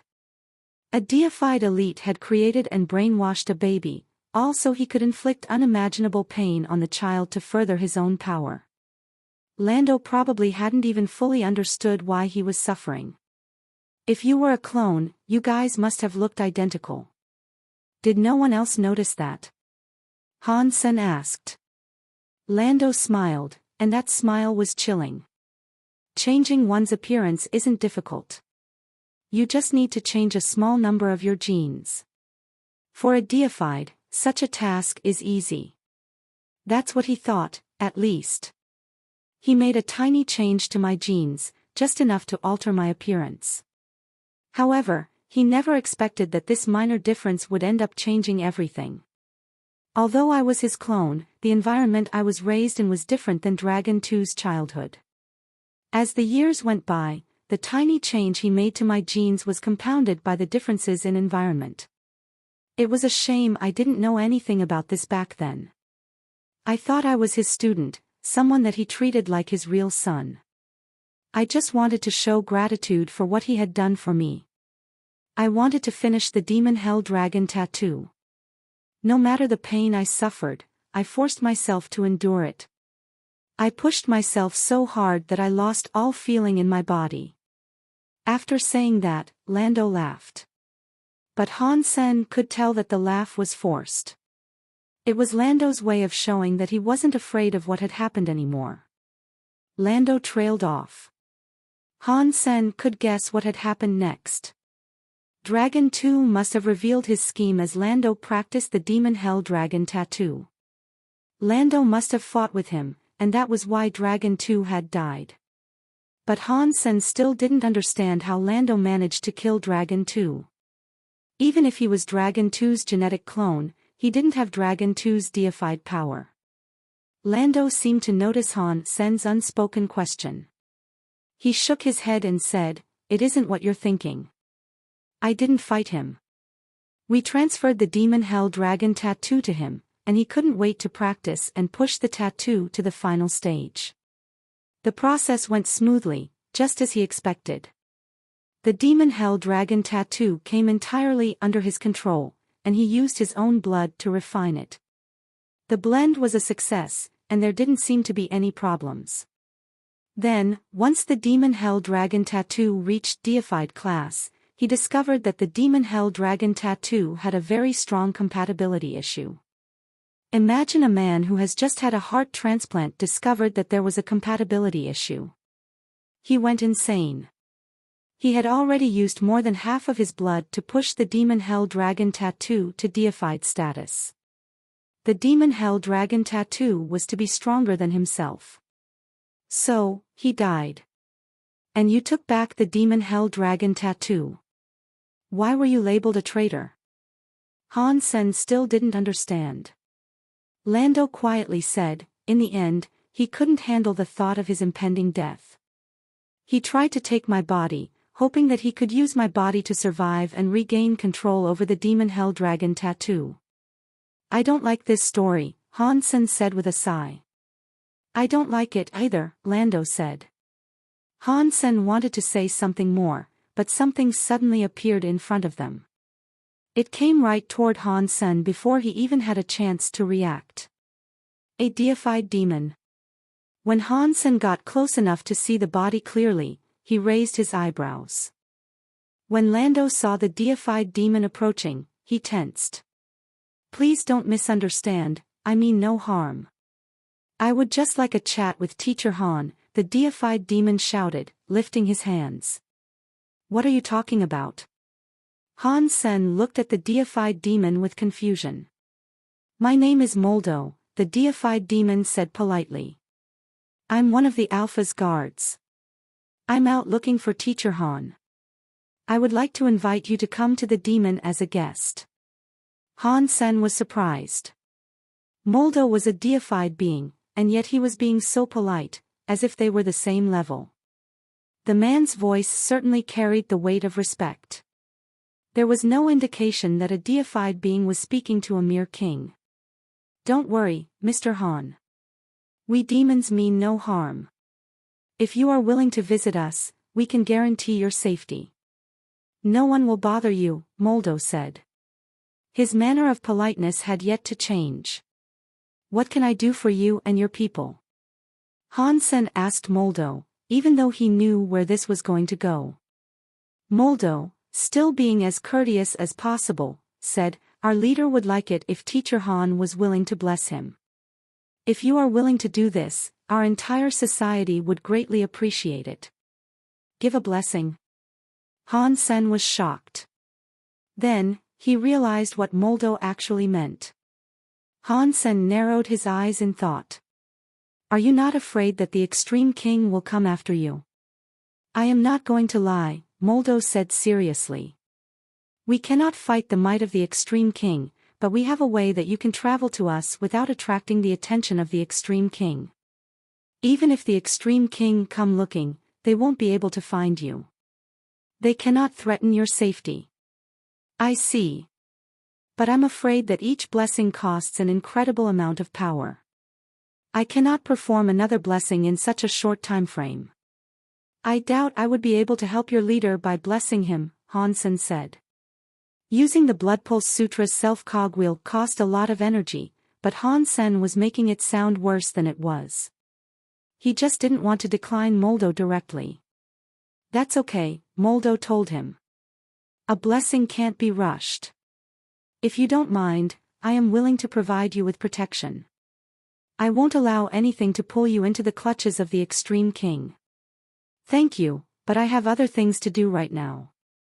I can't bother you to accompany me," Han Sen said. If Han Sen went to see the demon, he would owe them. They might end up being less polite than they were acting right now. "In that case, I will not force you. But if you need anything, feel free to call us anytime. The demon door will always be open for you." Moldo then waved to Han Sen and left. Han Sen hadn't expected Moldo to leave just like that, but he suspected it might have something to do with Lando's presence. If Lando hadn't been there, Moldo would have likely just kidnapped him and taken him back to the demons by force. Han Sen and Lando kept going. They encountered a few more kings and half-deifieds along the way. They were even more polite to Han Senator. Some people were like Moldo, inviting Han Sen to return to their homeworlds with them, but none dared to do anything ill to him. Lando's presence was great at deterring that sort of rudeness. "Everyone knows you are Teacher Han," Lando said flatly. "Your life will be much easier now." Han Sen smiled. "A genius like me should be called a teacher." Lando ignored him. He wasn't interested in Han Sen's self-aggrandizement. "You're so boring. At a time like this, you and I should be chatting," Han Sen said to Lando. "You want me to compliment you?" Lando asked emotionlessly. "You should say things like, 'Han Sen, you're the greatest genius in 1,000 years.'" Han Sen said. "Okay." Lando nodded and said nothing else. He wasn't interested. The Tianxia unicorn was native to the Tianxia system. It took them back to the blue clouds without difficulty, but Han Sen couldn't find the white whale anywhere. He began scouring the area. "Where are Bauer and the others?" Han Sen was worried. He was afraid an accident might have happened. But with the power of the white whale and the little red bird, even if a deified being came after them, they should have been able to escape.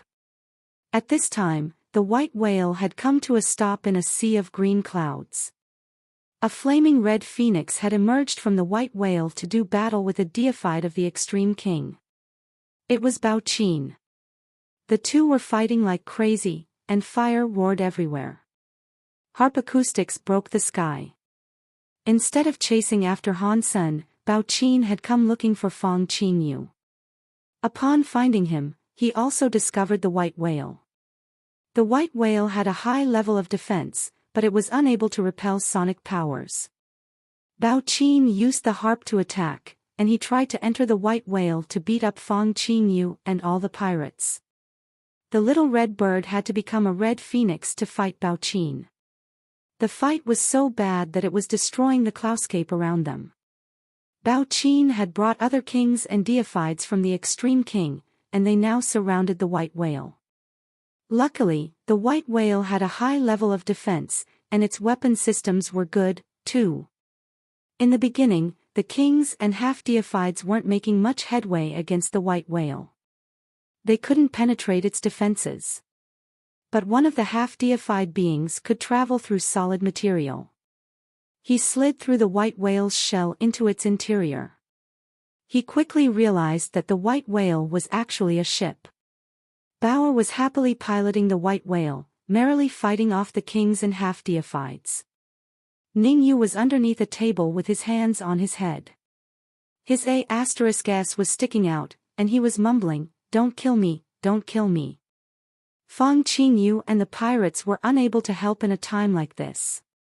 They hid behind Bauer and kept shouting, "Captain Bauer is so awesome. Little Captain is the strongest in the universe. Kill those curs. How dare they attack our beautiful little Captain Bauer? You are already dead. Little Captain, you can do it, you can do it." They continued to shout insults at the attackers, their faces red. And amidst all the noise, an extreme king man suddenly entered the white whale. He traveled through all the walls and went straight for the command deck. "Fang Qingyu, you are here." When Keek saw Fang Qingyu, he didn't stop. He was drawn to Bauer, who was operating the machine. "Isn't that Han Sen's daughter? You guys are all together. We've put so much manpower into looking for you." Keek realized what was going on. He looked furious, and he unleashed his king area. It covered the entire command deck. Pang! Pang! Pang! Pang! When the area landed, the pirates and Fang Qingyu were crushed to the floor, like iron filings being pulled onto a magnet. Huh? Keek looked up in confusion, noticing that Bauer was still piloting the white whale and fighting the extreme king knights. She wasn't affected by his area. Keek's magnetic area wasn't the strongest king area in the extreme king, but he was still a member of the third highest race in the universe. His magnet king body was nothing to take lightly, especially since he was half-deified. Normal king-class xenogeneics were unable to walk under the influence of his magnetic area. Bauer was just a kid, and she was somehow ignoring Keek's magnetic area. That surprised him a lot. He hesitated, then raised a palm. A black magnetic light appeared in his hand. He wanted to attack Bauer, who was still driving the white whale. "Mister, please. I beg you, don't hurt her." As Keek was about to launch the magnetic light at Bauer, a woman suddenly stood up. Straining against the might of the magnetic area, she stood before Bauer and spoke with a trembling voice. "You can move inside my magnetic area. You aren't bad." Keek stared at her. He decided that he would need to get rid of her first. But the woman suddenly kneeled on the floor and bowed before him. "Please don't kill me," she pleaded from her knees. "Please, let us go. We are just useless women. We can't stop whatever it is you want to do. Please let us go as easily as you would release a fart." Ningyu kept begging, all the while repeatedly banging her head on the ground. "Leave if you don't want to die," Keek told her in a hard voice. He was quite famous in the Extreme King, and he wouldn't bother killing a woman if she was behaving like this. "Yes, yes, yes. We will leave now." Ningyu got up and started to pull Bauer away with her. Pang! The magnetic light hit Ningyu in the face. Ningyu was sent flying. The powerful magnetic force dragged Ningyu across the ship and flung her into one of the ship's walls. Her face smacked into the wall and stuck to it. She couldn't pull herself away. "You can leave by yourself." "She stays." Keek cast another magnetic light toward Bauer. Pang! Somehow, Ningyu had reappeared in front of Bauer. She crossed her arms to block the magnet this time, and the sudden weight made her arms feel so heavy. They were sucked straight down to the floor. Her face smacked into the floor, and her mouth twisted. "Mister, please let her go. She's just a kid, and I promised Hansen I would protect his child." Ningyu was lying on the floor in an awkward position. She cried freely, snot and tears running down her face. It looks as if you really do want to die, Keek grunted, generating a magnetic light in his fist. Ningyu's pants suddenly became hot, and a puddle appeared on the floor. She had peed herself.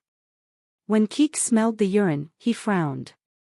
He might get his hands dirty if he killed a woman like this. Ignoring Ningyu, he turned his attention back to Bauer again.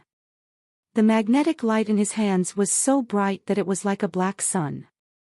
Bauer was still operating the white whale, guiding it to fight the extreme king knights outside. She acted as if she had yet to see Keek there. Keek's lips pressed into a thin line, and he prepared to throw the magnetic light at Bauer. Ningyu was pressed against the floor with her limbs shaking, but she still managed to crawl toward Keek. When she was near his feet, she begged, "Mister, please let us go. We won't get in the way of whatever you want to do. And I can do anything for you. Get lost, you dirty B***tch." Keek kicked Ningyu in the face, the force of the blow sending her flying. Pang! Ningyu hit the airship's wall, her face covered in blood. Her entire body was stuck to the wall, keeping her from falling. If you don't want to die, then shut the hell up.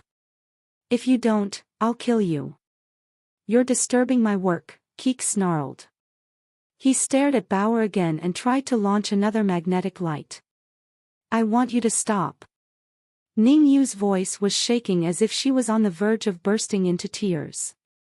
Keek glanced at her struggling form, but she couldn't free herself from the wall.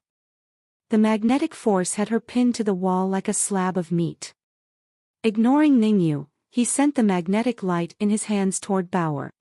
Stop. I told you to stop. Ningyu screamed with fear. Her body managed to tear through the magnetic power, and she leaped in front of Bauer to take the black sun-like light.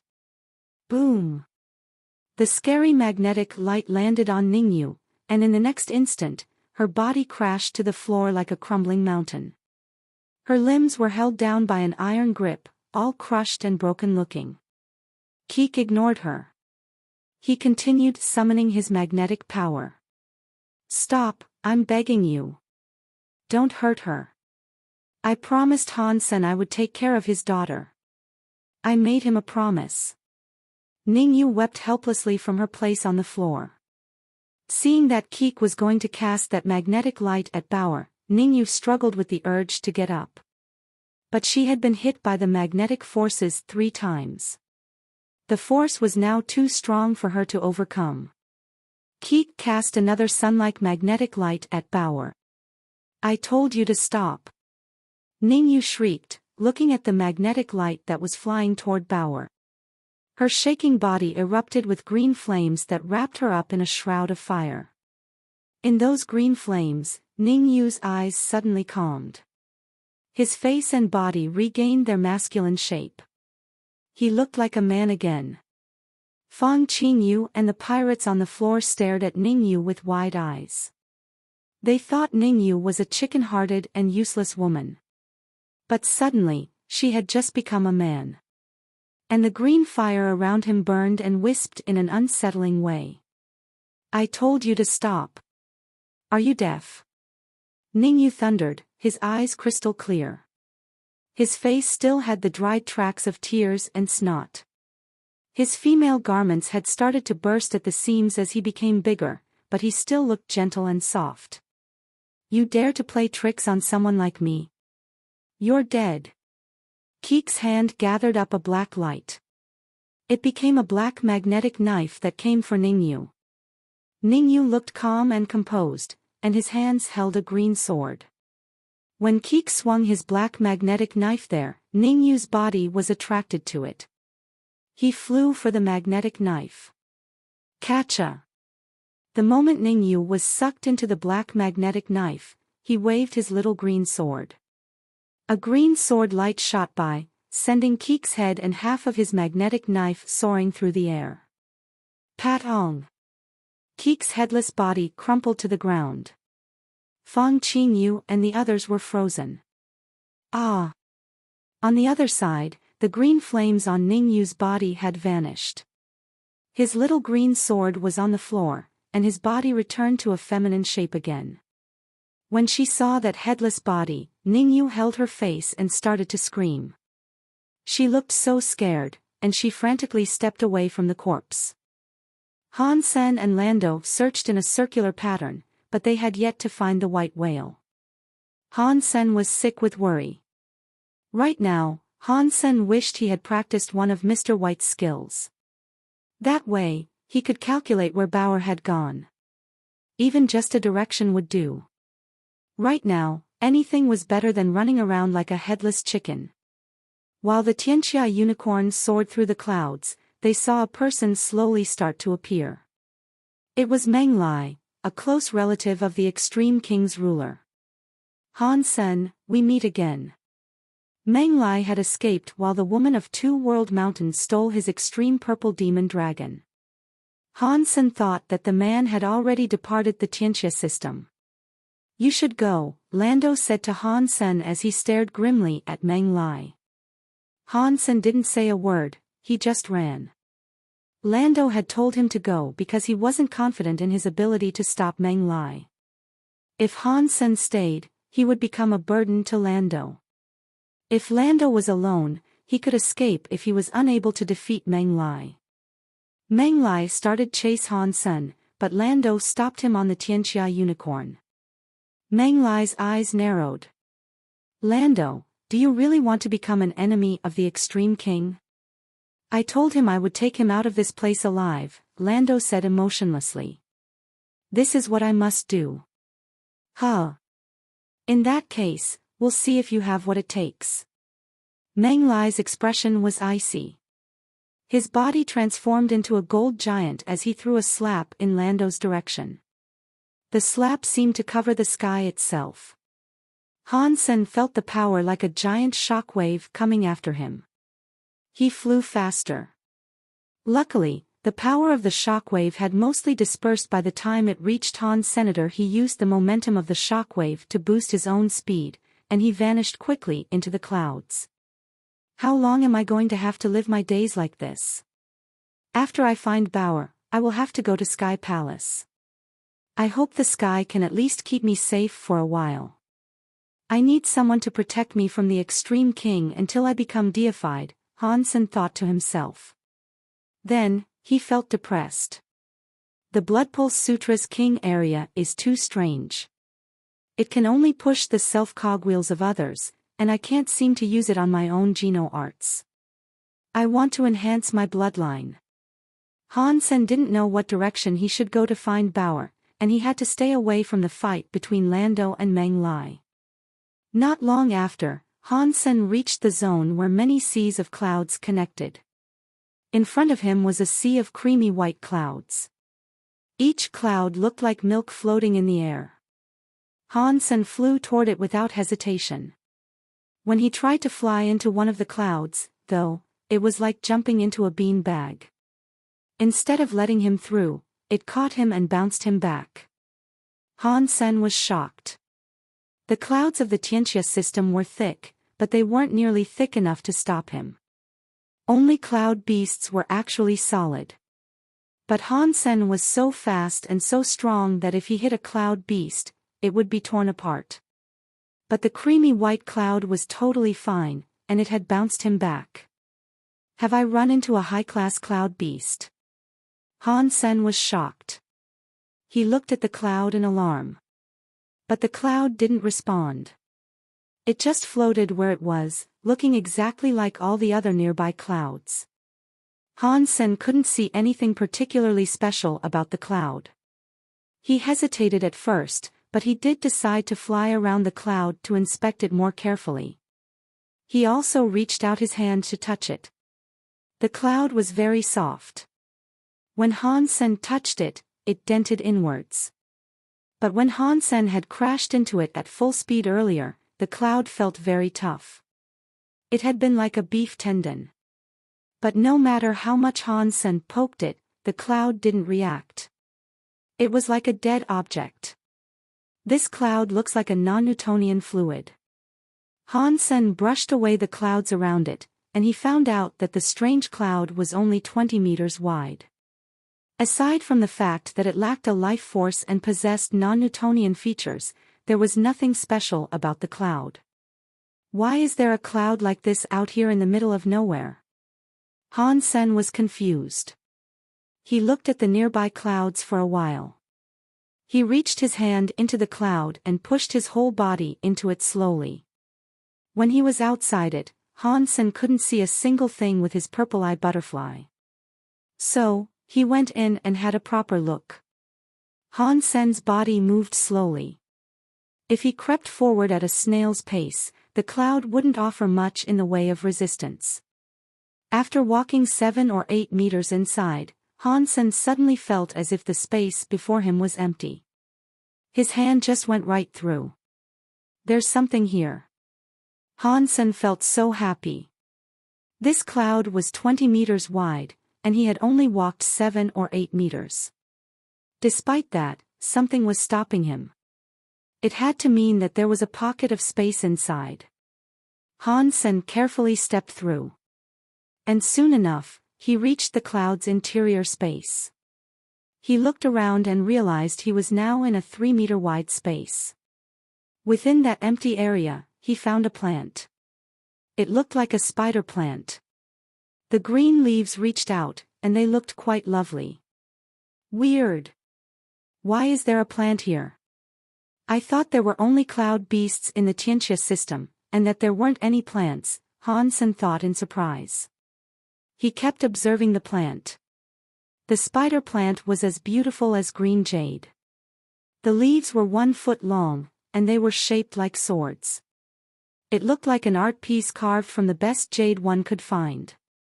Its life force was so strong, though, that no one would believe it to be an inanimate object. From what Han Sen could tell, the Tianxia system didn't have the correct conditions for plant life and normal creatures to thrive. Real plants couldn't exist here, and yet, there was a spider plant right in front of him. It certainly wasn't what Han Sen had expected to find when he entered the cloud. Did some other people come here and leave it in the Tianxia system? As Han Sen was thinking, a white cloud began to bubble up out of the spider plant. It rose like a bubble of milk, then went to join the clouds outside. It looks like these clouds actually come from this spider plant. That means the plant is actually native to the Tianxia system. Han Sen was shocked. As the spider plant released more clouds, Han Sen reached out and grabbed it. But when he touched it, it was just like the cloud that surrounded it. The plant was so delicate that it seemed like only a light grip would crush it. But if he used strength, the plant would grow rigid and resilient. What kind of plant is this? As Han Sen curiously examined the spider plant, he saw that there was a white fire in the middle of the plant. Han Sen fell back 2 steps in surprise. In the center of the spider plant, there was a white fire that was like a little lantern. Han Sen looked close. In reality, it wasn't a fire, it was a halo. At the center of the halo was a black bug that looked something like a cricket. The pitch-black insect was similar in size, and it had 2 swinging antennae. It climbed up the spider plant. When it reached the end of the spider plant, its weight pulled the lead of the plant lower. Then, the little creature opened its mouth. Its sharp teeth dug into the delicate spider plant leaf. Catcha! Catcha! It took a little while for the cricket to eat its fill. Once it was satisfied, the cricket began to climb back down the plant. As the insect moved, puffs of white smoke were emitted. The white smoke condensed into a creamy white cloud. Clouds rose from the creature's back, one by one, just like the creamy white cloud Han Sen had seen before. Now Han Sen knew that the clouds from the spider plant weren't actually from the plant. They came from the juices of the black cricket. The black cricket quickly dug back into the roots of the plant and was about to disappear. Han Sen reached out and grabbed the cricket. The black cricket struggled in his hand, and it was a surprisingly strong little thing. It was no stronger than a king, though, and so it couldn't resist Han Senator. The black cricket knew that it couldn't run. Its body discharged a white vapor that soon turned into a fluffy white cloud that wrapped around the cricket. Han Sen held onto the cloud like he was holding a big steamed bun. Fortunately, as long as he moved slowly, Han Sen could still sink his hands into the creamy cloud.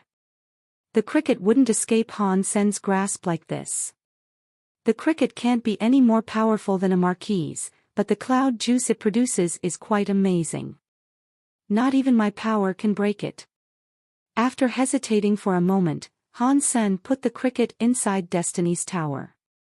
Then, he walked to the spider plant and prodded it. He tried to feel the life force inside the spider plant. The spider plant had a great deal of life force, but unlike the cricket, Han Sen wasn't capable of eating it. He examined the spider plant carefully, but he didn't see anything else of note.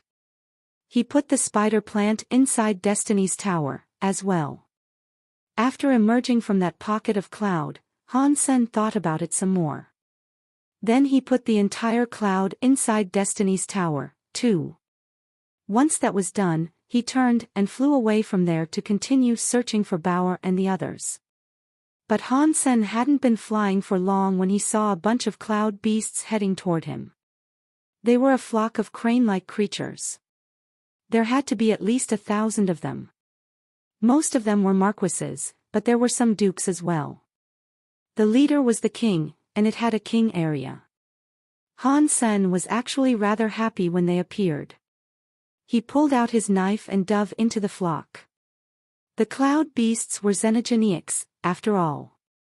Killing another king-class xenogeneic would help Han Sen fill up his king-class genes. Han Sen had 4 different geno arts. Each time he leveled one up, it required 100 genes. When all those requirements were added up, it became a substantial number of genes that he needed. He had to collect as many as he could, whenever he was able to. The cloud beasts didn't stand a chance against Han Senator when he reached them. He cut the king's head clean off. Xenogeneic king hunted, cloud crane king. Xenogeneic gene found. Han Sen casually pulled out the xenogeneic gene from the cloud crane king's body. He expected the rest of the cloud cranes to disperse after the king was killed, but they all came after him without any fear of death. It was like they wanted to avenge the slaying of the cloud crane king, even if it meant sacrificing their lives.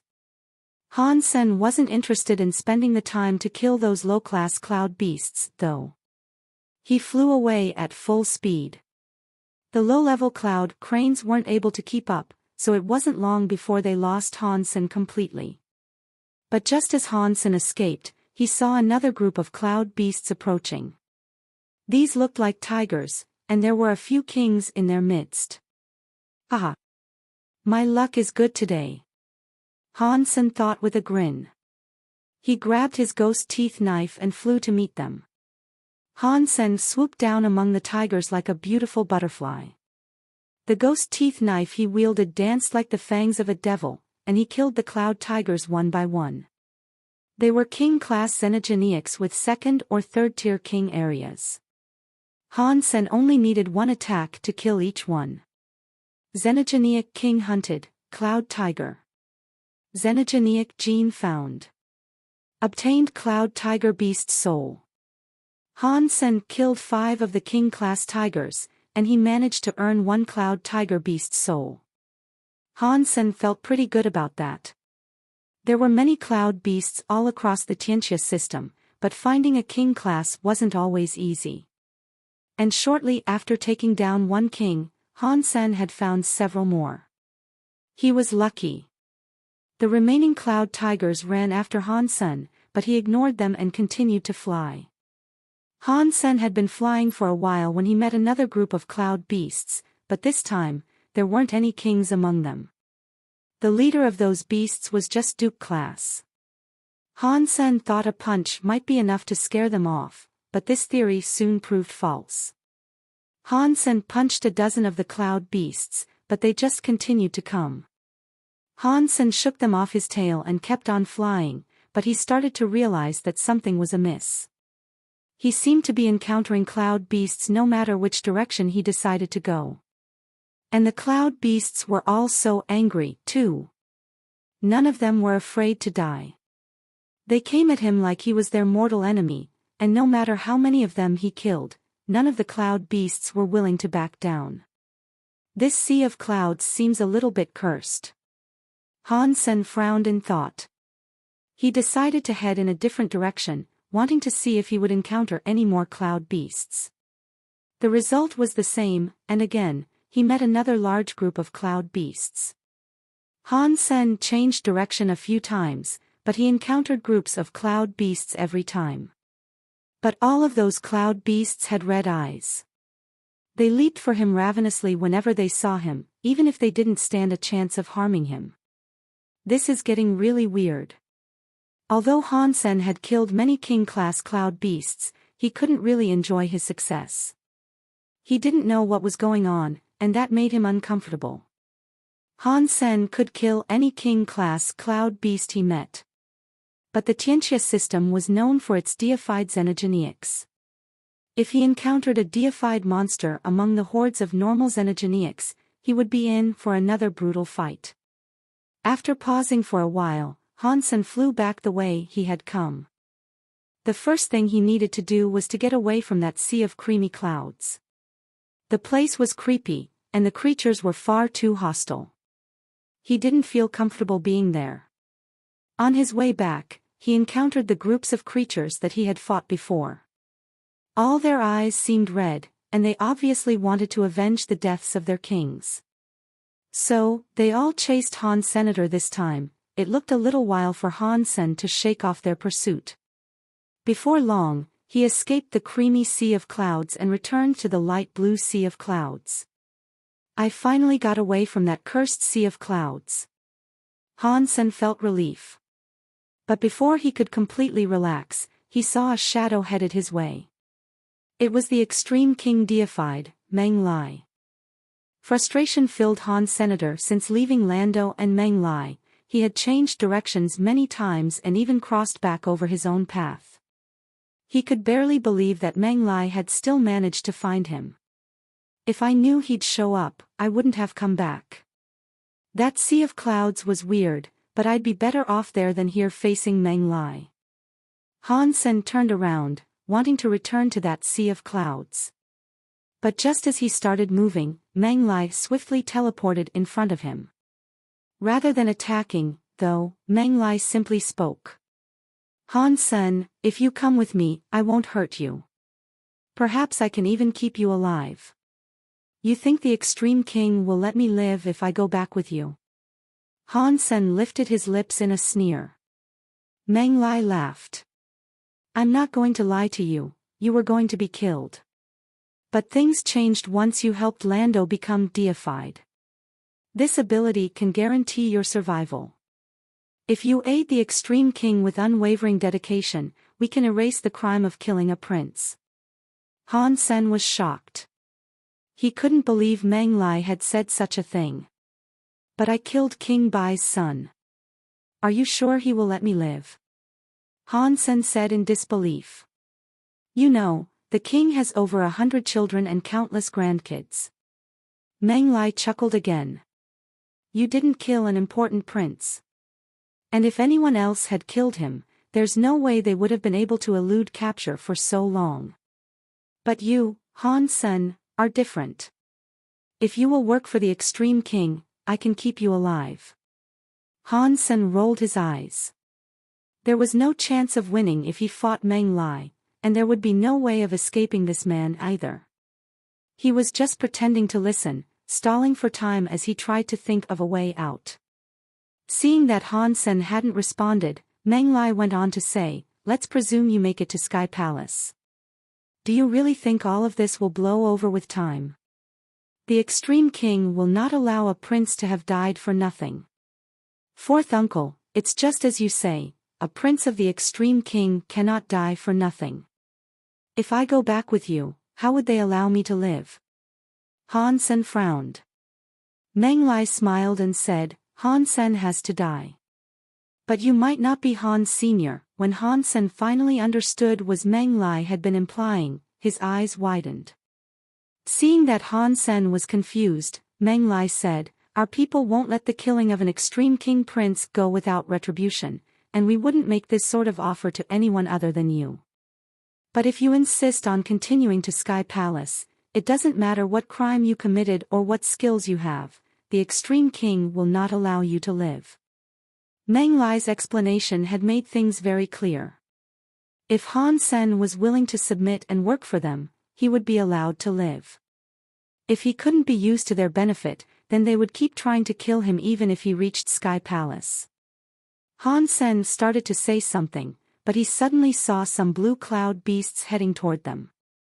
Meng Lai frowned. Deified elites tended to scare off anything beneath their level, but these cloud beasts were just Marquis class. Despite their complete lack of strength, the cloud beasts charged forward without hesitation. Han Sen thought this was strange, to say the least. He waved his hand, and the cloud beasts disappeared. After his deified power hit them, not even their bones remained. Han Sen, what is your decision? Meng Lai asked, looking at Han. Senator Han Sen remained silent, but Meng Lai didn't rush him. He just stood where he was, patiently awaiting a response. Han Sen wasn't mulling over Meng Lai's question, however. He was thinking about the cloud beasts that had just come his way. With a deified elite around, the cloud beasts should have stayed as far away as they could get. They would run off as soon as they smelled a deified, let alone walked right up to one. The horrible expressions on the faces of those cloud beasts were the same as the ones Han Sen himself had witnessed in the sea of creamy clouds. But he was no longer in the creamy cloud sea. An idea began to form in Han Sen's mind as he thought about the enraged cloud beasts he had fought. Before Han Sen could answer Meng Lai, another group of cloud beasts came for them. But this time, the cloud beasts were clearly of a different variety. Several different varieties of cloud beast were represented here. There were a few kings among them, heading up the regiments of various species. Han Sen might be able to convince himself that the low-level cloud beasts were too stupid to detect the deified presence of Meng Lai, but there was no way that the more powerful cloud beasts were that dumb. They were kings, and they led other cloud beasts toward Han Sen and Meng Lai. This was very abnormal behavior. Meng Lai's face darkened in anger. He waved his hand, and his gold substance chains became an area. It killed the oncoming group of cloud beasts. Those first few king-class cloud beasts were killed in a second. Nothing there stood a chance of fighting back. I am Meng Lai. If you have the balls to, come out and fight me. Sending these pathetic cloud beasts against me won't accomplish anything, you weakling. Rather than looking at the bodies of the cloud beasts, Meng Lai had turned to shout up at the skies. Meng Lai knew that the cloud beasts weren't behaving normally. He thought someone more powerful was deliberately sending the cloud beasts his way. But Han Sen knew that the cloud's beasts had been acting strangely since before Meng Lai had shown up, so whatever was going on, it had little to do with the deified extreme king. Weird. If someone is controlling these cloud beasts, that person must be very powerful. But if so, why aren't they attacking directly? Han Sen thought to himself. Those cloud beasts didn't act like something was controlling them. It was as if they had seen something. Suddenly, Han Sen's heart jumped as a thought crossed his mind. He suddenly looked into his destiny's tower. He had met a few cloud beasts before, but none of them had been this powerful. And the cloud beasts wouldn't be attacking him without reason. The weird stuff had only started happening after Han Sen took the black cricket and the spider plant. At first, Han Sen thought that there was merely something wrong with the xenogeneics in the creamy cloud area. Perhaps they were naturally more aggressive or territorial than other cloud beasts. But after leaving the creamy cloud sea, weird things were still happening. That suggested that the problem stretched beyond the creamy cloud sea. Are those cloud beasts coming after this? Han Sen looked at the first floor of Destiny's Tower, which was where he had placed the cloud, the black cricket, and the spider plant. The cloud had wrapped around the spider plant, but the black cricket had disappeared. It must have gone into the cloud. If the cloud beasts are attracted to these things, then taking them with me might be a bigger problem than I thought, Hansen thought to himself. But he didn't know if the cloud beasts were attracted by the spider plant or the black cricket. And with Menglai next to him, he couldn't take the two items out to compare them. Hansen, have you made a decision yet? Menglai asked Hansen, upon seeing no other intruders. Sure. I will go to the Extreme King with you, but you must swear that I will remain safe, Hansen said to Menglai after a bit of hesitation. Don't worry. I won't let you die. If you come back with me and work for the Extreme King, I promise that no one will be able to hurt you, Menglai said with grave certainty. Once he had agreed to go with Menglai, Hansen pretended to be the perfect picture of subservience. He followed along as if he had no interest in escaping. As Menglai headed through the Tianxia system toward the Extreme King worlds, Hansen trailed after him without any reluctance. Menglai wasn't worried about Hansen trying to run off, but after they had traveled for a short while, a lot of cloud beasts began to attack from the surrounding clouds. Menglai dealt with those cloud beasts easily, and not even the king-class cloud beasts were a threat to him. However, his face grew increasingly serious as time progressed. He still had no idea who was sending all these cloud beasts after him. He felt like something was watching him, and he didn't enjoy that sensation at all. Hansen was shocked. The same thing happened to me when I was in the sea of creamy clouds. Even weak cloud beasts charged toward me with no concern for their own lives. From what I can tell, the effect must have a radius of sorts.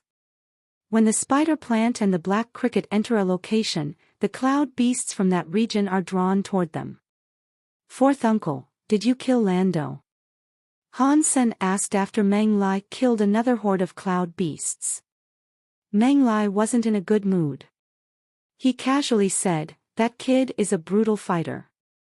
I wasn't interested in risking my life fighting him, so I just ditched him instead. But don't think that he'll be coming to save you. He was drawn in another direction, so he won't be able to find us for quite some time. Hansen never thought Lando would die, he just wanted to find out where the dragon might have been. Hearing this did bring him a bit of relief, though. You must be kidding, uncle. I have already promised you that I will go to the Extreme King. Even if Lando was right here, I wouldn't go with him. It's just as you said, if this situation isn't sorted out, I'll spend the rest of my life hounded and scared. Not even making it to Sky Palace will protect me from that. So, I am sincere about my willingness to go back. But you must also keep your promise to ensure my life, Hansen said, looking as earnest as possible. When the Menglai heard Hansen say this, he felt a bit better. He nodded and said, you are quite smart. If you work for the Extreme King with full dedication, I will keep you alive. But Hansen must still die, so you will no longer be able to use your real name. We cannot let anyone know you are still alive.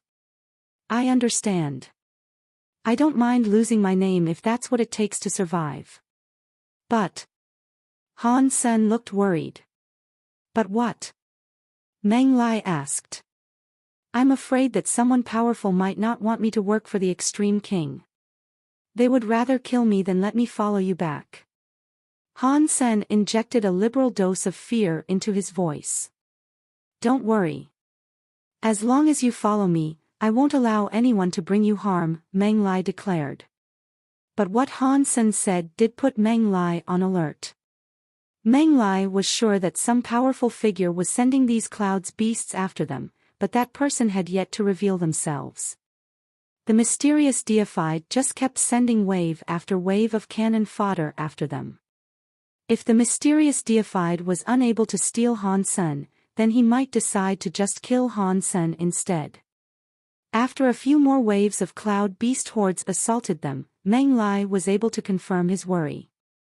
The king-class Xenogeneics seemed to be aiming for Hansen, in particular. As he realized this, Menglai grew even more cautious.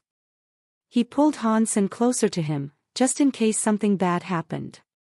While they were traveling, Meng Lai's face suddenly changed.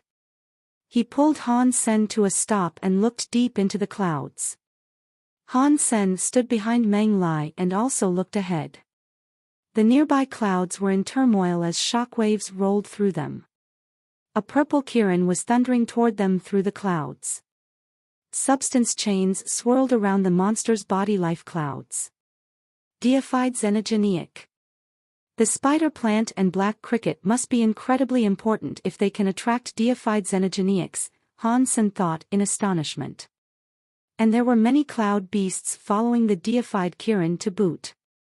There was a whole host of king-class xenogeneics in their midst. Meng Lai frowned and spoke to Han Sr., "Don't get too close to the battleground, but don't run off too far either. If you get into a bad situation too far from where I'm fighting, I might not have a chance to save you. Don't worry, uncle. I truly want to go to the Extreme King with you. I would never dream of running away." Han Sen knew what Meng Lai really meant, and so he answered him with sincerity. Meng Lai nodded. He started to say something more, but the deified kirin cut him off with a roar. It brought a sky of clouds toward them.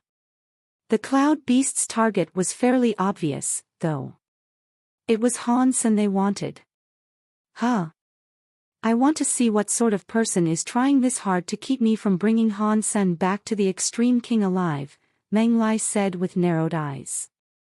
He turned into a gold giant and ran toward the kirin. Han Sen didn't flee. Instead, he entered the fight with the horde of cloud beasts. At this point, Han Sen had no reason to run. He was carrying some dangerous goods that could attract deified xenogeneics. Now that he had Meng Lai to take the heat for him, running away would mean leaving behind his protection. I don't know what that spider plant and black cricket are, but they can attract deified xenogeneics. If things get too bad, I'll just have to throw them away.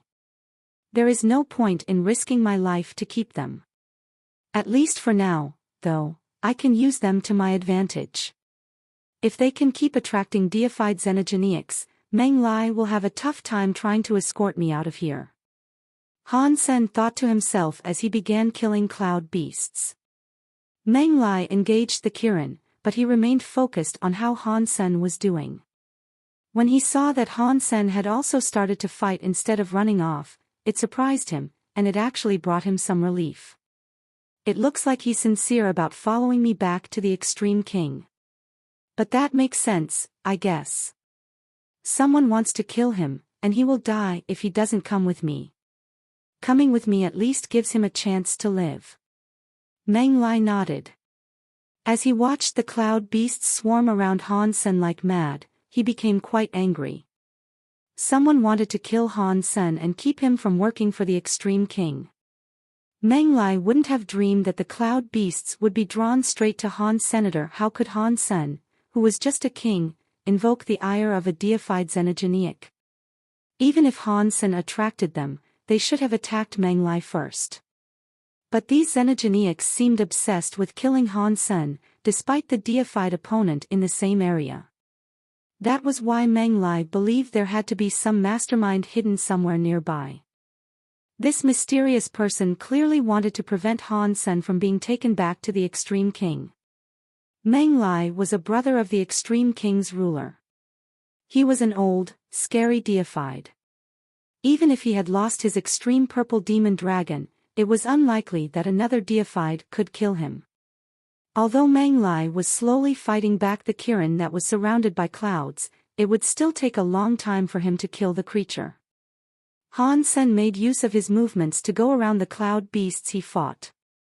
He used this opportunity to wipe out several king-class xenogeneics. He was quite pleased to have earned more king-class xenogeneic genes. Han Sen moved through the xenogeneic hordes, using the purple-eye butterfly to check on Meng Lai. If he got the chance, he might be able to attack at the right time and get a deified beast soul out of all this, too. That would be splendid. But killing a deified being wasn't that easy. If Meng Lai still had his extreme purple demon dragon, he could have killed another deified relatively quickly. But since he had lost his extreme purple demon dragon, he had to exhaust his own power. Killing the deified Kirin wouldn't be an easy task for him. Chapter 2491, Tianxia's 7 Gods. The longer he fought, the more confused Meng Lai became. Even if an ordinary deified xenogeneic wasn't very smart, it would still know to retreat when it was losing a fight. It wouldn't just relentlessly continue to attack a more powerful opponent. But that Kirin wanted a fight to the death no matter what. It didn't care for its life, which made it surprisingly difficult to counter. But the thing that concerned Meng Lai the most was the idea that someone was orchestrating all this. If that mysterious person could control deified xenogeneics, Meng Lai didn't want to imagine how strong they might be.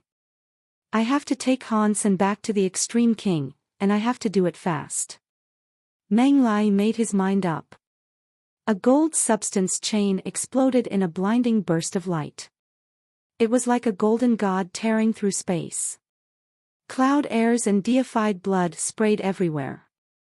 Because of the amount of raw power being exchanged, Han Sen couldn't get close to the fight. After 10 hours, Han Sen heard the sound of something screaming, then silence. He turned as the headless body of the Kirin slowly fell through the clouds. Then, Meng Lai was coming toward him. The man's hands were clutching the Kirin's severed head. Meng Lai was injured, too, though. His golden god body was bleeding profusely, and one of his wounds was deep enough to show bone. He was quite damaged. Han Sen felt it was a shame that he hadn't been able to get the last hit in on the Kirin, but he had managed to kill many king-class xenogeneics during that time. He was slowly filling up his king-class gene tallies, at least. Han Sen and Meng Lai kept traveling. Han Sen killed so many clouds beasts, but everywhere they went, even more of the crazed creatures showed up. Even Meng Lai, who was doing most of the killing, was getting tired hands. If I find out who is behind all this, I'm going to skin them alive, Meng Lai cursed in exhausted frustration. In the past, xenogeneics never came close to Meng Lai. They wouldn't dare to show themselves before him. Right now, though, even barons and viscounts were willing to attack him. He killed them, but it was infuriating that he even had to. They kept on fighting. The clouds looked like pools of blood in their wake. Meng Lai grabbed Han Sen and quickly outran the pursuing xenogeneics. He felt sick from the massive amount of killing he had done. He didn't want to kill anymore. After traveling 100,000 miles, they saw another deified xenogeneic coming for them. It appeared right in Meng Lai's path. Han Sen saw a huge, rainbow-colored bird that resembled a peacock. It was soaring through the clouds. Just the sensation of its presence would be enough to make most people cower in fear. The Tianxia Peacock King. Who the hell could control the Tianxia Peacock King? Meng Lai whispered, his face going pale. Is he strong? Han Sen asked. It is the 4th of Tianxia's 7 gods.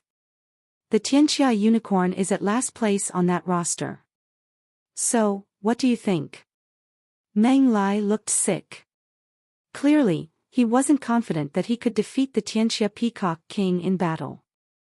Han Sen looked at the Tianxia Peacock King in shock. It fanned its beautiful feathers, raising them in a semicircle behind it. Images that looked like eyes stared out of the peacock's fanned feathers. All the colors of the rainbow glowed inside those eyes. They became rainbow godlights that suddenly drenched the entire sea of clouds in a rainbow godlight. The moment the rainbow godlight appeared, Han Sen watched the light fall to touch his body. And when it happened, his armor, skin, and hair started to look like dust. He was too stunned to move. Han Sen's jade skin was unable to block the rainbow godlight's power. Han Sen looked over at Meng Lai and saw that he, too, was melting into dust. With a teeth-rattling roar, Meng Lai became that gold giant again. He grabbed Han Sen so that the gold color could spread across his body as well. The color dyed Han Sen's entire form. When Han Sen looked closer, he could see that the layer of gold was made of intricate substance chains. But even that layer of protection started to degrade under the power of the rainbow godlight. Meng Lai's gold body clearly couldn't withstand the Tianxia Peacock King's rainbow godlight. You need to leave now. Meng Lai threw Han Sen away, then started running toward the Tianxia Peacock King. Han Sen used the momentum of Meng Lai's throw to escape the rainbow godlight's area of effect. The Tianxia Peacock King, meanwhile, was occupied by Meng Lai and therefore couldn't give chase. F***ck. Even the terrifying Tianxia Peacock King was drawn toward me. I can't keep this thing, Han Sen thought. He pulled the cloud out of Destiny's tower, tossed it to the side, and flew away. That thing had even managed to attract the Tianxia Peacock King. If Han Sen continued carrying it, it would only be a matter of time before he attracted the rest of the Tianxia gods. The Tianxia unicorn, at the end of the roster, was already so strong. The fourth-rank god, the Tianxia Peacock King, must have been exceptionally scary. Even Meng Lai didn't underestimate a foe like that. If an enemy of a higher level came, they'd be killed in no time at all. After Han Sen ditched the cloud, he turned back. He went in a different direction so he could escape Meng Lai. After flying for a while, Han Sen felt a weird prickling sensation across the back of his neck. He turned around and saw the cloud chasing him. OSH*T. Why are you following me? Han Sen's eyes almost popped out of his skull. The thing hadn't stayed where he put it. The cloud didn't answer Han Senator, it just flew over to him and floated nearby. It didn't seem to want to hurt him, though. I'm afraid of you. Han Sen thought it was best to stay away from the strange cloud. He accelerated away, using his phoenix techniques as he fled.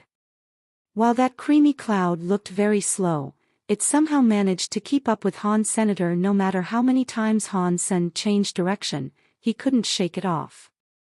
Han Sen tried to punch it and send it flying away, but that didn't work for crap. The more strength he put into the blow, the faster the cloud would follow him. And when his punch landed on the cloud, it would become really thick and withstand all the force. After a short while of running, he met another group of cloud beasts. They were drawn to the cloud following Han Senator. Fortunately, these cloud beasts were quite low level. They were most viscounts and earls.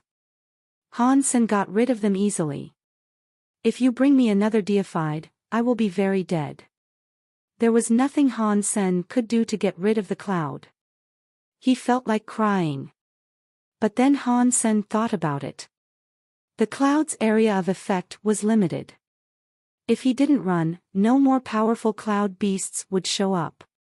Thinking of that, Han Sen stopped running. He stopped right where he was and glared at the cloud. He said to it, I'm warning you. Don't follow me anymore. Otherwise, I will kill you. Han Sen was trying to scare the black cricket or spider plant on the inside, as it was obvious that one of those two was behind the drama. You really think I can't kill you? Han Sen demanded angrily when the cloud didn't react. He walked straight up to the occupants of the cloud. Chapter 2492, Tianxia Peacock King. Han Sen approached the cloud, but it quickly retreated so that Han Sen couldn't touch it. Han Sen felt so angry. He sped up and chased after the cloud. As he chased it, it continued to retreat away from him. But whenever Han Sen turned around and tried to move away from the cloud, it would follow. After a short time of this, Han Sen became incredibly frustrated. I was wrong to take you. I was wrong. Can you please stop following me? Han Sen begged the cloud, tears in his eyes. Unfortunately for Han Sen, the cricket on the inside didn't understand the common tongue of the universe. When Han Sen walked away, it followed again. Now, Han Sen's situation had become a little awkward. He couldn't leave, and neither could he stay. It was easy to invite a god in, but it was hard to send a god away. Do you really think you can bully me this easily? Han Sen was getting angry. Instead of going on its merry way, the cloud was creeping along behind him like a stalker. Han Sen decided to summon spell and use her 2 pistols. He fired rapidly, and each bullet hit the cloud at high speed. The cloud didn't dodge, and the bullets slammed into the cloud's surface. However, an instant later, the bullets were bouncing away instead of piercing through the cloud. Han Sen had expected this result. He hadn't actually been trying to break the cloud. You are too weak to fight against Big Brother Han. Han Sen laughed coldly. He used his pistols to shoot the cloud again. Many bullets again hit the cloud, but this time, the cloud seemed to lose its bounciness. When the bullets hit it, it sounded like they were hitting a stone surface. Han Sen's first attacks earlier had been infused with spell's solidifying power. He solidified the cloud, depriving it of its elastic resilience. Although the cloud was now very hard, the bullets still couldn't hurt it. But where the bullets struck, turtle symbols now appeared. It was Han Sen's turtle skill. After Han Sen fired at it for a while more, the solidified cloud was completely checkered with the glowing symbols of a turtle. When he was finished doing that, he cast an icy light, turning the cloud into a block of ice. I don't believe you'll be able to follow me after that. Han Sen turned around and flew away. As he flew, he turned repeatedly to check on the frozen cloud. The cloud began to move despite being frozen, but Han Sen was relieved to see that it was now as slow as a snail. It would be impossible for it to keep up with Han Sen now. Han Sen was happy about this. He left it in the dust, no longer looking back. It wasn't going to catch up. I finally got rid of it. Han Sen changed direction a few times, and when it was assuredly gone, he let out a long sigh of relief. He was just going to keep flying, but he soon felt something come from up ahead. It seemed as if there were creatures doing battle ahead of him. The fight was happening very far away, and the shock waves from the battle barely rocked the clouds around him. Han Sen hesitated. He finally decided to fly over and get a better look at the battleground. Before long, he could analyze the shock waves much more clearly. This sonic power is so familiar. It's Bao Qin. The other power being used is a fire element. Wait, isn't that the little red bird's power? Han Sen was as much surprised as he was happy. He accelerated toward the battle. The closer he got to the battleground, the crazier the shockwaves became. Before Han Sen saw the little red bird and Bao Qin, he saw the white whale positioned in the clouds. It was chasing 2 king-class knights from the Extreme King. Han Sen was delighted. He headed straight for the white whale and the 2 Extreme King knights. The 2 Extreme King knights were fleeing in fear. When they suddenly saw Han Sen in front of them, they froze. That momentary pause was all it took for the white whale's mouth to open and suck them in like a black hole. Daddy! After Han Sen entered the white whale, Bauer jumped into Han Sen's chest. She excitedly said, Daddy! I captured so many people in the ship.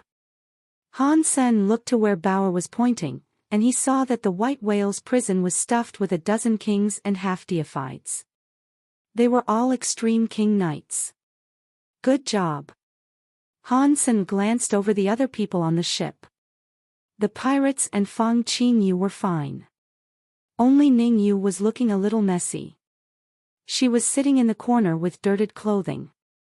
She seemed to be terrified. When Bauer explained what had happened to her, Han Sen was momentarily stunned. That little green sword can kill a half-deified. There's obviously more to it than meets the eye. I wonder where it came from. It was an item dug up in Du God's city. Could it have been a weapon left behind by the gods that did battle there? If it is a weapon of the gods, it could make Ning Yu very rich. Han Sen looked at Ningyu but was reminded of the state she was in. It made Han Sen think that scamming her might not be a very nice thing to do. But Han Sen remembered the story that Bauer had just told him. Although Ningyu's personality seemed overwhelmed and suppressed by the little green sword, it wasn't gone. On certain occasions, his real self could shine through. But the little green sword was too strong. Ningyu's will could only be activated under extreme duress for limited periods of time. Completely escaping the grasp of the little green sword seemed very difficult. Is the little red bird okay? Han Sen murmured to himself, looking worriedly at the burning sky.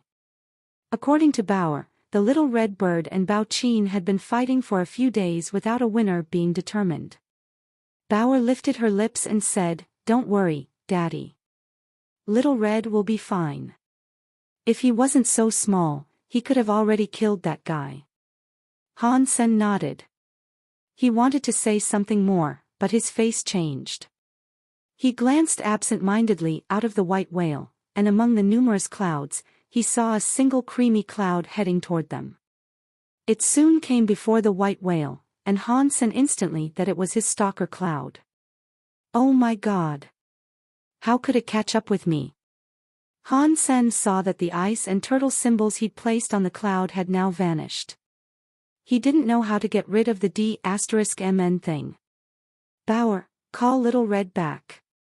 We have to go. Now. Han Sen's face looked dire. If the cloud was here now, then many more cloud beasts might be on their way. If a deified xenogeniac was drawn to them, they would be in big trouble. Bauer didn't know what was going on, but she did as Han Sen instructed. She used the white whale to fire a crystal light at the battleground. Not long after, Han Sen saw the little phoenix retreat. When it landed on the white whale, it returned to looking like the little red bird again. Where are you running to? Bao Qin traveled through space. His body was blackened and bleeding in various places, and the harp he used was burned. Some of its strings had even been broken. It looked as if he hadn't gotten the better end of his battle with the little red bird. Han Sen let Bauer use the white whale's controls to escape. Bao Qin had been fighting for so long, he must have lost a lot of his energy. Chasing after the white whale now wouldn't be an easy feat for him. The white whale traveled away at high speed, and the creamy cloud followed behind them in close pursuit. Bao Qin straggled along behind the cloud. They all traveled through the clouds quickly. Pang! They hadn't been flying for long when Han Sen saw a rainbow light. It immediately covered the sea of clouds all around. The Tianxia Peacock King, Han Sen breathed, seeing the majestic bird appear among the clouds. Chapter 2493, Holy Area Grass. The Tianxia Peacock King wasn't doing so well. Most of its plumage had been torn off, and only a few feathers remained on the bird's tail. It was like a plucked chicken, or a paper fan that had been mostly shredded. Wounds covered its body, and many of them looked severe. But no matter how badly injured it was, this creature was still a powerful deified foe. The peacock's eyes started to flash. It emitted a rainbow godlight substance chain, forming an area that shielded everything. Everything inside that area would be melted by the rainbow godlight. Anything inside the area would be reduced to dust, crumbling away in minutes. Han Sen and the others were better off inside the white whale. The hull of the white whale was very solid. When the rainbow godlight shone on it, slow trickles of dust began to slide off the ship's hull. The process was obnoxiously slow. The cloud and Bao Qin didn't fare as well. When the rainbow godlight shone on the cloud, it started to become dust. Bao Qin's armor couldn't withstand the godlight either. The armor's transformation into dust was very slow, but it was Bao Qin's self-armor. If it was injured beyond the point of recovery, his entire body would be permanently damaged.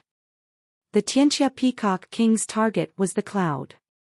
Its eyes glowed with a godlight that seemed focused on the cloud. The cloud was scared, and it quickly flew forward. But instead of trying to escape the area, it just hid beneath the white whale. The Tianxia Peacock King's godlights fell on the white whale and almost pierced through the hull. OSH*T. Does that bad luck cloud hate me this much? Han Sen whined. He turned to Bauer. Go faster. Lose it. Bauer pushed the white whale's power to the max. The white whale released a whale-like call, and then it lurched forward as if it planned to leave no matter what got in its way. The cloud managed to close the distance, and again, it appeared beneath the white whale. The rainbow godlights fell on the cloud, and it melted quickly. Soon, the spider plant was revealed. The plant was very green, like flawless jade. The rainbow godlight shone on the spider plant, but the plant seemed immune to the godlight's power. Bao Qin was running in the opposite direction. He took refuge in some clouds, and when he looked back, he saw the spider plant.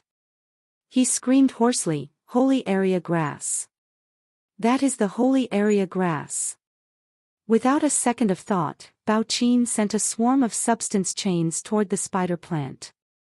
The Tianxia Peacock King's target was the spider plant. When it saw that Bao Qin was trying to steal its prize, the rainbow godlight fired a laser at him.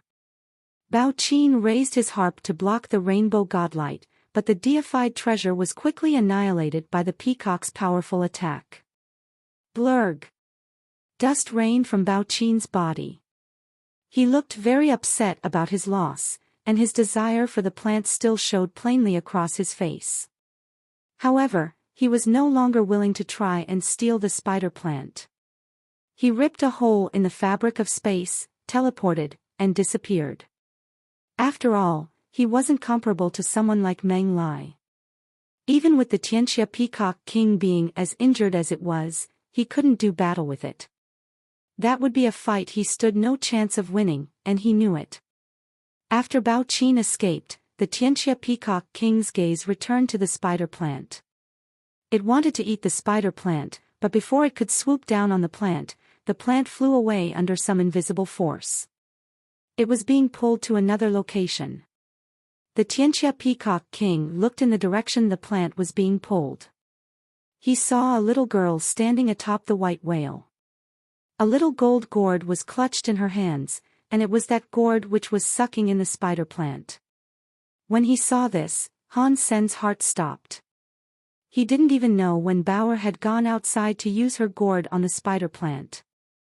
The Tianxia Peacock King squawked with anger.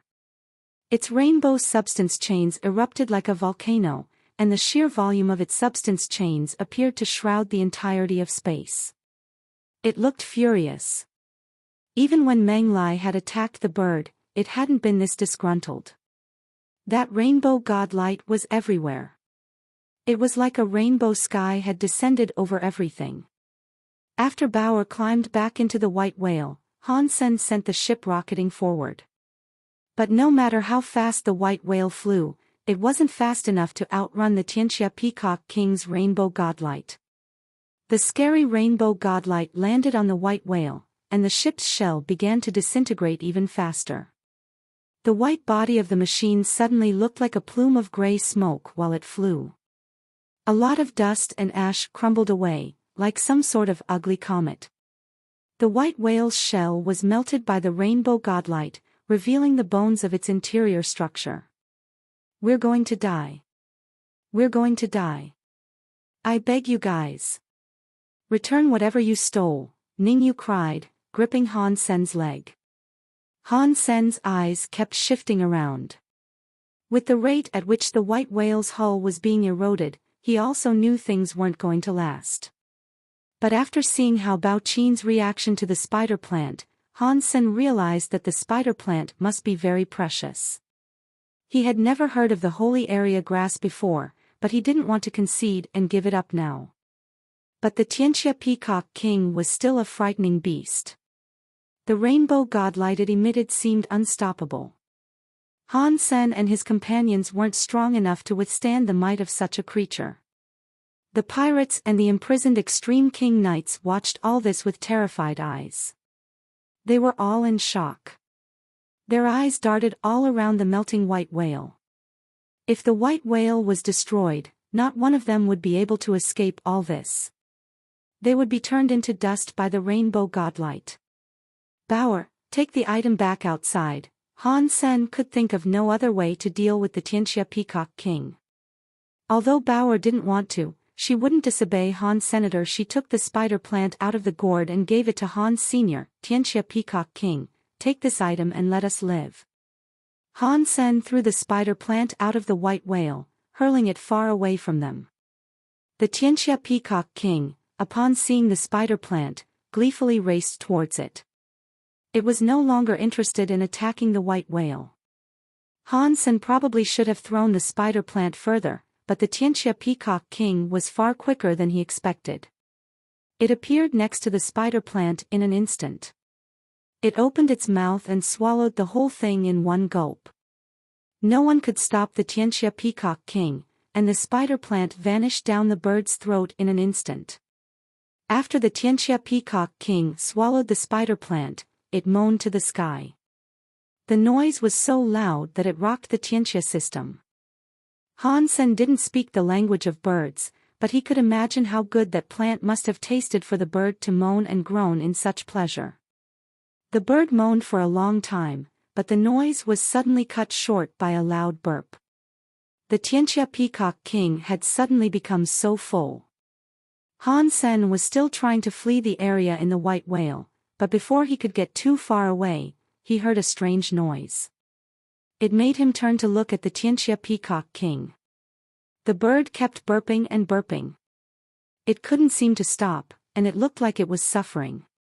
The creature seemed to have eaten too much. The strangest thing was that its belly was swelling. It was like a slim lady had suddenly become 8 months pregnant. Han Sen was stunned, but as he stared, he had a sudden thought. With a shock, he said, "Is that black cricket doing something inside the peacock's belly?" Chapter 2494, Let go of that peacock. The distraught Tianxia Peacock King flapped its wings wildly. It was blazing with rainbow light, and its power ripped haphazardly through the sky, tearing trenches in space wherever it went. Its efforts were futile, though. Its belly was still expanding. The Tianxia Peacock King kept crying. Han Sen and the others looked on in dumbfounded silence. Minutes later, the Tianxia Peacock King's belly was bloated like a balloon. And it was still expanding. Its skin was so stretched that it was becoming transparent. Everyone on the white whale began to wonder if the creature's belly was about to explode. Of course, the Tianxia Peacock King didn't disappoint them. Its belly ruptured, and the detonation was like thunder. There was a gaping hole where its belly had once been. A giant, creamy cloud emerged. It was the black cricket's fluffy white discharge. "It is that strong." Han Sen was shocked. He hadn't realized that the creamy cloud possessed much power, and he certainly didn't think it was strong enough to erupt from the Tianxia Peacock King's belly.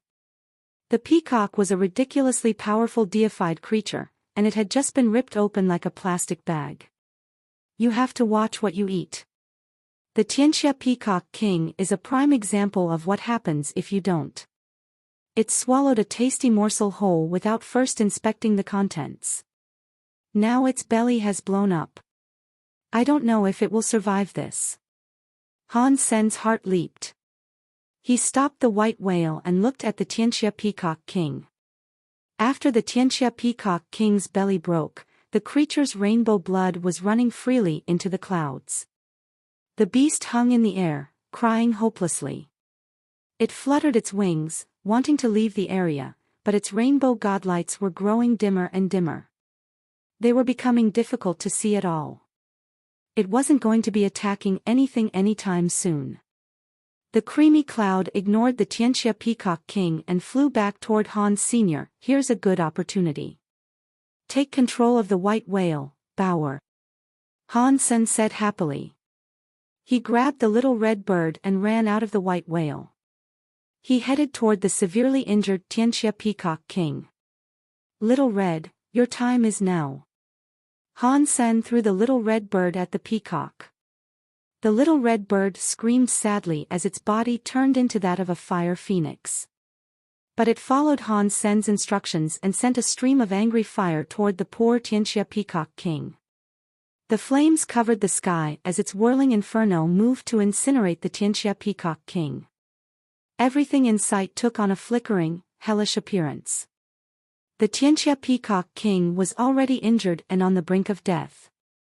He was unable to withstand the little red bird's phoenix flames. The peacock cried as it burned, and it flapped its wings feebly. But sadly, it was simply too injured to move. It still had the injuries from its fight with Meng Lai, and now, it had practically exploded. Its guts were falling out.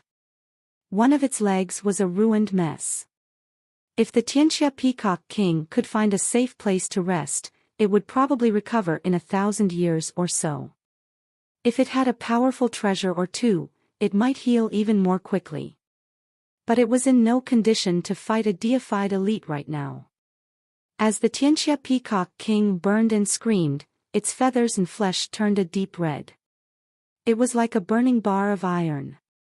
But it was struggling and refusing to submit to the cold prospect of death. It wanted to escape the little red bird's phoenix fires, first and foremost. Sadly, it couldn't get away. The little red bird continued to chase it and send crackling flames over its body. Its life force had become so weak that the rainbow godlight could no longer be seen. The Tianxia Peacock King's life force was almost depleted, and its wings ceased to move. Its body was falling in a raging fire.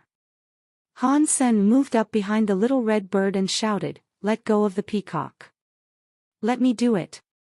Han Sen lifted his thunder god spike. He flew to the Tianxia Peacock King that had lost consciousness and took aim at its brain. With all his might, he tried to crush it. The thunder god spike struck the Tianxia Peacock King's skull hard, but the weapon couldn't penetrate it.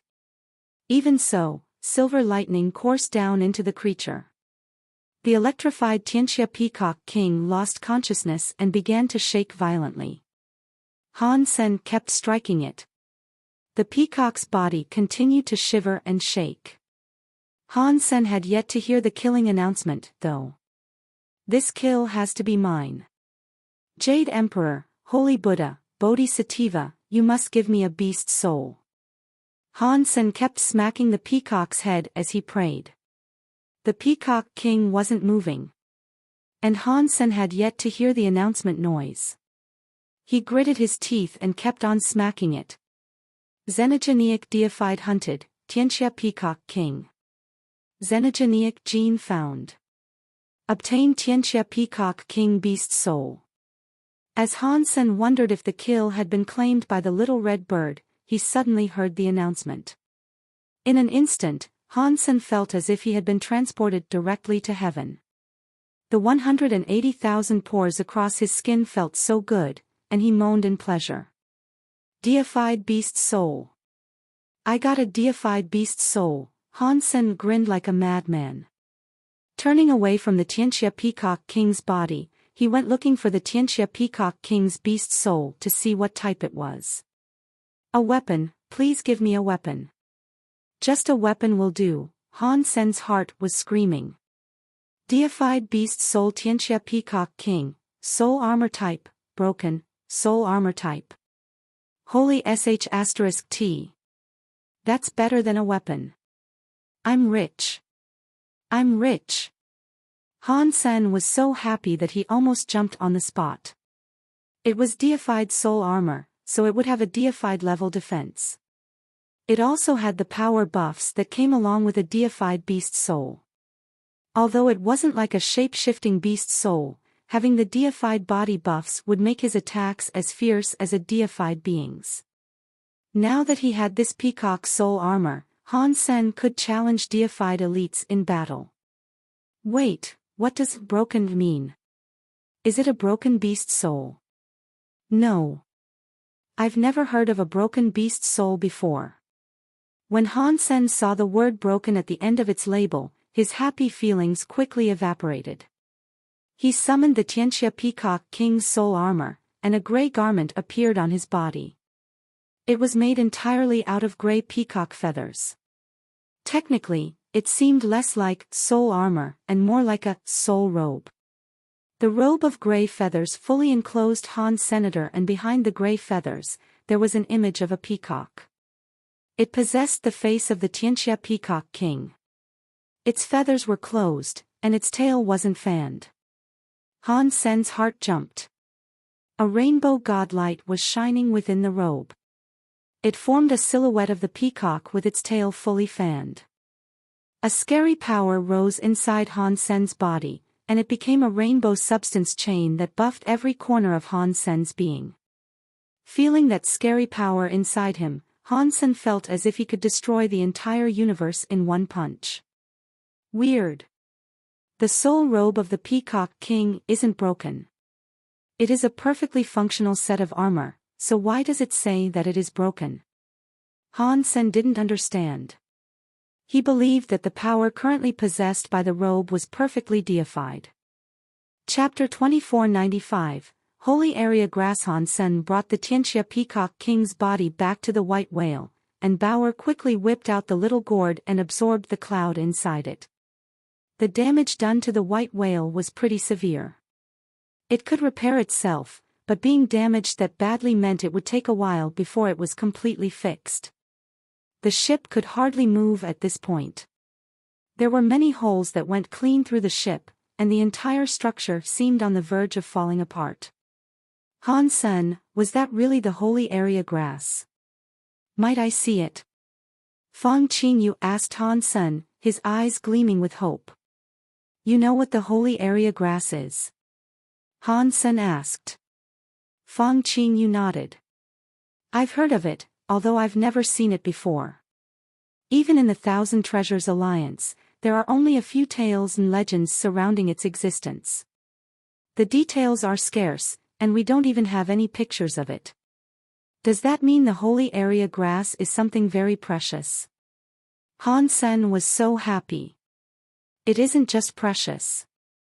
Even powerful factions like the Thousand Treasures would like the Holy Area Grass. If this is the real deal, this Holy Area Grass could be exchanged for the ownership of multiple systems. What is the Holy Area Grass used for? Han Sen asked with confusion. So far, Han Sen hadn't seen the Holy Area Grass do anything other than attract xenogeneics. Even if eating it could make you deified, it still wouldn't have the same value as a few large systems. I only know a few legends about it, but I don't know if they are true. According to the records of the Thousand Treasures Alliance, eating the Holy Area Grass can provide access to a mysterious xenogeneic space known as the Holy Area. There is no sickness or death in that place, and when you enter it, it can make you immortal, Fang Qingyu said after a moment of thought. Upon hearing that, Han Sen was rather disappointed. He knew that claim couldn't be true. If being immortal was so simple, then the sacred leader wouldn't have gone to such lengths in attempting to extend his own life. He wouldn't have spent so much effort trying to kill a god. Entering the holy area didn't sound legit to Han's senator. If eating the plant would let him enter some holy area, the black cricket would have been there already. Why would it still be here? Oh no, Bauer. Get that cloud of your gourd, Han Sen hastily told Bauer, thinking about the black cricket. The black cricket was still somewhere inside of that fluffy white cloud, and Han Sen didn't know if it had eaten all the holy area grass. So, Bauer released the cloud. Han Sen approached it and saw that the holy area grass was still there.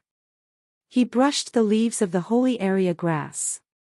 He soon discovered that the root of the holy area grass had something ball-shaped on it. There was a tiny hole in the ball-shaped thing. The cricket must have made a house in there. The hole looked too small to admit Han Sen's fingers. He didn't know how to get the black cricket out of there without hurting the holy area grass.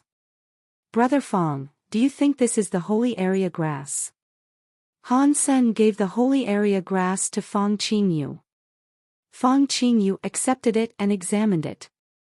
After a while of observation, he said, there isn't much information available in the Thousand Treasures Alliance, but this does look the same as the illustrations that I've seen. I cannot be entirely sure, though. If it is the real holy area grass, you are going to have to find a way to hide it. The holy area grass is very attractive to many xenogenics, and they will do anything to claim it. Han Sen's face looked glum. He didn't know if this was the holy area grass, but it had already attracted many xenogenics. It had even attracted deified xenogenics like the Tianxia Peacock King. Not even Destiny's Tower had contained its magnetic effect on xenogenics. "Daddy, I will help you keep it," Bauer said, her eyes closing in a slow blink. "Sure. You take it for now, then." Han Sen knew Bauer liked the plant. Han Sen would never skimp on the resources that he provided to his daughter. Plus, he didn't know how to deal with the holy area grass for now, so there was no harm in allowing Bauer to hold onto it for the time being. Bauer was very happy about this. She put the holy area grass and cloud back inside her little gourd. "Bauer, inside the holy area grass is a black cricket. Earlier, it broke the Tianxia Peacock King's belly. You need to be careful with that thing," Han Sen warned her. "Crickets are my favorite. I should get another one to make the crickets fight," Bauer said happily. "What I mean to say is that the black cricket eats the holy area grass." "Don't let it eat all the holy area grass," Han Sen said with a wry smile. "We need to let him eat it. We can't eat the grass. It is only useful to us if he eats it," Bauer said. "You know what it is?" Han Sen asked Bauer in shock. Bauer thought and then said, "I don't know why, but I do know that if he finishes all the grass, it can take us to a fun place called the Holy Area." Bauer must have some sort of prophetic power, Han Sen thought. He knew Bauer wouldn't lie to him, but Bauer seemed to have the answers to the strangest questions. It was hard to imagine what sort of creature she was. Although the white whale was heavily damaged, they had earned a lot in their most recent adventure.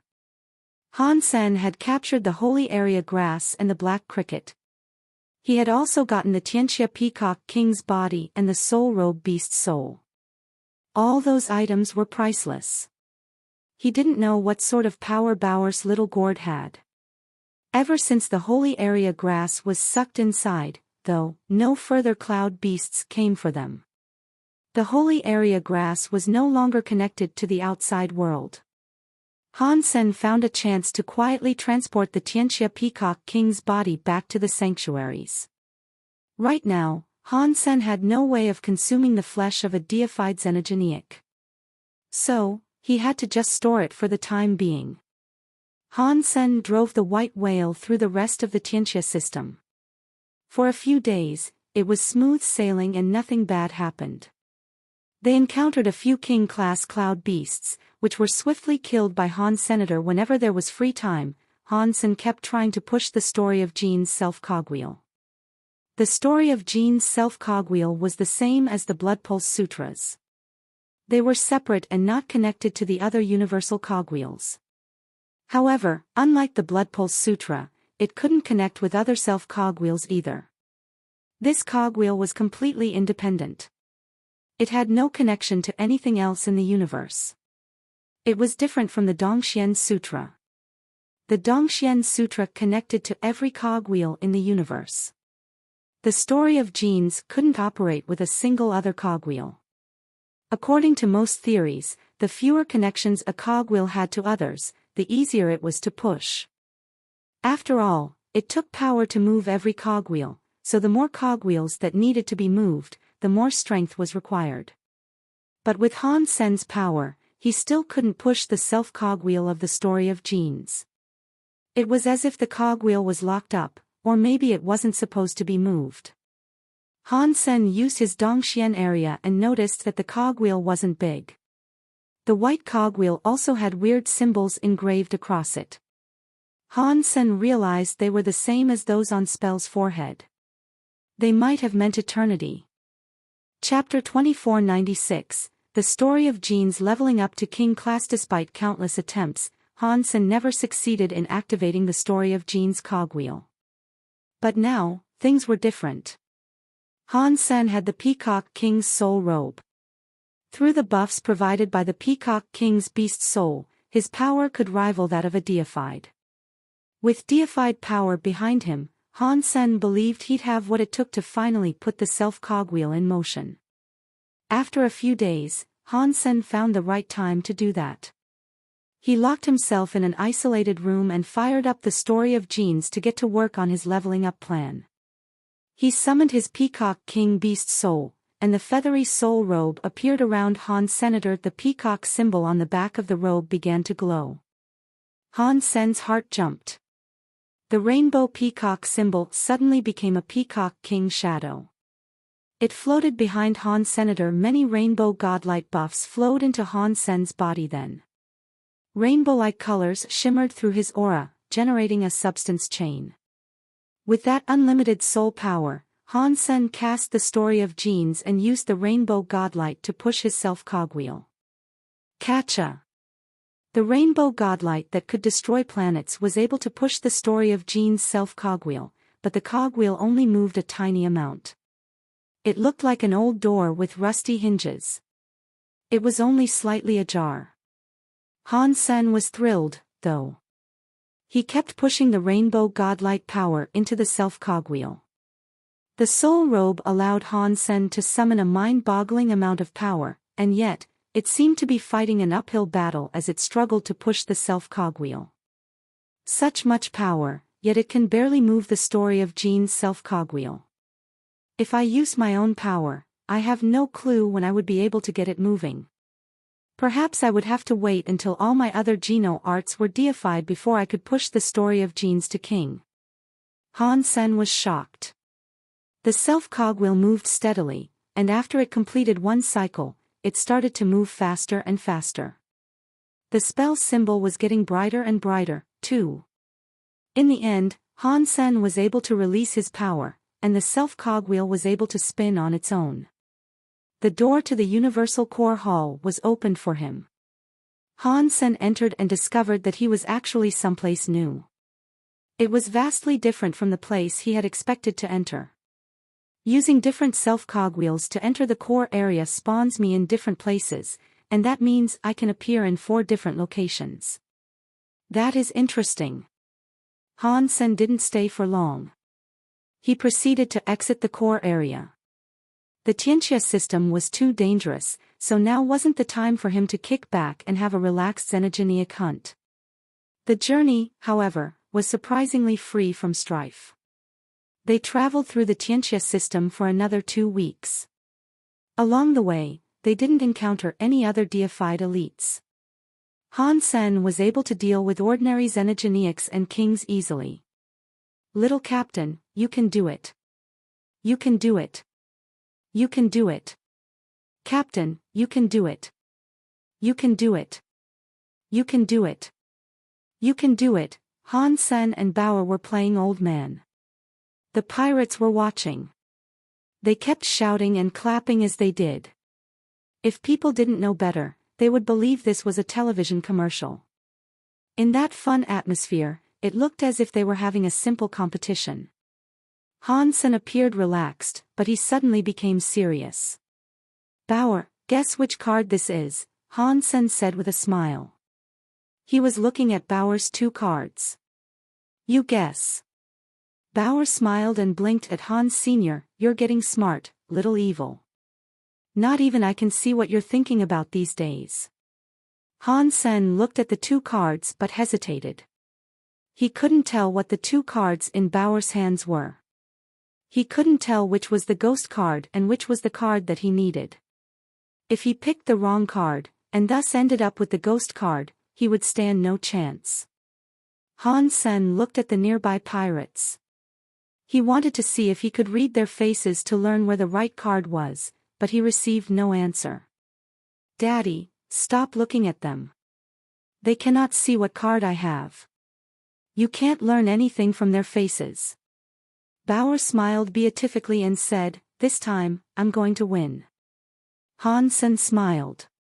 He reached his hand out to a card and said, I want this card. As Han Sen touched the card, Bao's face changed. But it was only for a moment. Han Sen suddenly let go of that card and picked up the other. He flipped it over to reveal a 3 of hearts. It paired with Han Sen's 3 of spades. Why I lost, Bao clutched her face, looking destroyed. She threw the ghost card down on the table. Ha! Ha, your father is your father forever. Han Sen laughed and stroked her head. Do it again. I'm going to win, Bao pleaded while gripping the cards. Han Sen coughed into his hand. I think I'm busy now. Let them play with you. Han Sen quickly stood up and shoved a pirate down to play with her. This little girl is getting too smart. I almost got fooled by her. I cannot play with her anymore because losing would be way too embarrassing, Han Sen thought, touching his nose. Bao wasn't happy that she had finally found a chance to play with him, and she had still lost. She felt quite depressed because of this, and she took it out on the pirates. A short time later, the bodies of all the pirates were covered in stickers. Han Sen went back to his room and summoned Spell. Ever since the story of genes had become king class, Han Sen had tried to figure out what the story of genes area did.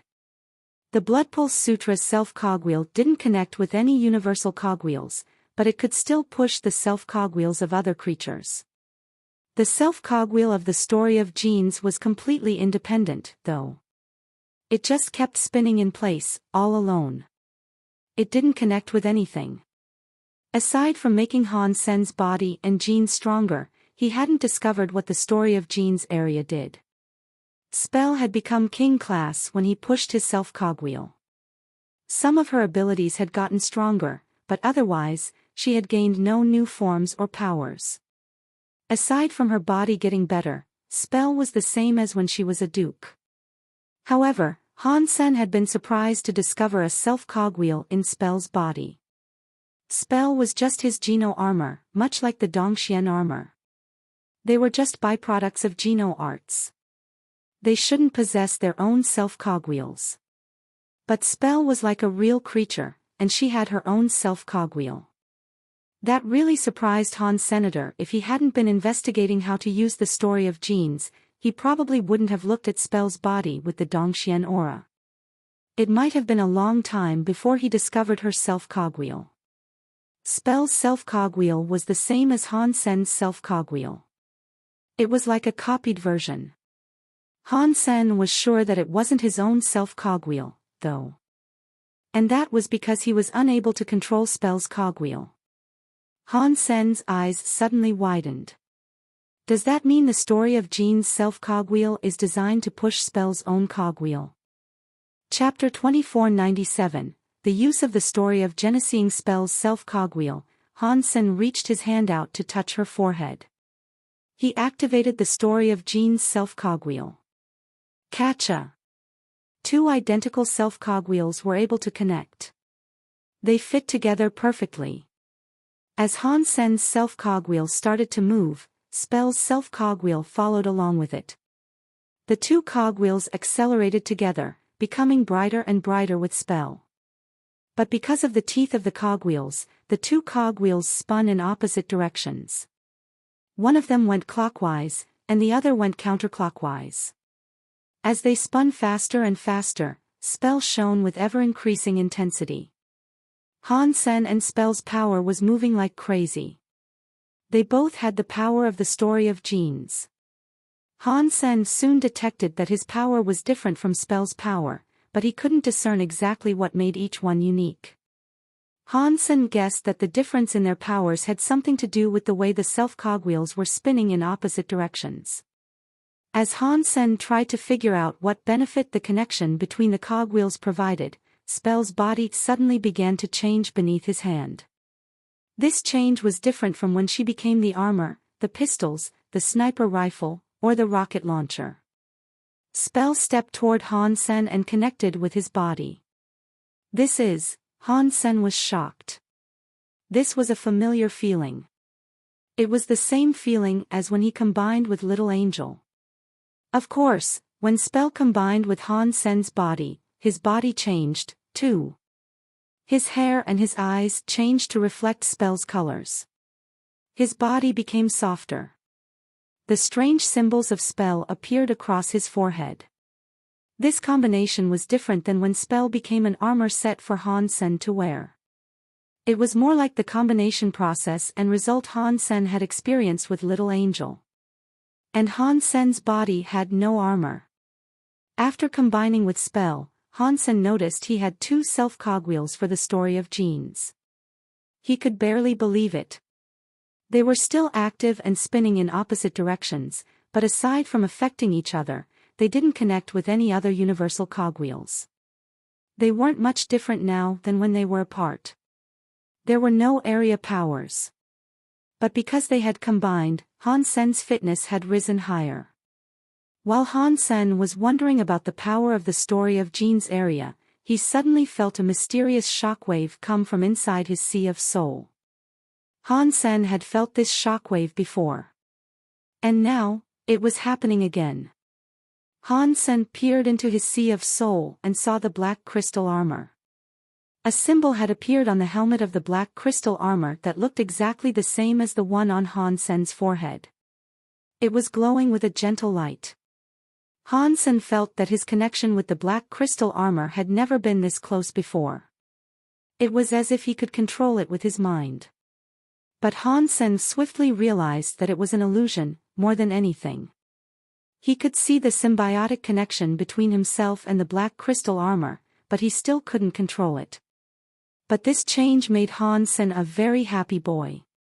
Is the power of the story of genes meant to control the black crystal armor? The connection between me and the black crystal armor has certainly strengthened. If the story of genes levels up to a certain point, maybe I will be able to actually control the black crystal armor. Han Sen's mind returned to the moment when the black crystal armor's punch had annihilated that statue. He would definitely like to max out the story of genes to be able to don such armor. But that also made Han Sen a touch worried. The story of genes was invented by Sacred Leader and that strange woman. Its purpose was to kill gods. Why does the story of genes have a connection with the black crystal armor? Is the black crystal armor connected to Sacred Leader? The black crystal armor originates from the sanctuaries. If it is connected with the Sacred Leader, why did the Sacred Leader leave it behind in the sanctuaries? If the black crystal armor is an item the Sacred Leader created to slay a god, then did it fail? Is that why he just tossed it into the sanctuaries? He knew it was unlikely that the Sacred Leader would just throw the set of armor away like that. So, it was just a guess. No one knew the truth just yet. After learning what spell could be used for, Han Sen felt depressed. Until he opened the black crystal armor, spell's area wouldn't help him much. Combining with her only made his body stronger. There were no special abilities. No way. The story of genes must be independent. That woman never said that the story of genes required a set of armor. What is going on? Does the black crystal armor exist because it was the only way for the Sacred Leader to learn the story of genes? Is that why they are a match? That idea actually seemed possible. When he first tried to practice the story of genes, he failed repeatedly. It was through the help of the black crystal armor that he was able to properly start practicing with the story of genes. If Sacred Leader and that woman created the story of genes and noticed that it couldn't be practiced, Sacred Leader might have found a way to do so through the synthesis of that black crystal armor. In that case, Han Sen's experience with the story of genes might make sense. There was one thing that didn't make sense, though. If the black crystal armor was something that helped the story of genes, Sacred Leader must have carried it around with him like a treasure. Why would he leave it behind in the sanctuaries? And on top of that, why would he leave it in the first realm of the sanctuaries? Han Sen didn't understand, so he stopped thinking about it and released his connection with spell. Weird.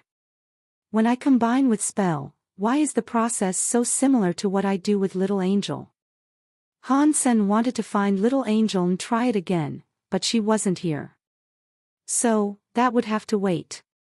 When Han Sen returned to the control deck, the pirates were standing in front of Bauer. They all looked depressed. They were dukes and kings, but their faces were covered with stickers.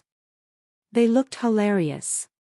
He saw that the eyes of the pirates were pleading for help. So, Han Sen put Bauer on his shoulder and said, "Okay, you should let them go back to work now. We should have a look at the Knights of the Extreme King." Han Sen walked a few steps when he suddenly heard a pirate shout, "Captain, look! Something is approaching us." Han Sen looked where the man was indicating, and he saw a giant battleship amidst the clouds. The battleship was almost as big as a planet. It wasn't rare to see a ship that big, but this was the Tianxia system. Most electronics failed to work in this place, so it was surprising to see something that large remain functional. As Han Sen mulled over this oddity, the battleship came near the white whale. The enormous white whale looked like a tiny fish next to this monolithic battleship. Chapter 2498, Scion, Scion. Han Sen's face changed. If there was a race in the universe that could drive a battleship into the Tianxia system, it would be the Scion. From an evolutionary standpoint, the Scion were probably somewhere in the top 20 high races in the universe. But due to their technological advancements, they were considered number 6 on such a scale. Even the technology of the Extreme King was lacking when compared to the Scion. When he saw the iron symbol representing the Scion on the front of the battleship, he could immediately tell that it was indeed a ship belonging to the Scion. Even without seeing the symbol, though, he still would have known. Only the Scion could fly a giant battleship into Tianxia system without impediments. Han Sen hesitated, contemplating flying his white whale elsewhere. The Scion battleship fired a beam of light, but luckily, it wasn't an attack on the white whale. The beam of light stopped in front of the ship, and it presented the image of a creature clad in armor. It was a hologram sent over a large distance. "My dear Han Senator, I am Prince Albert of the Scion. My king has ordered me to invite you as a privileged guest of the Scion." The armored creature finished with a bow toward Han Senator. He certainly appeared very elegant. "Thanks for the invite, but no thanks. I'm busy, and I can't spare the time to visit you," Han Sen said, from his position inside the white whale. Prince Albert heard this, but he went on to say, "Please do not fear, for we mean no harm. We only request that you bless our prince. If there is anything you need, please tell us. Perhaps then we can discuss a price for your service." "I'm afraid you've misunderstood. I can give you a blessing, but turning a normal creature into a deified elite is an impossible task," Han Sen said. Prince Albert laughed. "We know that. Don't worry, we aren't going to force you to do something impossible. Our king merely wants you to bless a few princes. An increase in talent is all we expect and require. There is nothing else." "I see. But I really am busy. I can't visit you now." Han Sen didn't believe anything Prince Albert was telling him. "If that is really what you want, then we won't force you to come with us. If you are free at any point, however, please consider visiting the Scion. If you are able to bless a few of our princes, we would owe you much." Prince Albert continued to say, "You are wanted by the Extreme King, so I'm afraid the road you traverse is not a safe one. I can make a path for you that will see you safely out of this place." After that, the giant battleship that looked like a planet turned around went forward. Han Sen hesitated, but he still guided the white whale after the huge ship. If Prince Albert planned to force him to go to the Scion, then Han Sen wouldn't have much choice in the matter regardless. So, he followed to see what they truly wanted. Surprisingly, the Scion really did just escort them out of the Tianxia system. Since the battleships of ordinary races couldn't enter the Tianxia system, the Scion had the large advantage of being able to do what the others could not. They knew that place far better than most people did. Plus, They had advanced technology. They could avoid many unnecessary troubles. In under a month, Han Sen exited the Tianxia system under the protection of the Scion battleship. "My dear Han Sen, I hope one day you can come to see the Scion," Prince Albert said. After bidding farewell to Han Sen, the prince's battleship sped up and departed. He didn't attempt to fight Han Sr. The Scion are interesting. Han Sen watched the Scion battleship disappear into space, surprised by the unexpected politeness. "Mr. Captain is awesome. Even Prince Albert is so polite to you. He is one of their deified elites, practically a god amongst the Scion. Mr. Captain is so famous. I feel so blessed that I can follow Mr. Captain and Little Captain." The pirates were brown-nosing like usual, but they really were in shock. Han Sen had killed an extreme king prince and was thus wanted by the extreme king. Despite that, he was being treated so courteously by others. His reputation seemed to defy reason.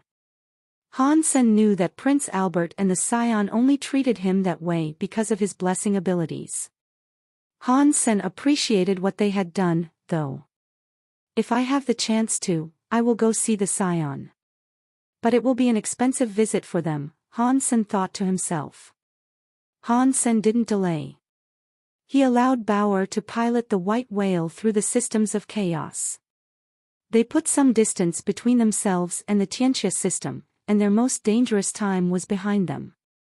Because the Scion had guided them out, Han Sen had left the Tianxia system far sooner than he expected. Everyone looking for him would surely think that he was still in the Tianxia system. No one blocked Han Sen's path, and he used the reprieve to travel safely through the systems of chaos. Traveling from Dew God City to Sky Palace wasn't a lengthy journey. However, going straight to the xenogenic space of Sky Palace would have been too dangerous, and he would have been stopped easily. So, he had to take a very roundabout way. Clearly, that road hadn't been as uneventful as he had hoped. And the Tianxia system was widely believed to be much safer than the systems of chaos. The Extreme King had knights patrolling the systems of chaos, so reaching Sky Palace by traveling that way would be very difficult. When Han Sen entered the systems of chaos, he figured that the Extreme King wouldn't yet know that he had escaped the Tianxia system. Intending to take advantage of the information lag, Han Sen plotted a course that would take him deep through that realm. But after a short while of travel, someone was standing in space, blocking Han Sen's way. Bai Wuchang. Why is he here? If he is here, then that means soldiers of the Extreme King are here as well. Han Sen was shocked. Han Sen, come on out. Don't worry, it's only me here. I'm willing to fight you now, Bai Wuchang called out to the white whale, still hovering in space. After a moment of thought, Han Sen flew out of the white whale. When he was a little closer to Bai Wuchang, he asked the man, "How did you know where to find me?" He wasn't afraid of Bai Wuchang, and he thought that their meeting was strange. He didn't know how Bai Wuchang had managed to run into him here. It was way too much of a coincidence. "I asked Teacher Ancient Abyss to calculate your path for me. He told me I could wait here for you." He was right. "You are here," Bai Wuchang said. Upon hearing that, Han Sen was shocked. He couldn't believe someone had guessed he would show up in this place. And not only that, but they had sent someone to wait there for him. That was too scary. Chapter 2499, Ghost Knife Skill. Han Sen mulled over how Teacher Ancient Abyss could so accurately calculate his proposed escape route. Telling Bai Wuchang where to wait for Han Sen might not have been all that difficult because Teacher Ancient Abyss was a smart person. Especially since Han Sen's journey hadn't been particularly leisurely, pursuers had been hot on his heels the whole time. It made him alert. "Enough of this. Come fight me. I'm going to win this time," Bai Wuchang said, as the power within him exploded. His entire body took on a golden glow. It was his Ghost King body. What a strong power. You leveled up to become half deified. Han Sen looked at Bai Wuchang with shock. Bai Wuchang's leveling speed was too fast. Bai Wuchang coldly said, "Extreme Mountain's life and death practice. I'm not the old me anymore. I won't lose this time. I'm sorry if this sounds too straightforward, but even if you are half deified, I think you'll end up quite disappointed if you expect to beat me with just your Ghost King body," Han Sen said while looking at Bai Wuchang. Bai Wuchang stared at Han Senator. He responded slowly, word by word. "Come fight me. As I said, I'm not going to lose." Han Sen didn't say anything. He just drew his ghost teeth knife. He used Fong and slashed toward Bai Wuchang. In addition to the teeth power in his knife, he also used spells eternity solidifying powers. Bai Wuchang's Ghost King body could ignore all physical and energy attacks.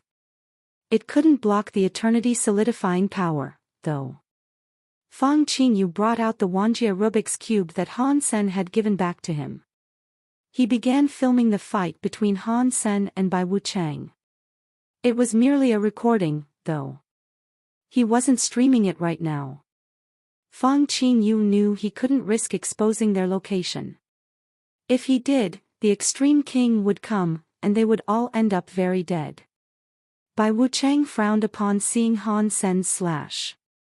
He reached out an empty hand and pulled a long blue knife out of nothing. He swung it to collide with Han Sen's ghost teeth knife. Han Sen saw the rival knife coming to hit Ghost Teeth Knife, and his eyes narrowed suddenly. Instead of continuing his strike, he spun his Ghost Teeth Knife to shield his left side. Fong Qingyu and the pirates stared with wide eyes. They thought that Han Sen must have gone insane. Han Sen had chosen not to block Bai Wuchang's knife. Han Sen had no guard, and he just used his knife to protect the left side of his neck. No matter how they saw it, Han Sen looked crazy. Blocking like that was bound to get him killed. Dong! But the next second, they heard the sharp sound of metal knives colliding with one another. Bai Wuchang had seen Han Sen slashing forward, but then the knife had appeared next to Han Sen's neck just in time to block Bai Wuchang's real strike.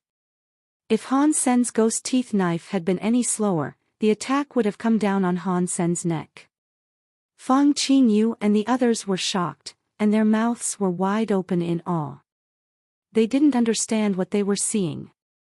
After that knife strike, Bai Wuchang used his other knife skills. His long knife was so weird, and it was pointless to follow the trail of the knife. Every time a strike was unleashed, it would appear in a different place. It was like the knife could teleport through space. Fong Qingyu wasn't fast enough to follow what was going on. He had to film it all, for now, so they could slow it down later. But he still didn't understand what Bai Wuchang's knife skills were. His knife could appear out of space anywhere. There was no sign of it coming, which made it scarier than a ghost. It was like the Reaper's scythe. It harvested lives before its prey even knew it was coming. Fong Qingyu slowed down the video, then he slowed it down again, and again, and again. But still, he couldn't determine how Bai Wuchang was using his long knife.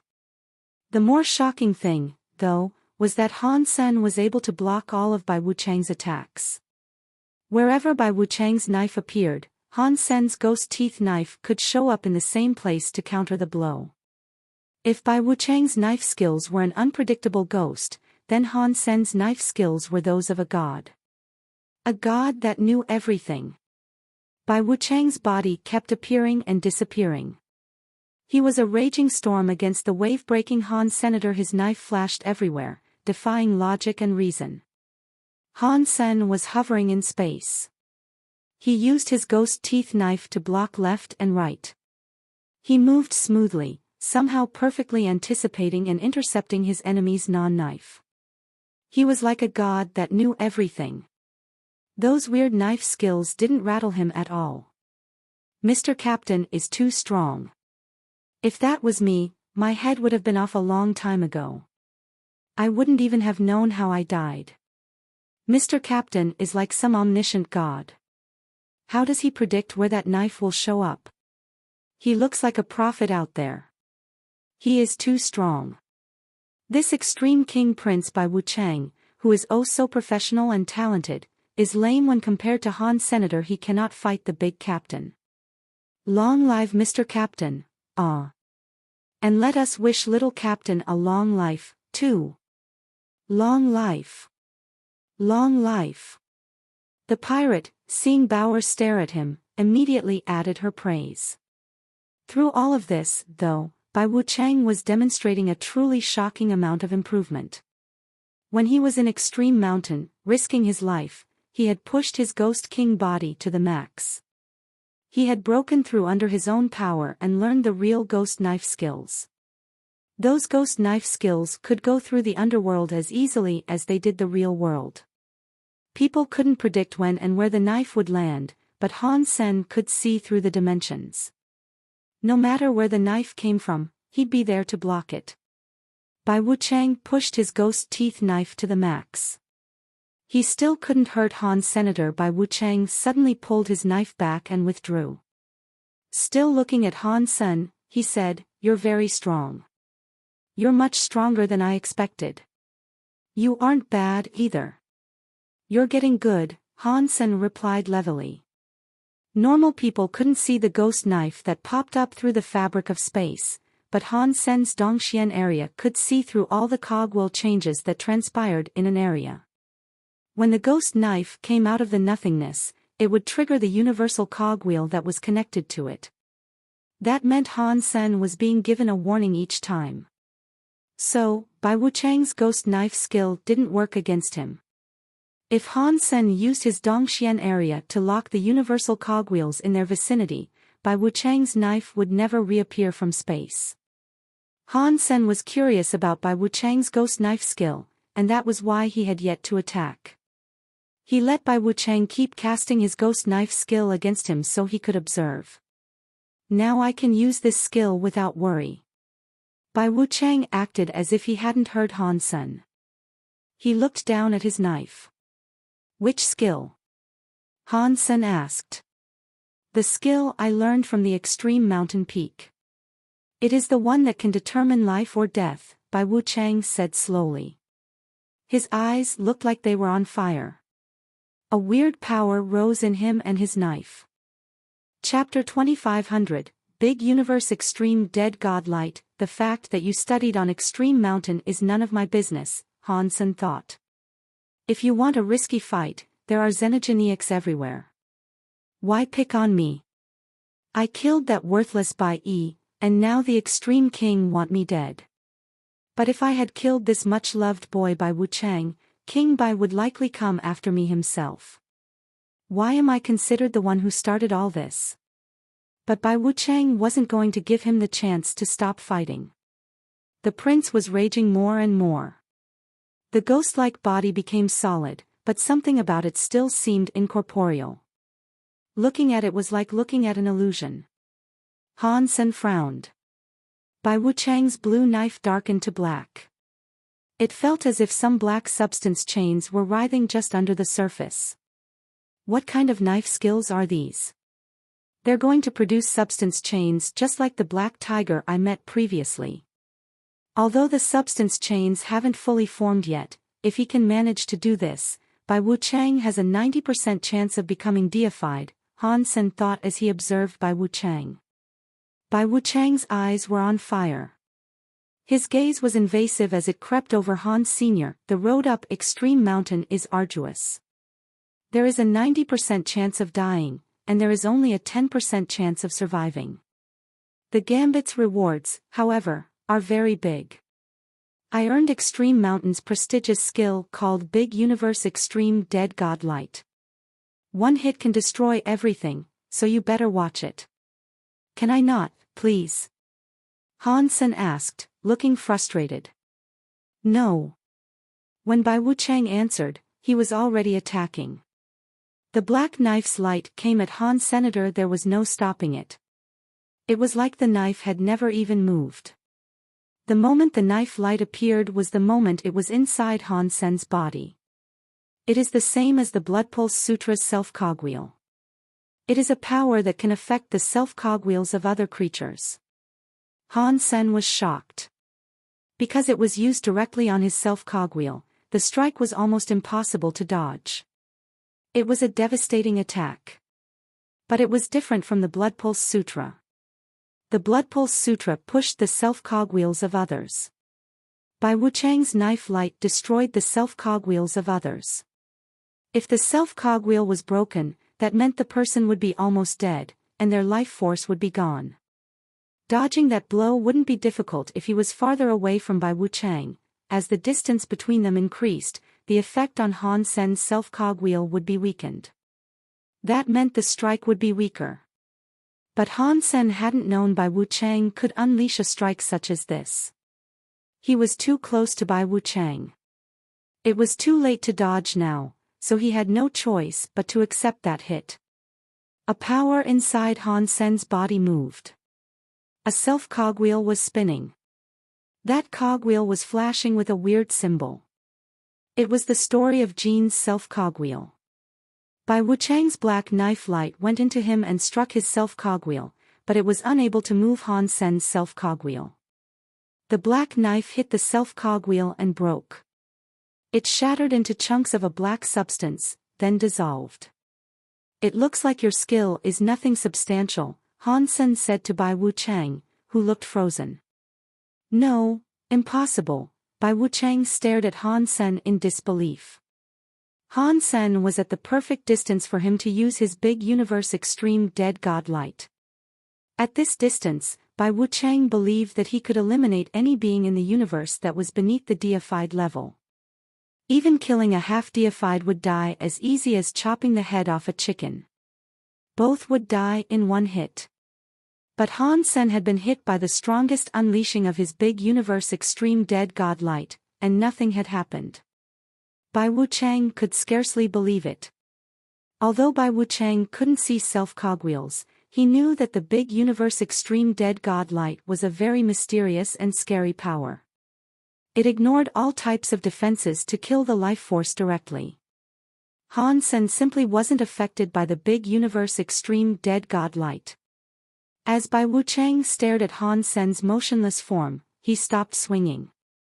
He just gripped his knife, unsure of what to do. "Do you want to keep going?" Han Sen asked, looking at Bai Wuchang. "I lose, but next time." Before Bai Wuchang could finish, Han Sen interrupted violently. "Next time, my F***King***SS." Han Sen jumped forward. He leaped in front of Bai Wuchang and punched him square in the face. A scary power caved in Bai Wuchang's entire skull. Blood squelched from the mashed-in face and around Han Sen's fist. Bai Wuchang was sent flying. Han Sen followed after the soaring victim. His fists and legs were like a storm, raining down blows on Bai Wuchang. Han Sen was enraged, and there was no stopping him now. Bai Wuchang's flesh tore and his bones shattered under the assault.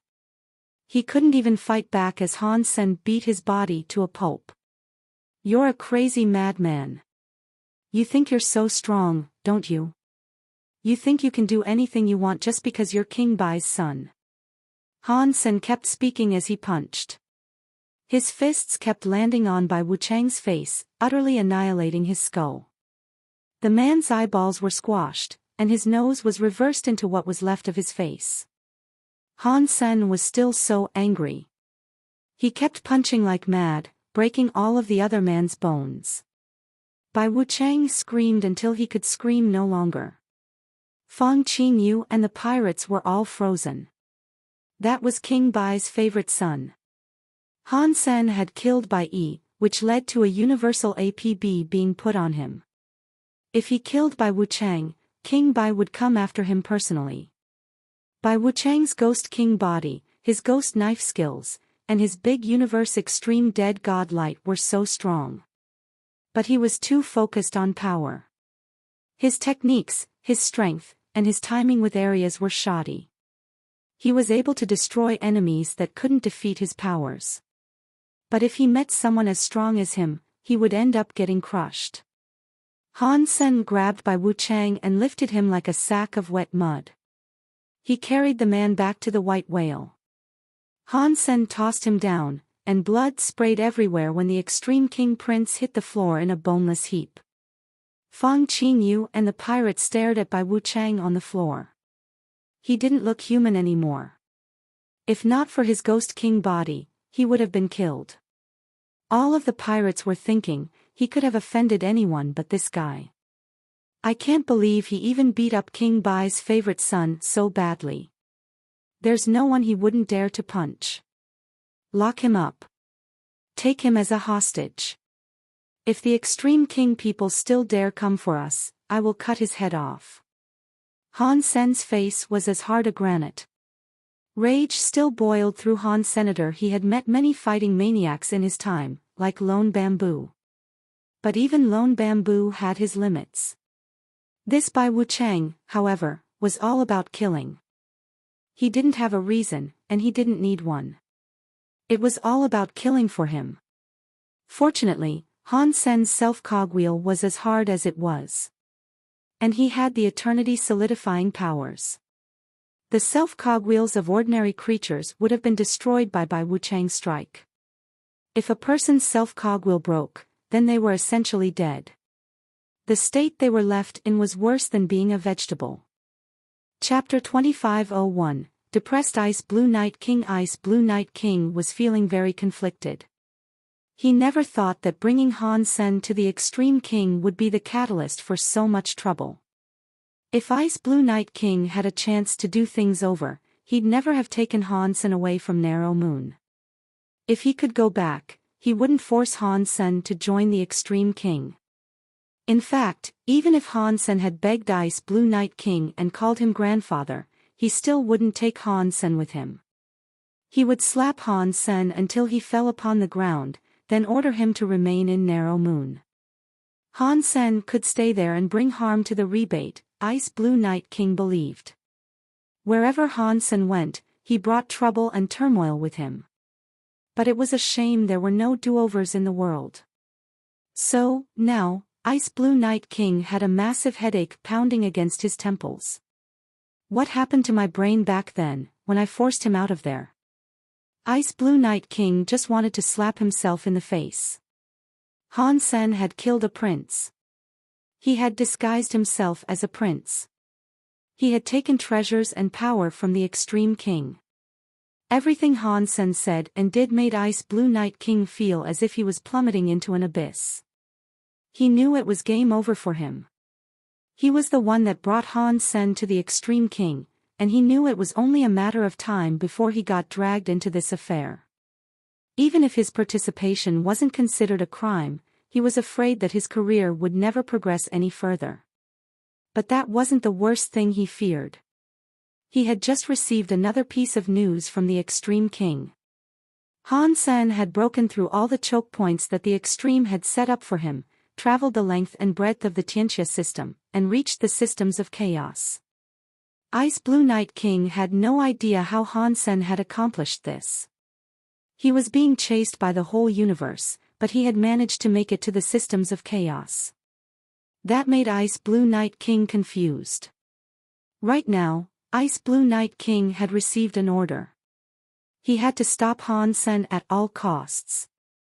If Han Sen made it past him, he would no longer have to show up for work. He would never serve as an Ice Blue Knight captain again. Thinking about having to take his fellow Ice Blue Knights to stop Han Sen, Ice Blue Night King felt like there was an icy fist tightening around his stomach. Ice Blue Night King had watched the live streams of Han Sen in the Tianxia system. The systems of chaos were dangerous, but it was much easier to use technology there than in the Tianxia system. Han Sen leveling up Lando to deified class surprised him. It was like a miracle performed by God. It was pretty hard to believe. The scariest thing was that he had seen Han Sen battling on video. He wasn't sure if he would be able to stop Han Sen, not even if he led the entire might of the Ice Blue Knights against him. He didn't think he had a snowflake's chance in hell. But an order was an order, and Ice Blue Night King had to follow through. If he didn't, no one would be able to save him. Using the news he received from the Extreme King and the knowledge he already had on the systems of chaos, Ice Blue Night King took his Ice Blue Knights to intercept Han Senator. It worked. The beaten-up white whale was easy to spot.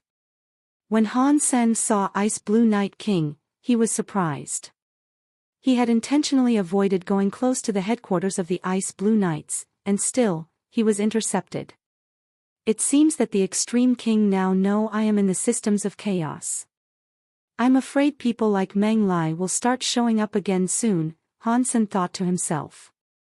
Han Sen, if you stop and come with us to the Extreme King, things will still be alright, Ice Blue Knight said as he looked upon the battered white whale.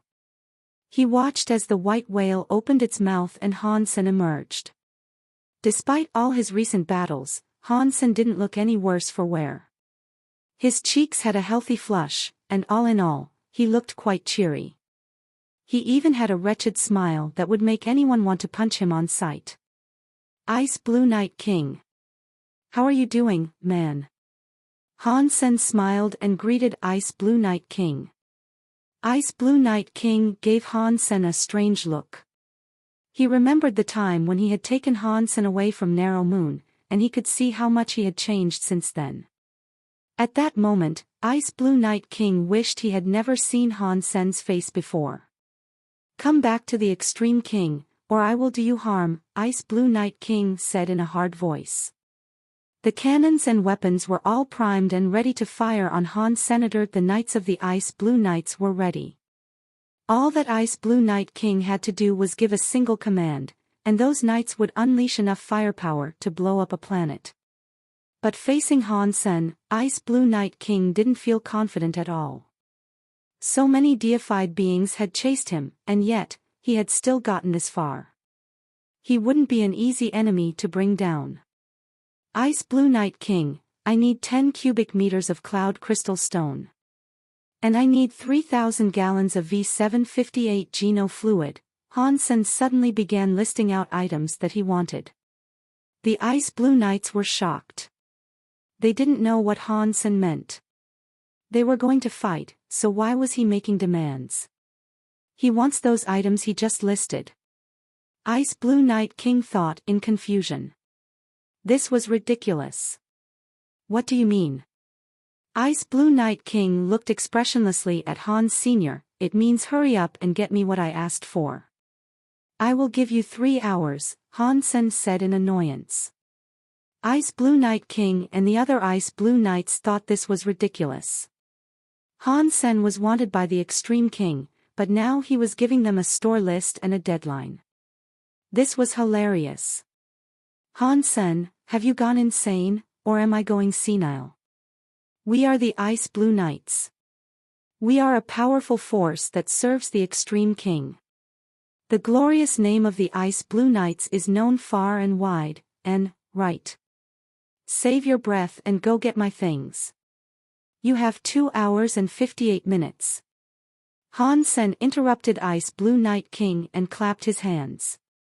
At that moment, Ice Blue Night King saw 2 other people emerge from the white whale. Both of them were king-class creatures, and between them, they were carrying a limp form. The person they were carrying looked really bad. He was beaten and swollen. His clothes were drenched in blood, and his bones were like mush. He couldn't stand by himself. 2 kings stood to his left and right, holding him upright. Ice Blue Night King recognized who it was, and his mouth went dry. He looked at Han Sen, then back at the other person with disbelief. Bai Wuchang. King Bai's favorite son. God, what did Han Sen do? Ice Blue Night King thought. His mind felt empty. Killing Prince 16 wasn't enough, it seemed. Han Sen had now taken King Bai's favorite son Bai Wuchang hostage. He had also beaten him to a pulp. Ice Blue Night King couldn't imagine that anyone but Han Sen was capable of such a thing. You have 2 hours and 55 minutes. If I don't get all the things I want on time, I will cut his head off. Han Sen grabbed Bai Wuchang's hair and looked at Ice Blue Night, who was currently in a stupor. Chapter 2502. There is treasure. The ice blue knights watched in impotent rage as the white whale flew away. Although there were countless weapons and cannons primed and ready to fire at it, no one dared to push the button on that damaged white whale. They only stared at the white whale as it left, until it departed their vision. Ice Blue Night King still looked conflicted. He felt helpless about it all, but he also felt rather happy. Although he would never say it out loud, the fact that Han Sen held by Wu Chang as a hostage would mean that Ice Blue Night King's supervisors wouldn't require him to chase Han Sen down. They didn't want the Ice Blue Knights and Han Sen to fight after all, and that brought him some relief. Although he had never really fought against Han Sen, when Ice Blue Night King saw Han Sen this time, he felt a little unsettled. There was a mystique that surrounded Han Sen and his feats. Han Sen's power seemed unknowable, and that was scary. If he fought against Han Sen, Ice Blue Night King had the feeling he and his men would end up in a sorry state. "Knife, you took a very scary student under your wing," Ice Blue Night King said with a sigh. Then, he commanded his men to keep an eye on Han Sen's flight path. Han Sen eyed the abundance of resources on his ship and felt better for them being there. They were the materials he would need to repair the white whale. Now that Han Sen had them in his possession, his escape effort might go a little smoother. Fang Qingyu and the pirates felt as if they were dreaming. They had been intercepted by the Extreme King's Ice Blue Knights, and they had emerged wholly unscathed. On top of that, they had been given a whale's worth of supplies. This is what we call real pirate booty. We robbed the Extreme King. We are more daring than the real pirates, the lowly pirates thought. They were starting to believe that following Han Sen wasn't such a bad idea, after all. But they knew that after Han Sen's did this, the Extreme King would be left insulted and enraged. There was no way King Bai was going to let the remainder of their trip go unimpeded. Greater dangers certainly lay ahead. Han Sen shared some of the resources they had been given. They had been given food, so there was plenty for everyone to wine and dine. Han Sen wasn't terribly excited about the food he had stolen, but it was nice to satisfy the rest of the crew and give them all full bellies. And as for the materials they needed to fix up the white whale, Han Sen put the pirates to work inside the crystal reactor. After that, the white whale would finish the repairs itself. It just needed those materials necessary to do so. It hadn't self-repaired before this because its crystal reactor lacked the necessary fuel. Now that they had enough fuel, the white whale could get to work repairing itself. The broken parts started to pull back together, but a complete recovery was still a long while away. "Captain, someone is following us from behind," said a pirate running toward Han Sr., "Ignore them." "Let us proceed," Han Sen said without much surprise.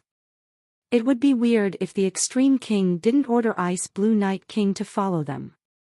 Han Sen didn't mind that kind of tale, though. When the white whale was wholly recovered, it would be as good as a deified. At that point, it wouldn't be difficult to get rid of the Ice Blue Knights if they tried something. This place is close to where Night River King was standing guard, Han Sen thought, looking around in curiosity. Han Sen was very interested in the diary kept by Night River King, but the last time he scoped the place out, he hadn't had much opportunity to look around. Now, his options for poking his nose where it didn't belong were vastly expanded. It would take a while for the white whale to be fixed.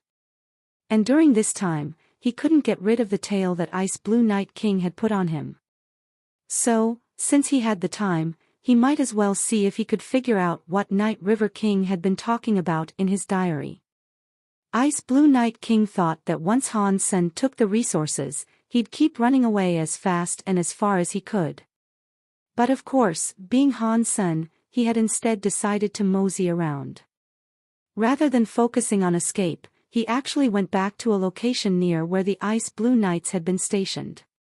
What is this hole trying to do now? Ice Blue Night King felt himself going a bit crazy.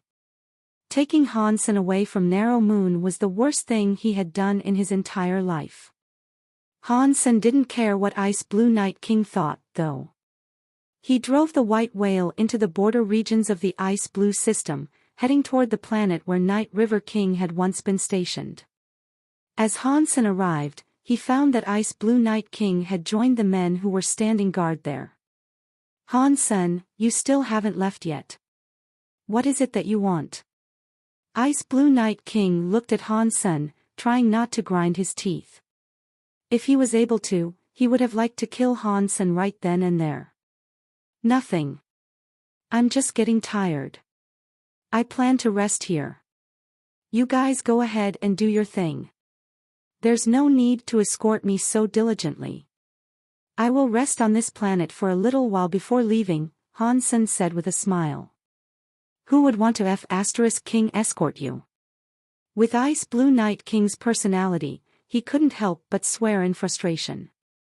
Although he was very mad, Bai Wuchang was still in Han-sen's hands. He couldn't do anything to Han-sen that might interfere with Bai Wuchang's safety. He commanded the Ice Blue Knights not to interfere with Han-sen, just in case Bai Wuchang suffered. Han-sen allowed the white whale to land on the planet Night River King used to guard. He looked around the nearby planets, but there was no sign of the beings described in Night River King's diary. And there was nothing about those numbers. According to what Night River King described, whatever it was had to be purple. And there should have been 40 of those things with numbers. Plus, they were all King class. They shouldn't have been difficult to find, whatever they were. If there were dozens of King-class fiends here, Han-sen should have found them with ease. However, Han-sen failed to discover a single King-class creature on that planet. There were only 2 Ice Blue Knights that were King-class guarding the planet, but they had nothing to do with the numbers. There were no King-class Xenogeneics there because the Ice Blue Knights had already cleared them out. Even if some creatures still survived here, they would be low-level. King-class beings were unlikely. Han-sen went to the specific part of the planet where Night River King would have worked, but there was nothing weird there for Han-sen to see. He was a little bit disappointed. He couldn't stay there for too long either. If someone like Meng Lai came for him, things would end poorly. If the weirdness that Night River King wrote about in his diary didn't happen near where he was stationed, then I have little hope of finding it. The planet is too big for me to search the entire thing in the next 1 or 2 days. As Han-sen wondered if he should just give up, Bauer ran up to him. She used her small fingers to prod Han-sen's sleeves. Bauer, what is it? Han-sen lowered his head to look at Bauer with confusion. Bauer hooked a finger, and Han-sen knew what she meant. He squatted down to look at Bauer. Bauer put her little mouth to Han-sen's ear and whispered, "Daddy, there is a treasure." Excitement rose in Han-sen's chest, but he didn't show it. He quietly asked Bauer, "Do you know where the treasure is?" Bauer nodded, and this made Han-sen even happier. He picked up Bauer and walked out of the white whale. He spoke to one of the pirates, saying, "You guys watch Bai Wuchang. I'm taking Bauer for a walk."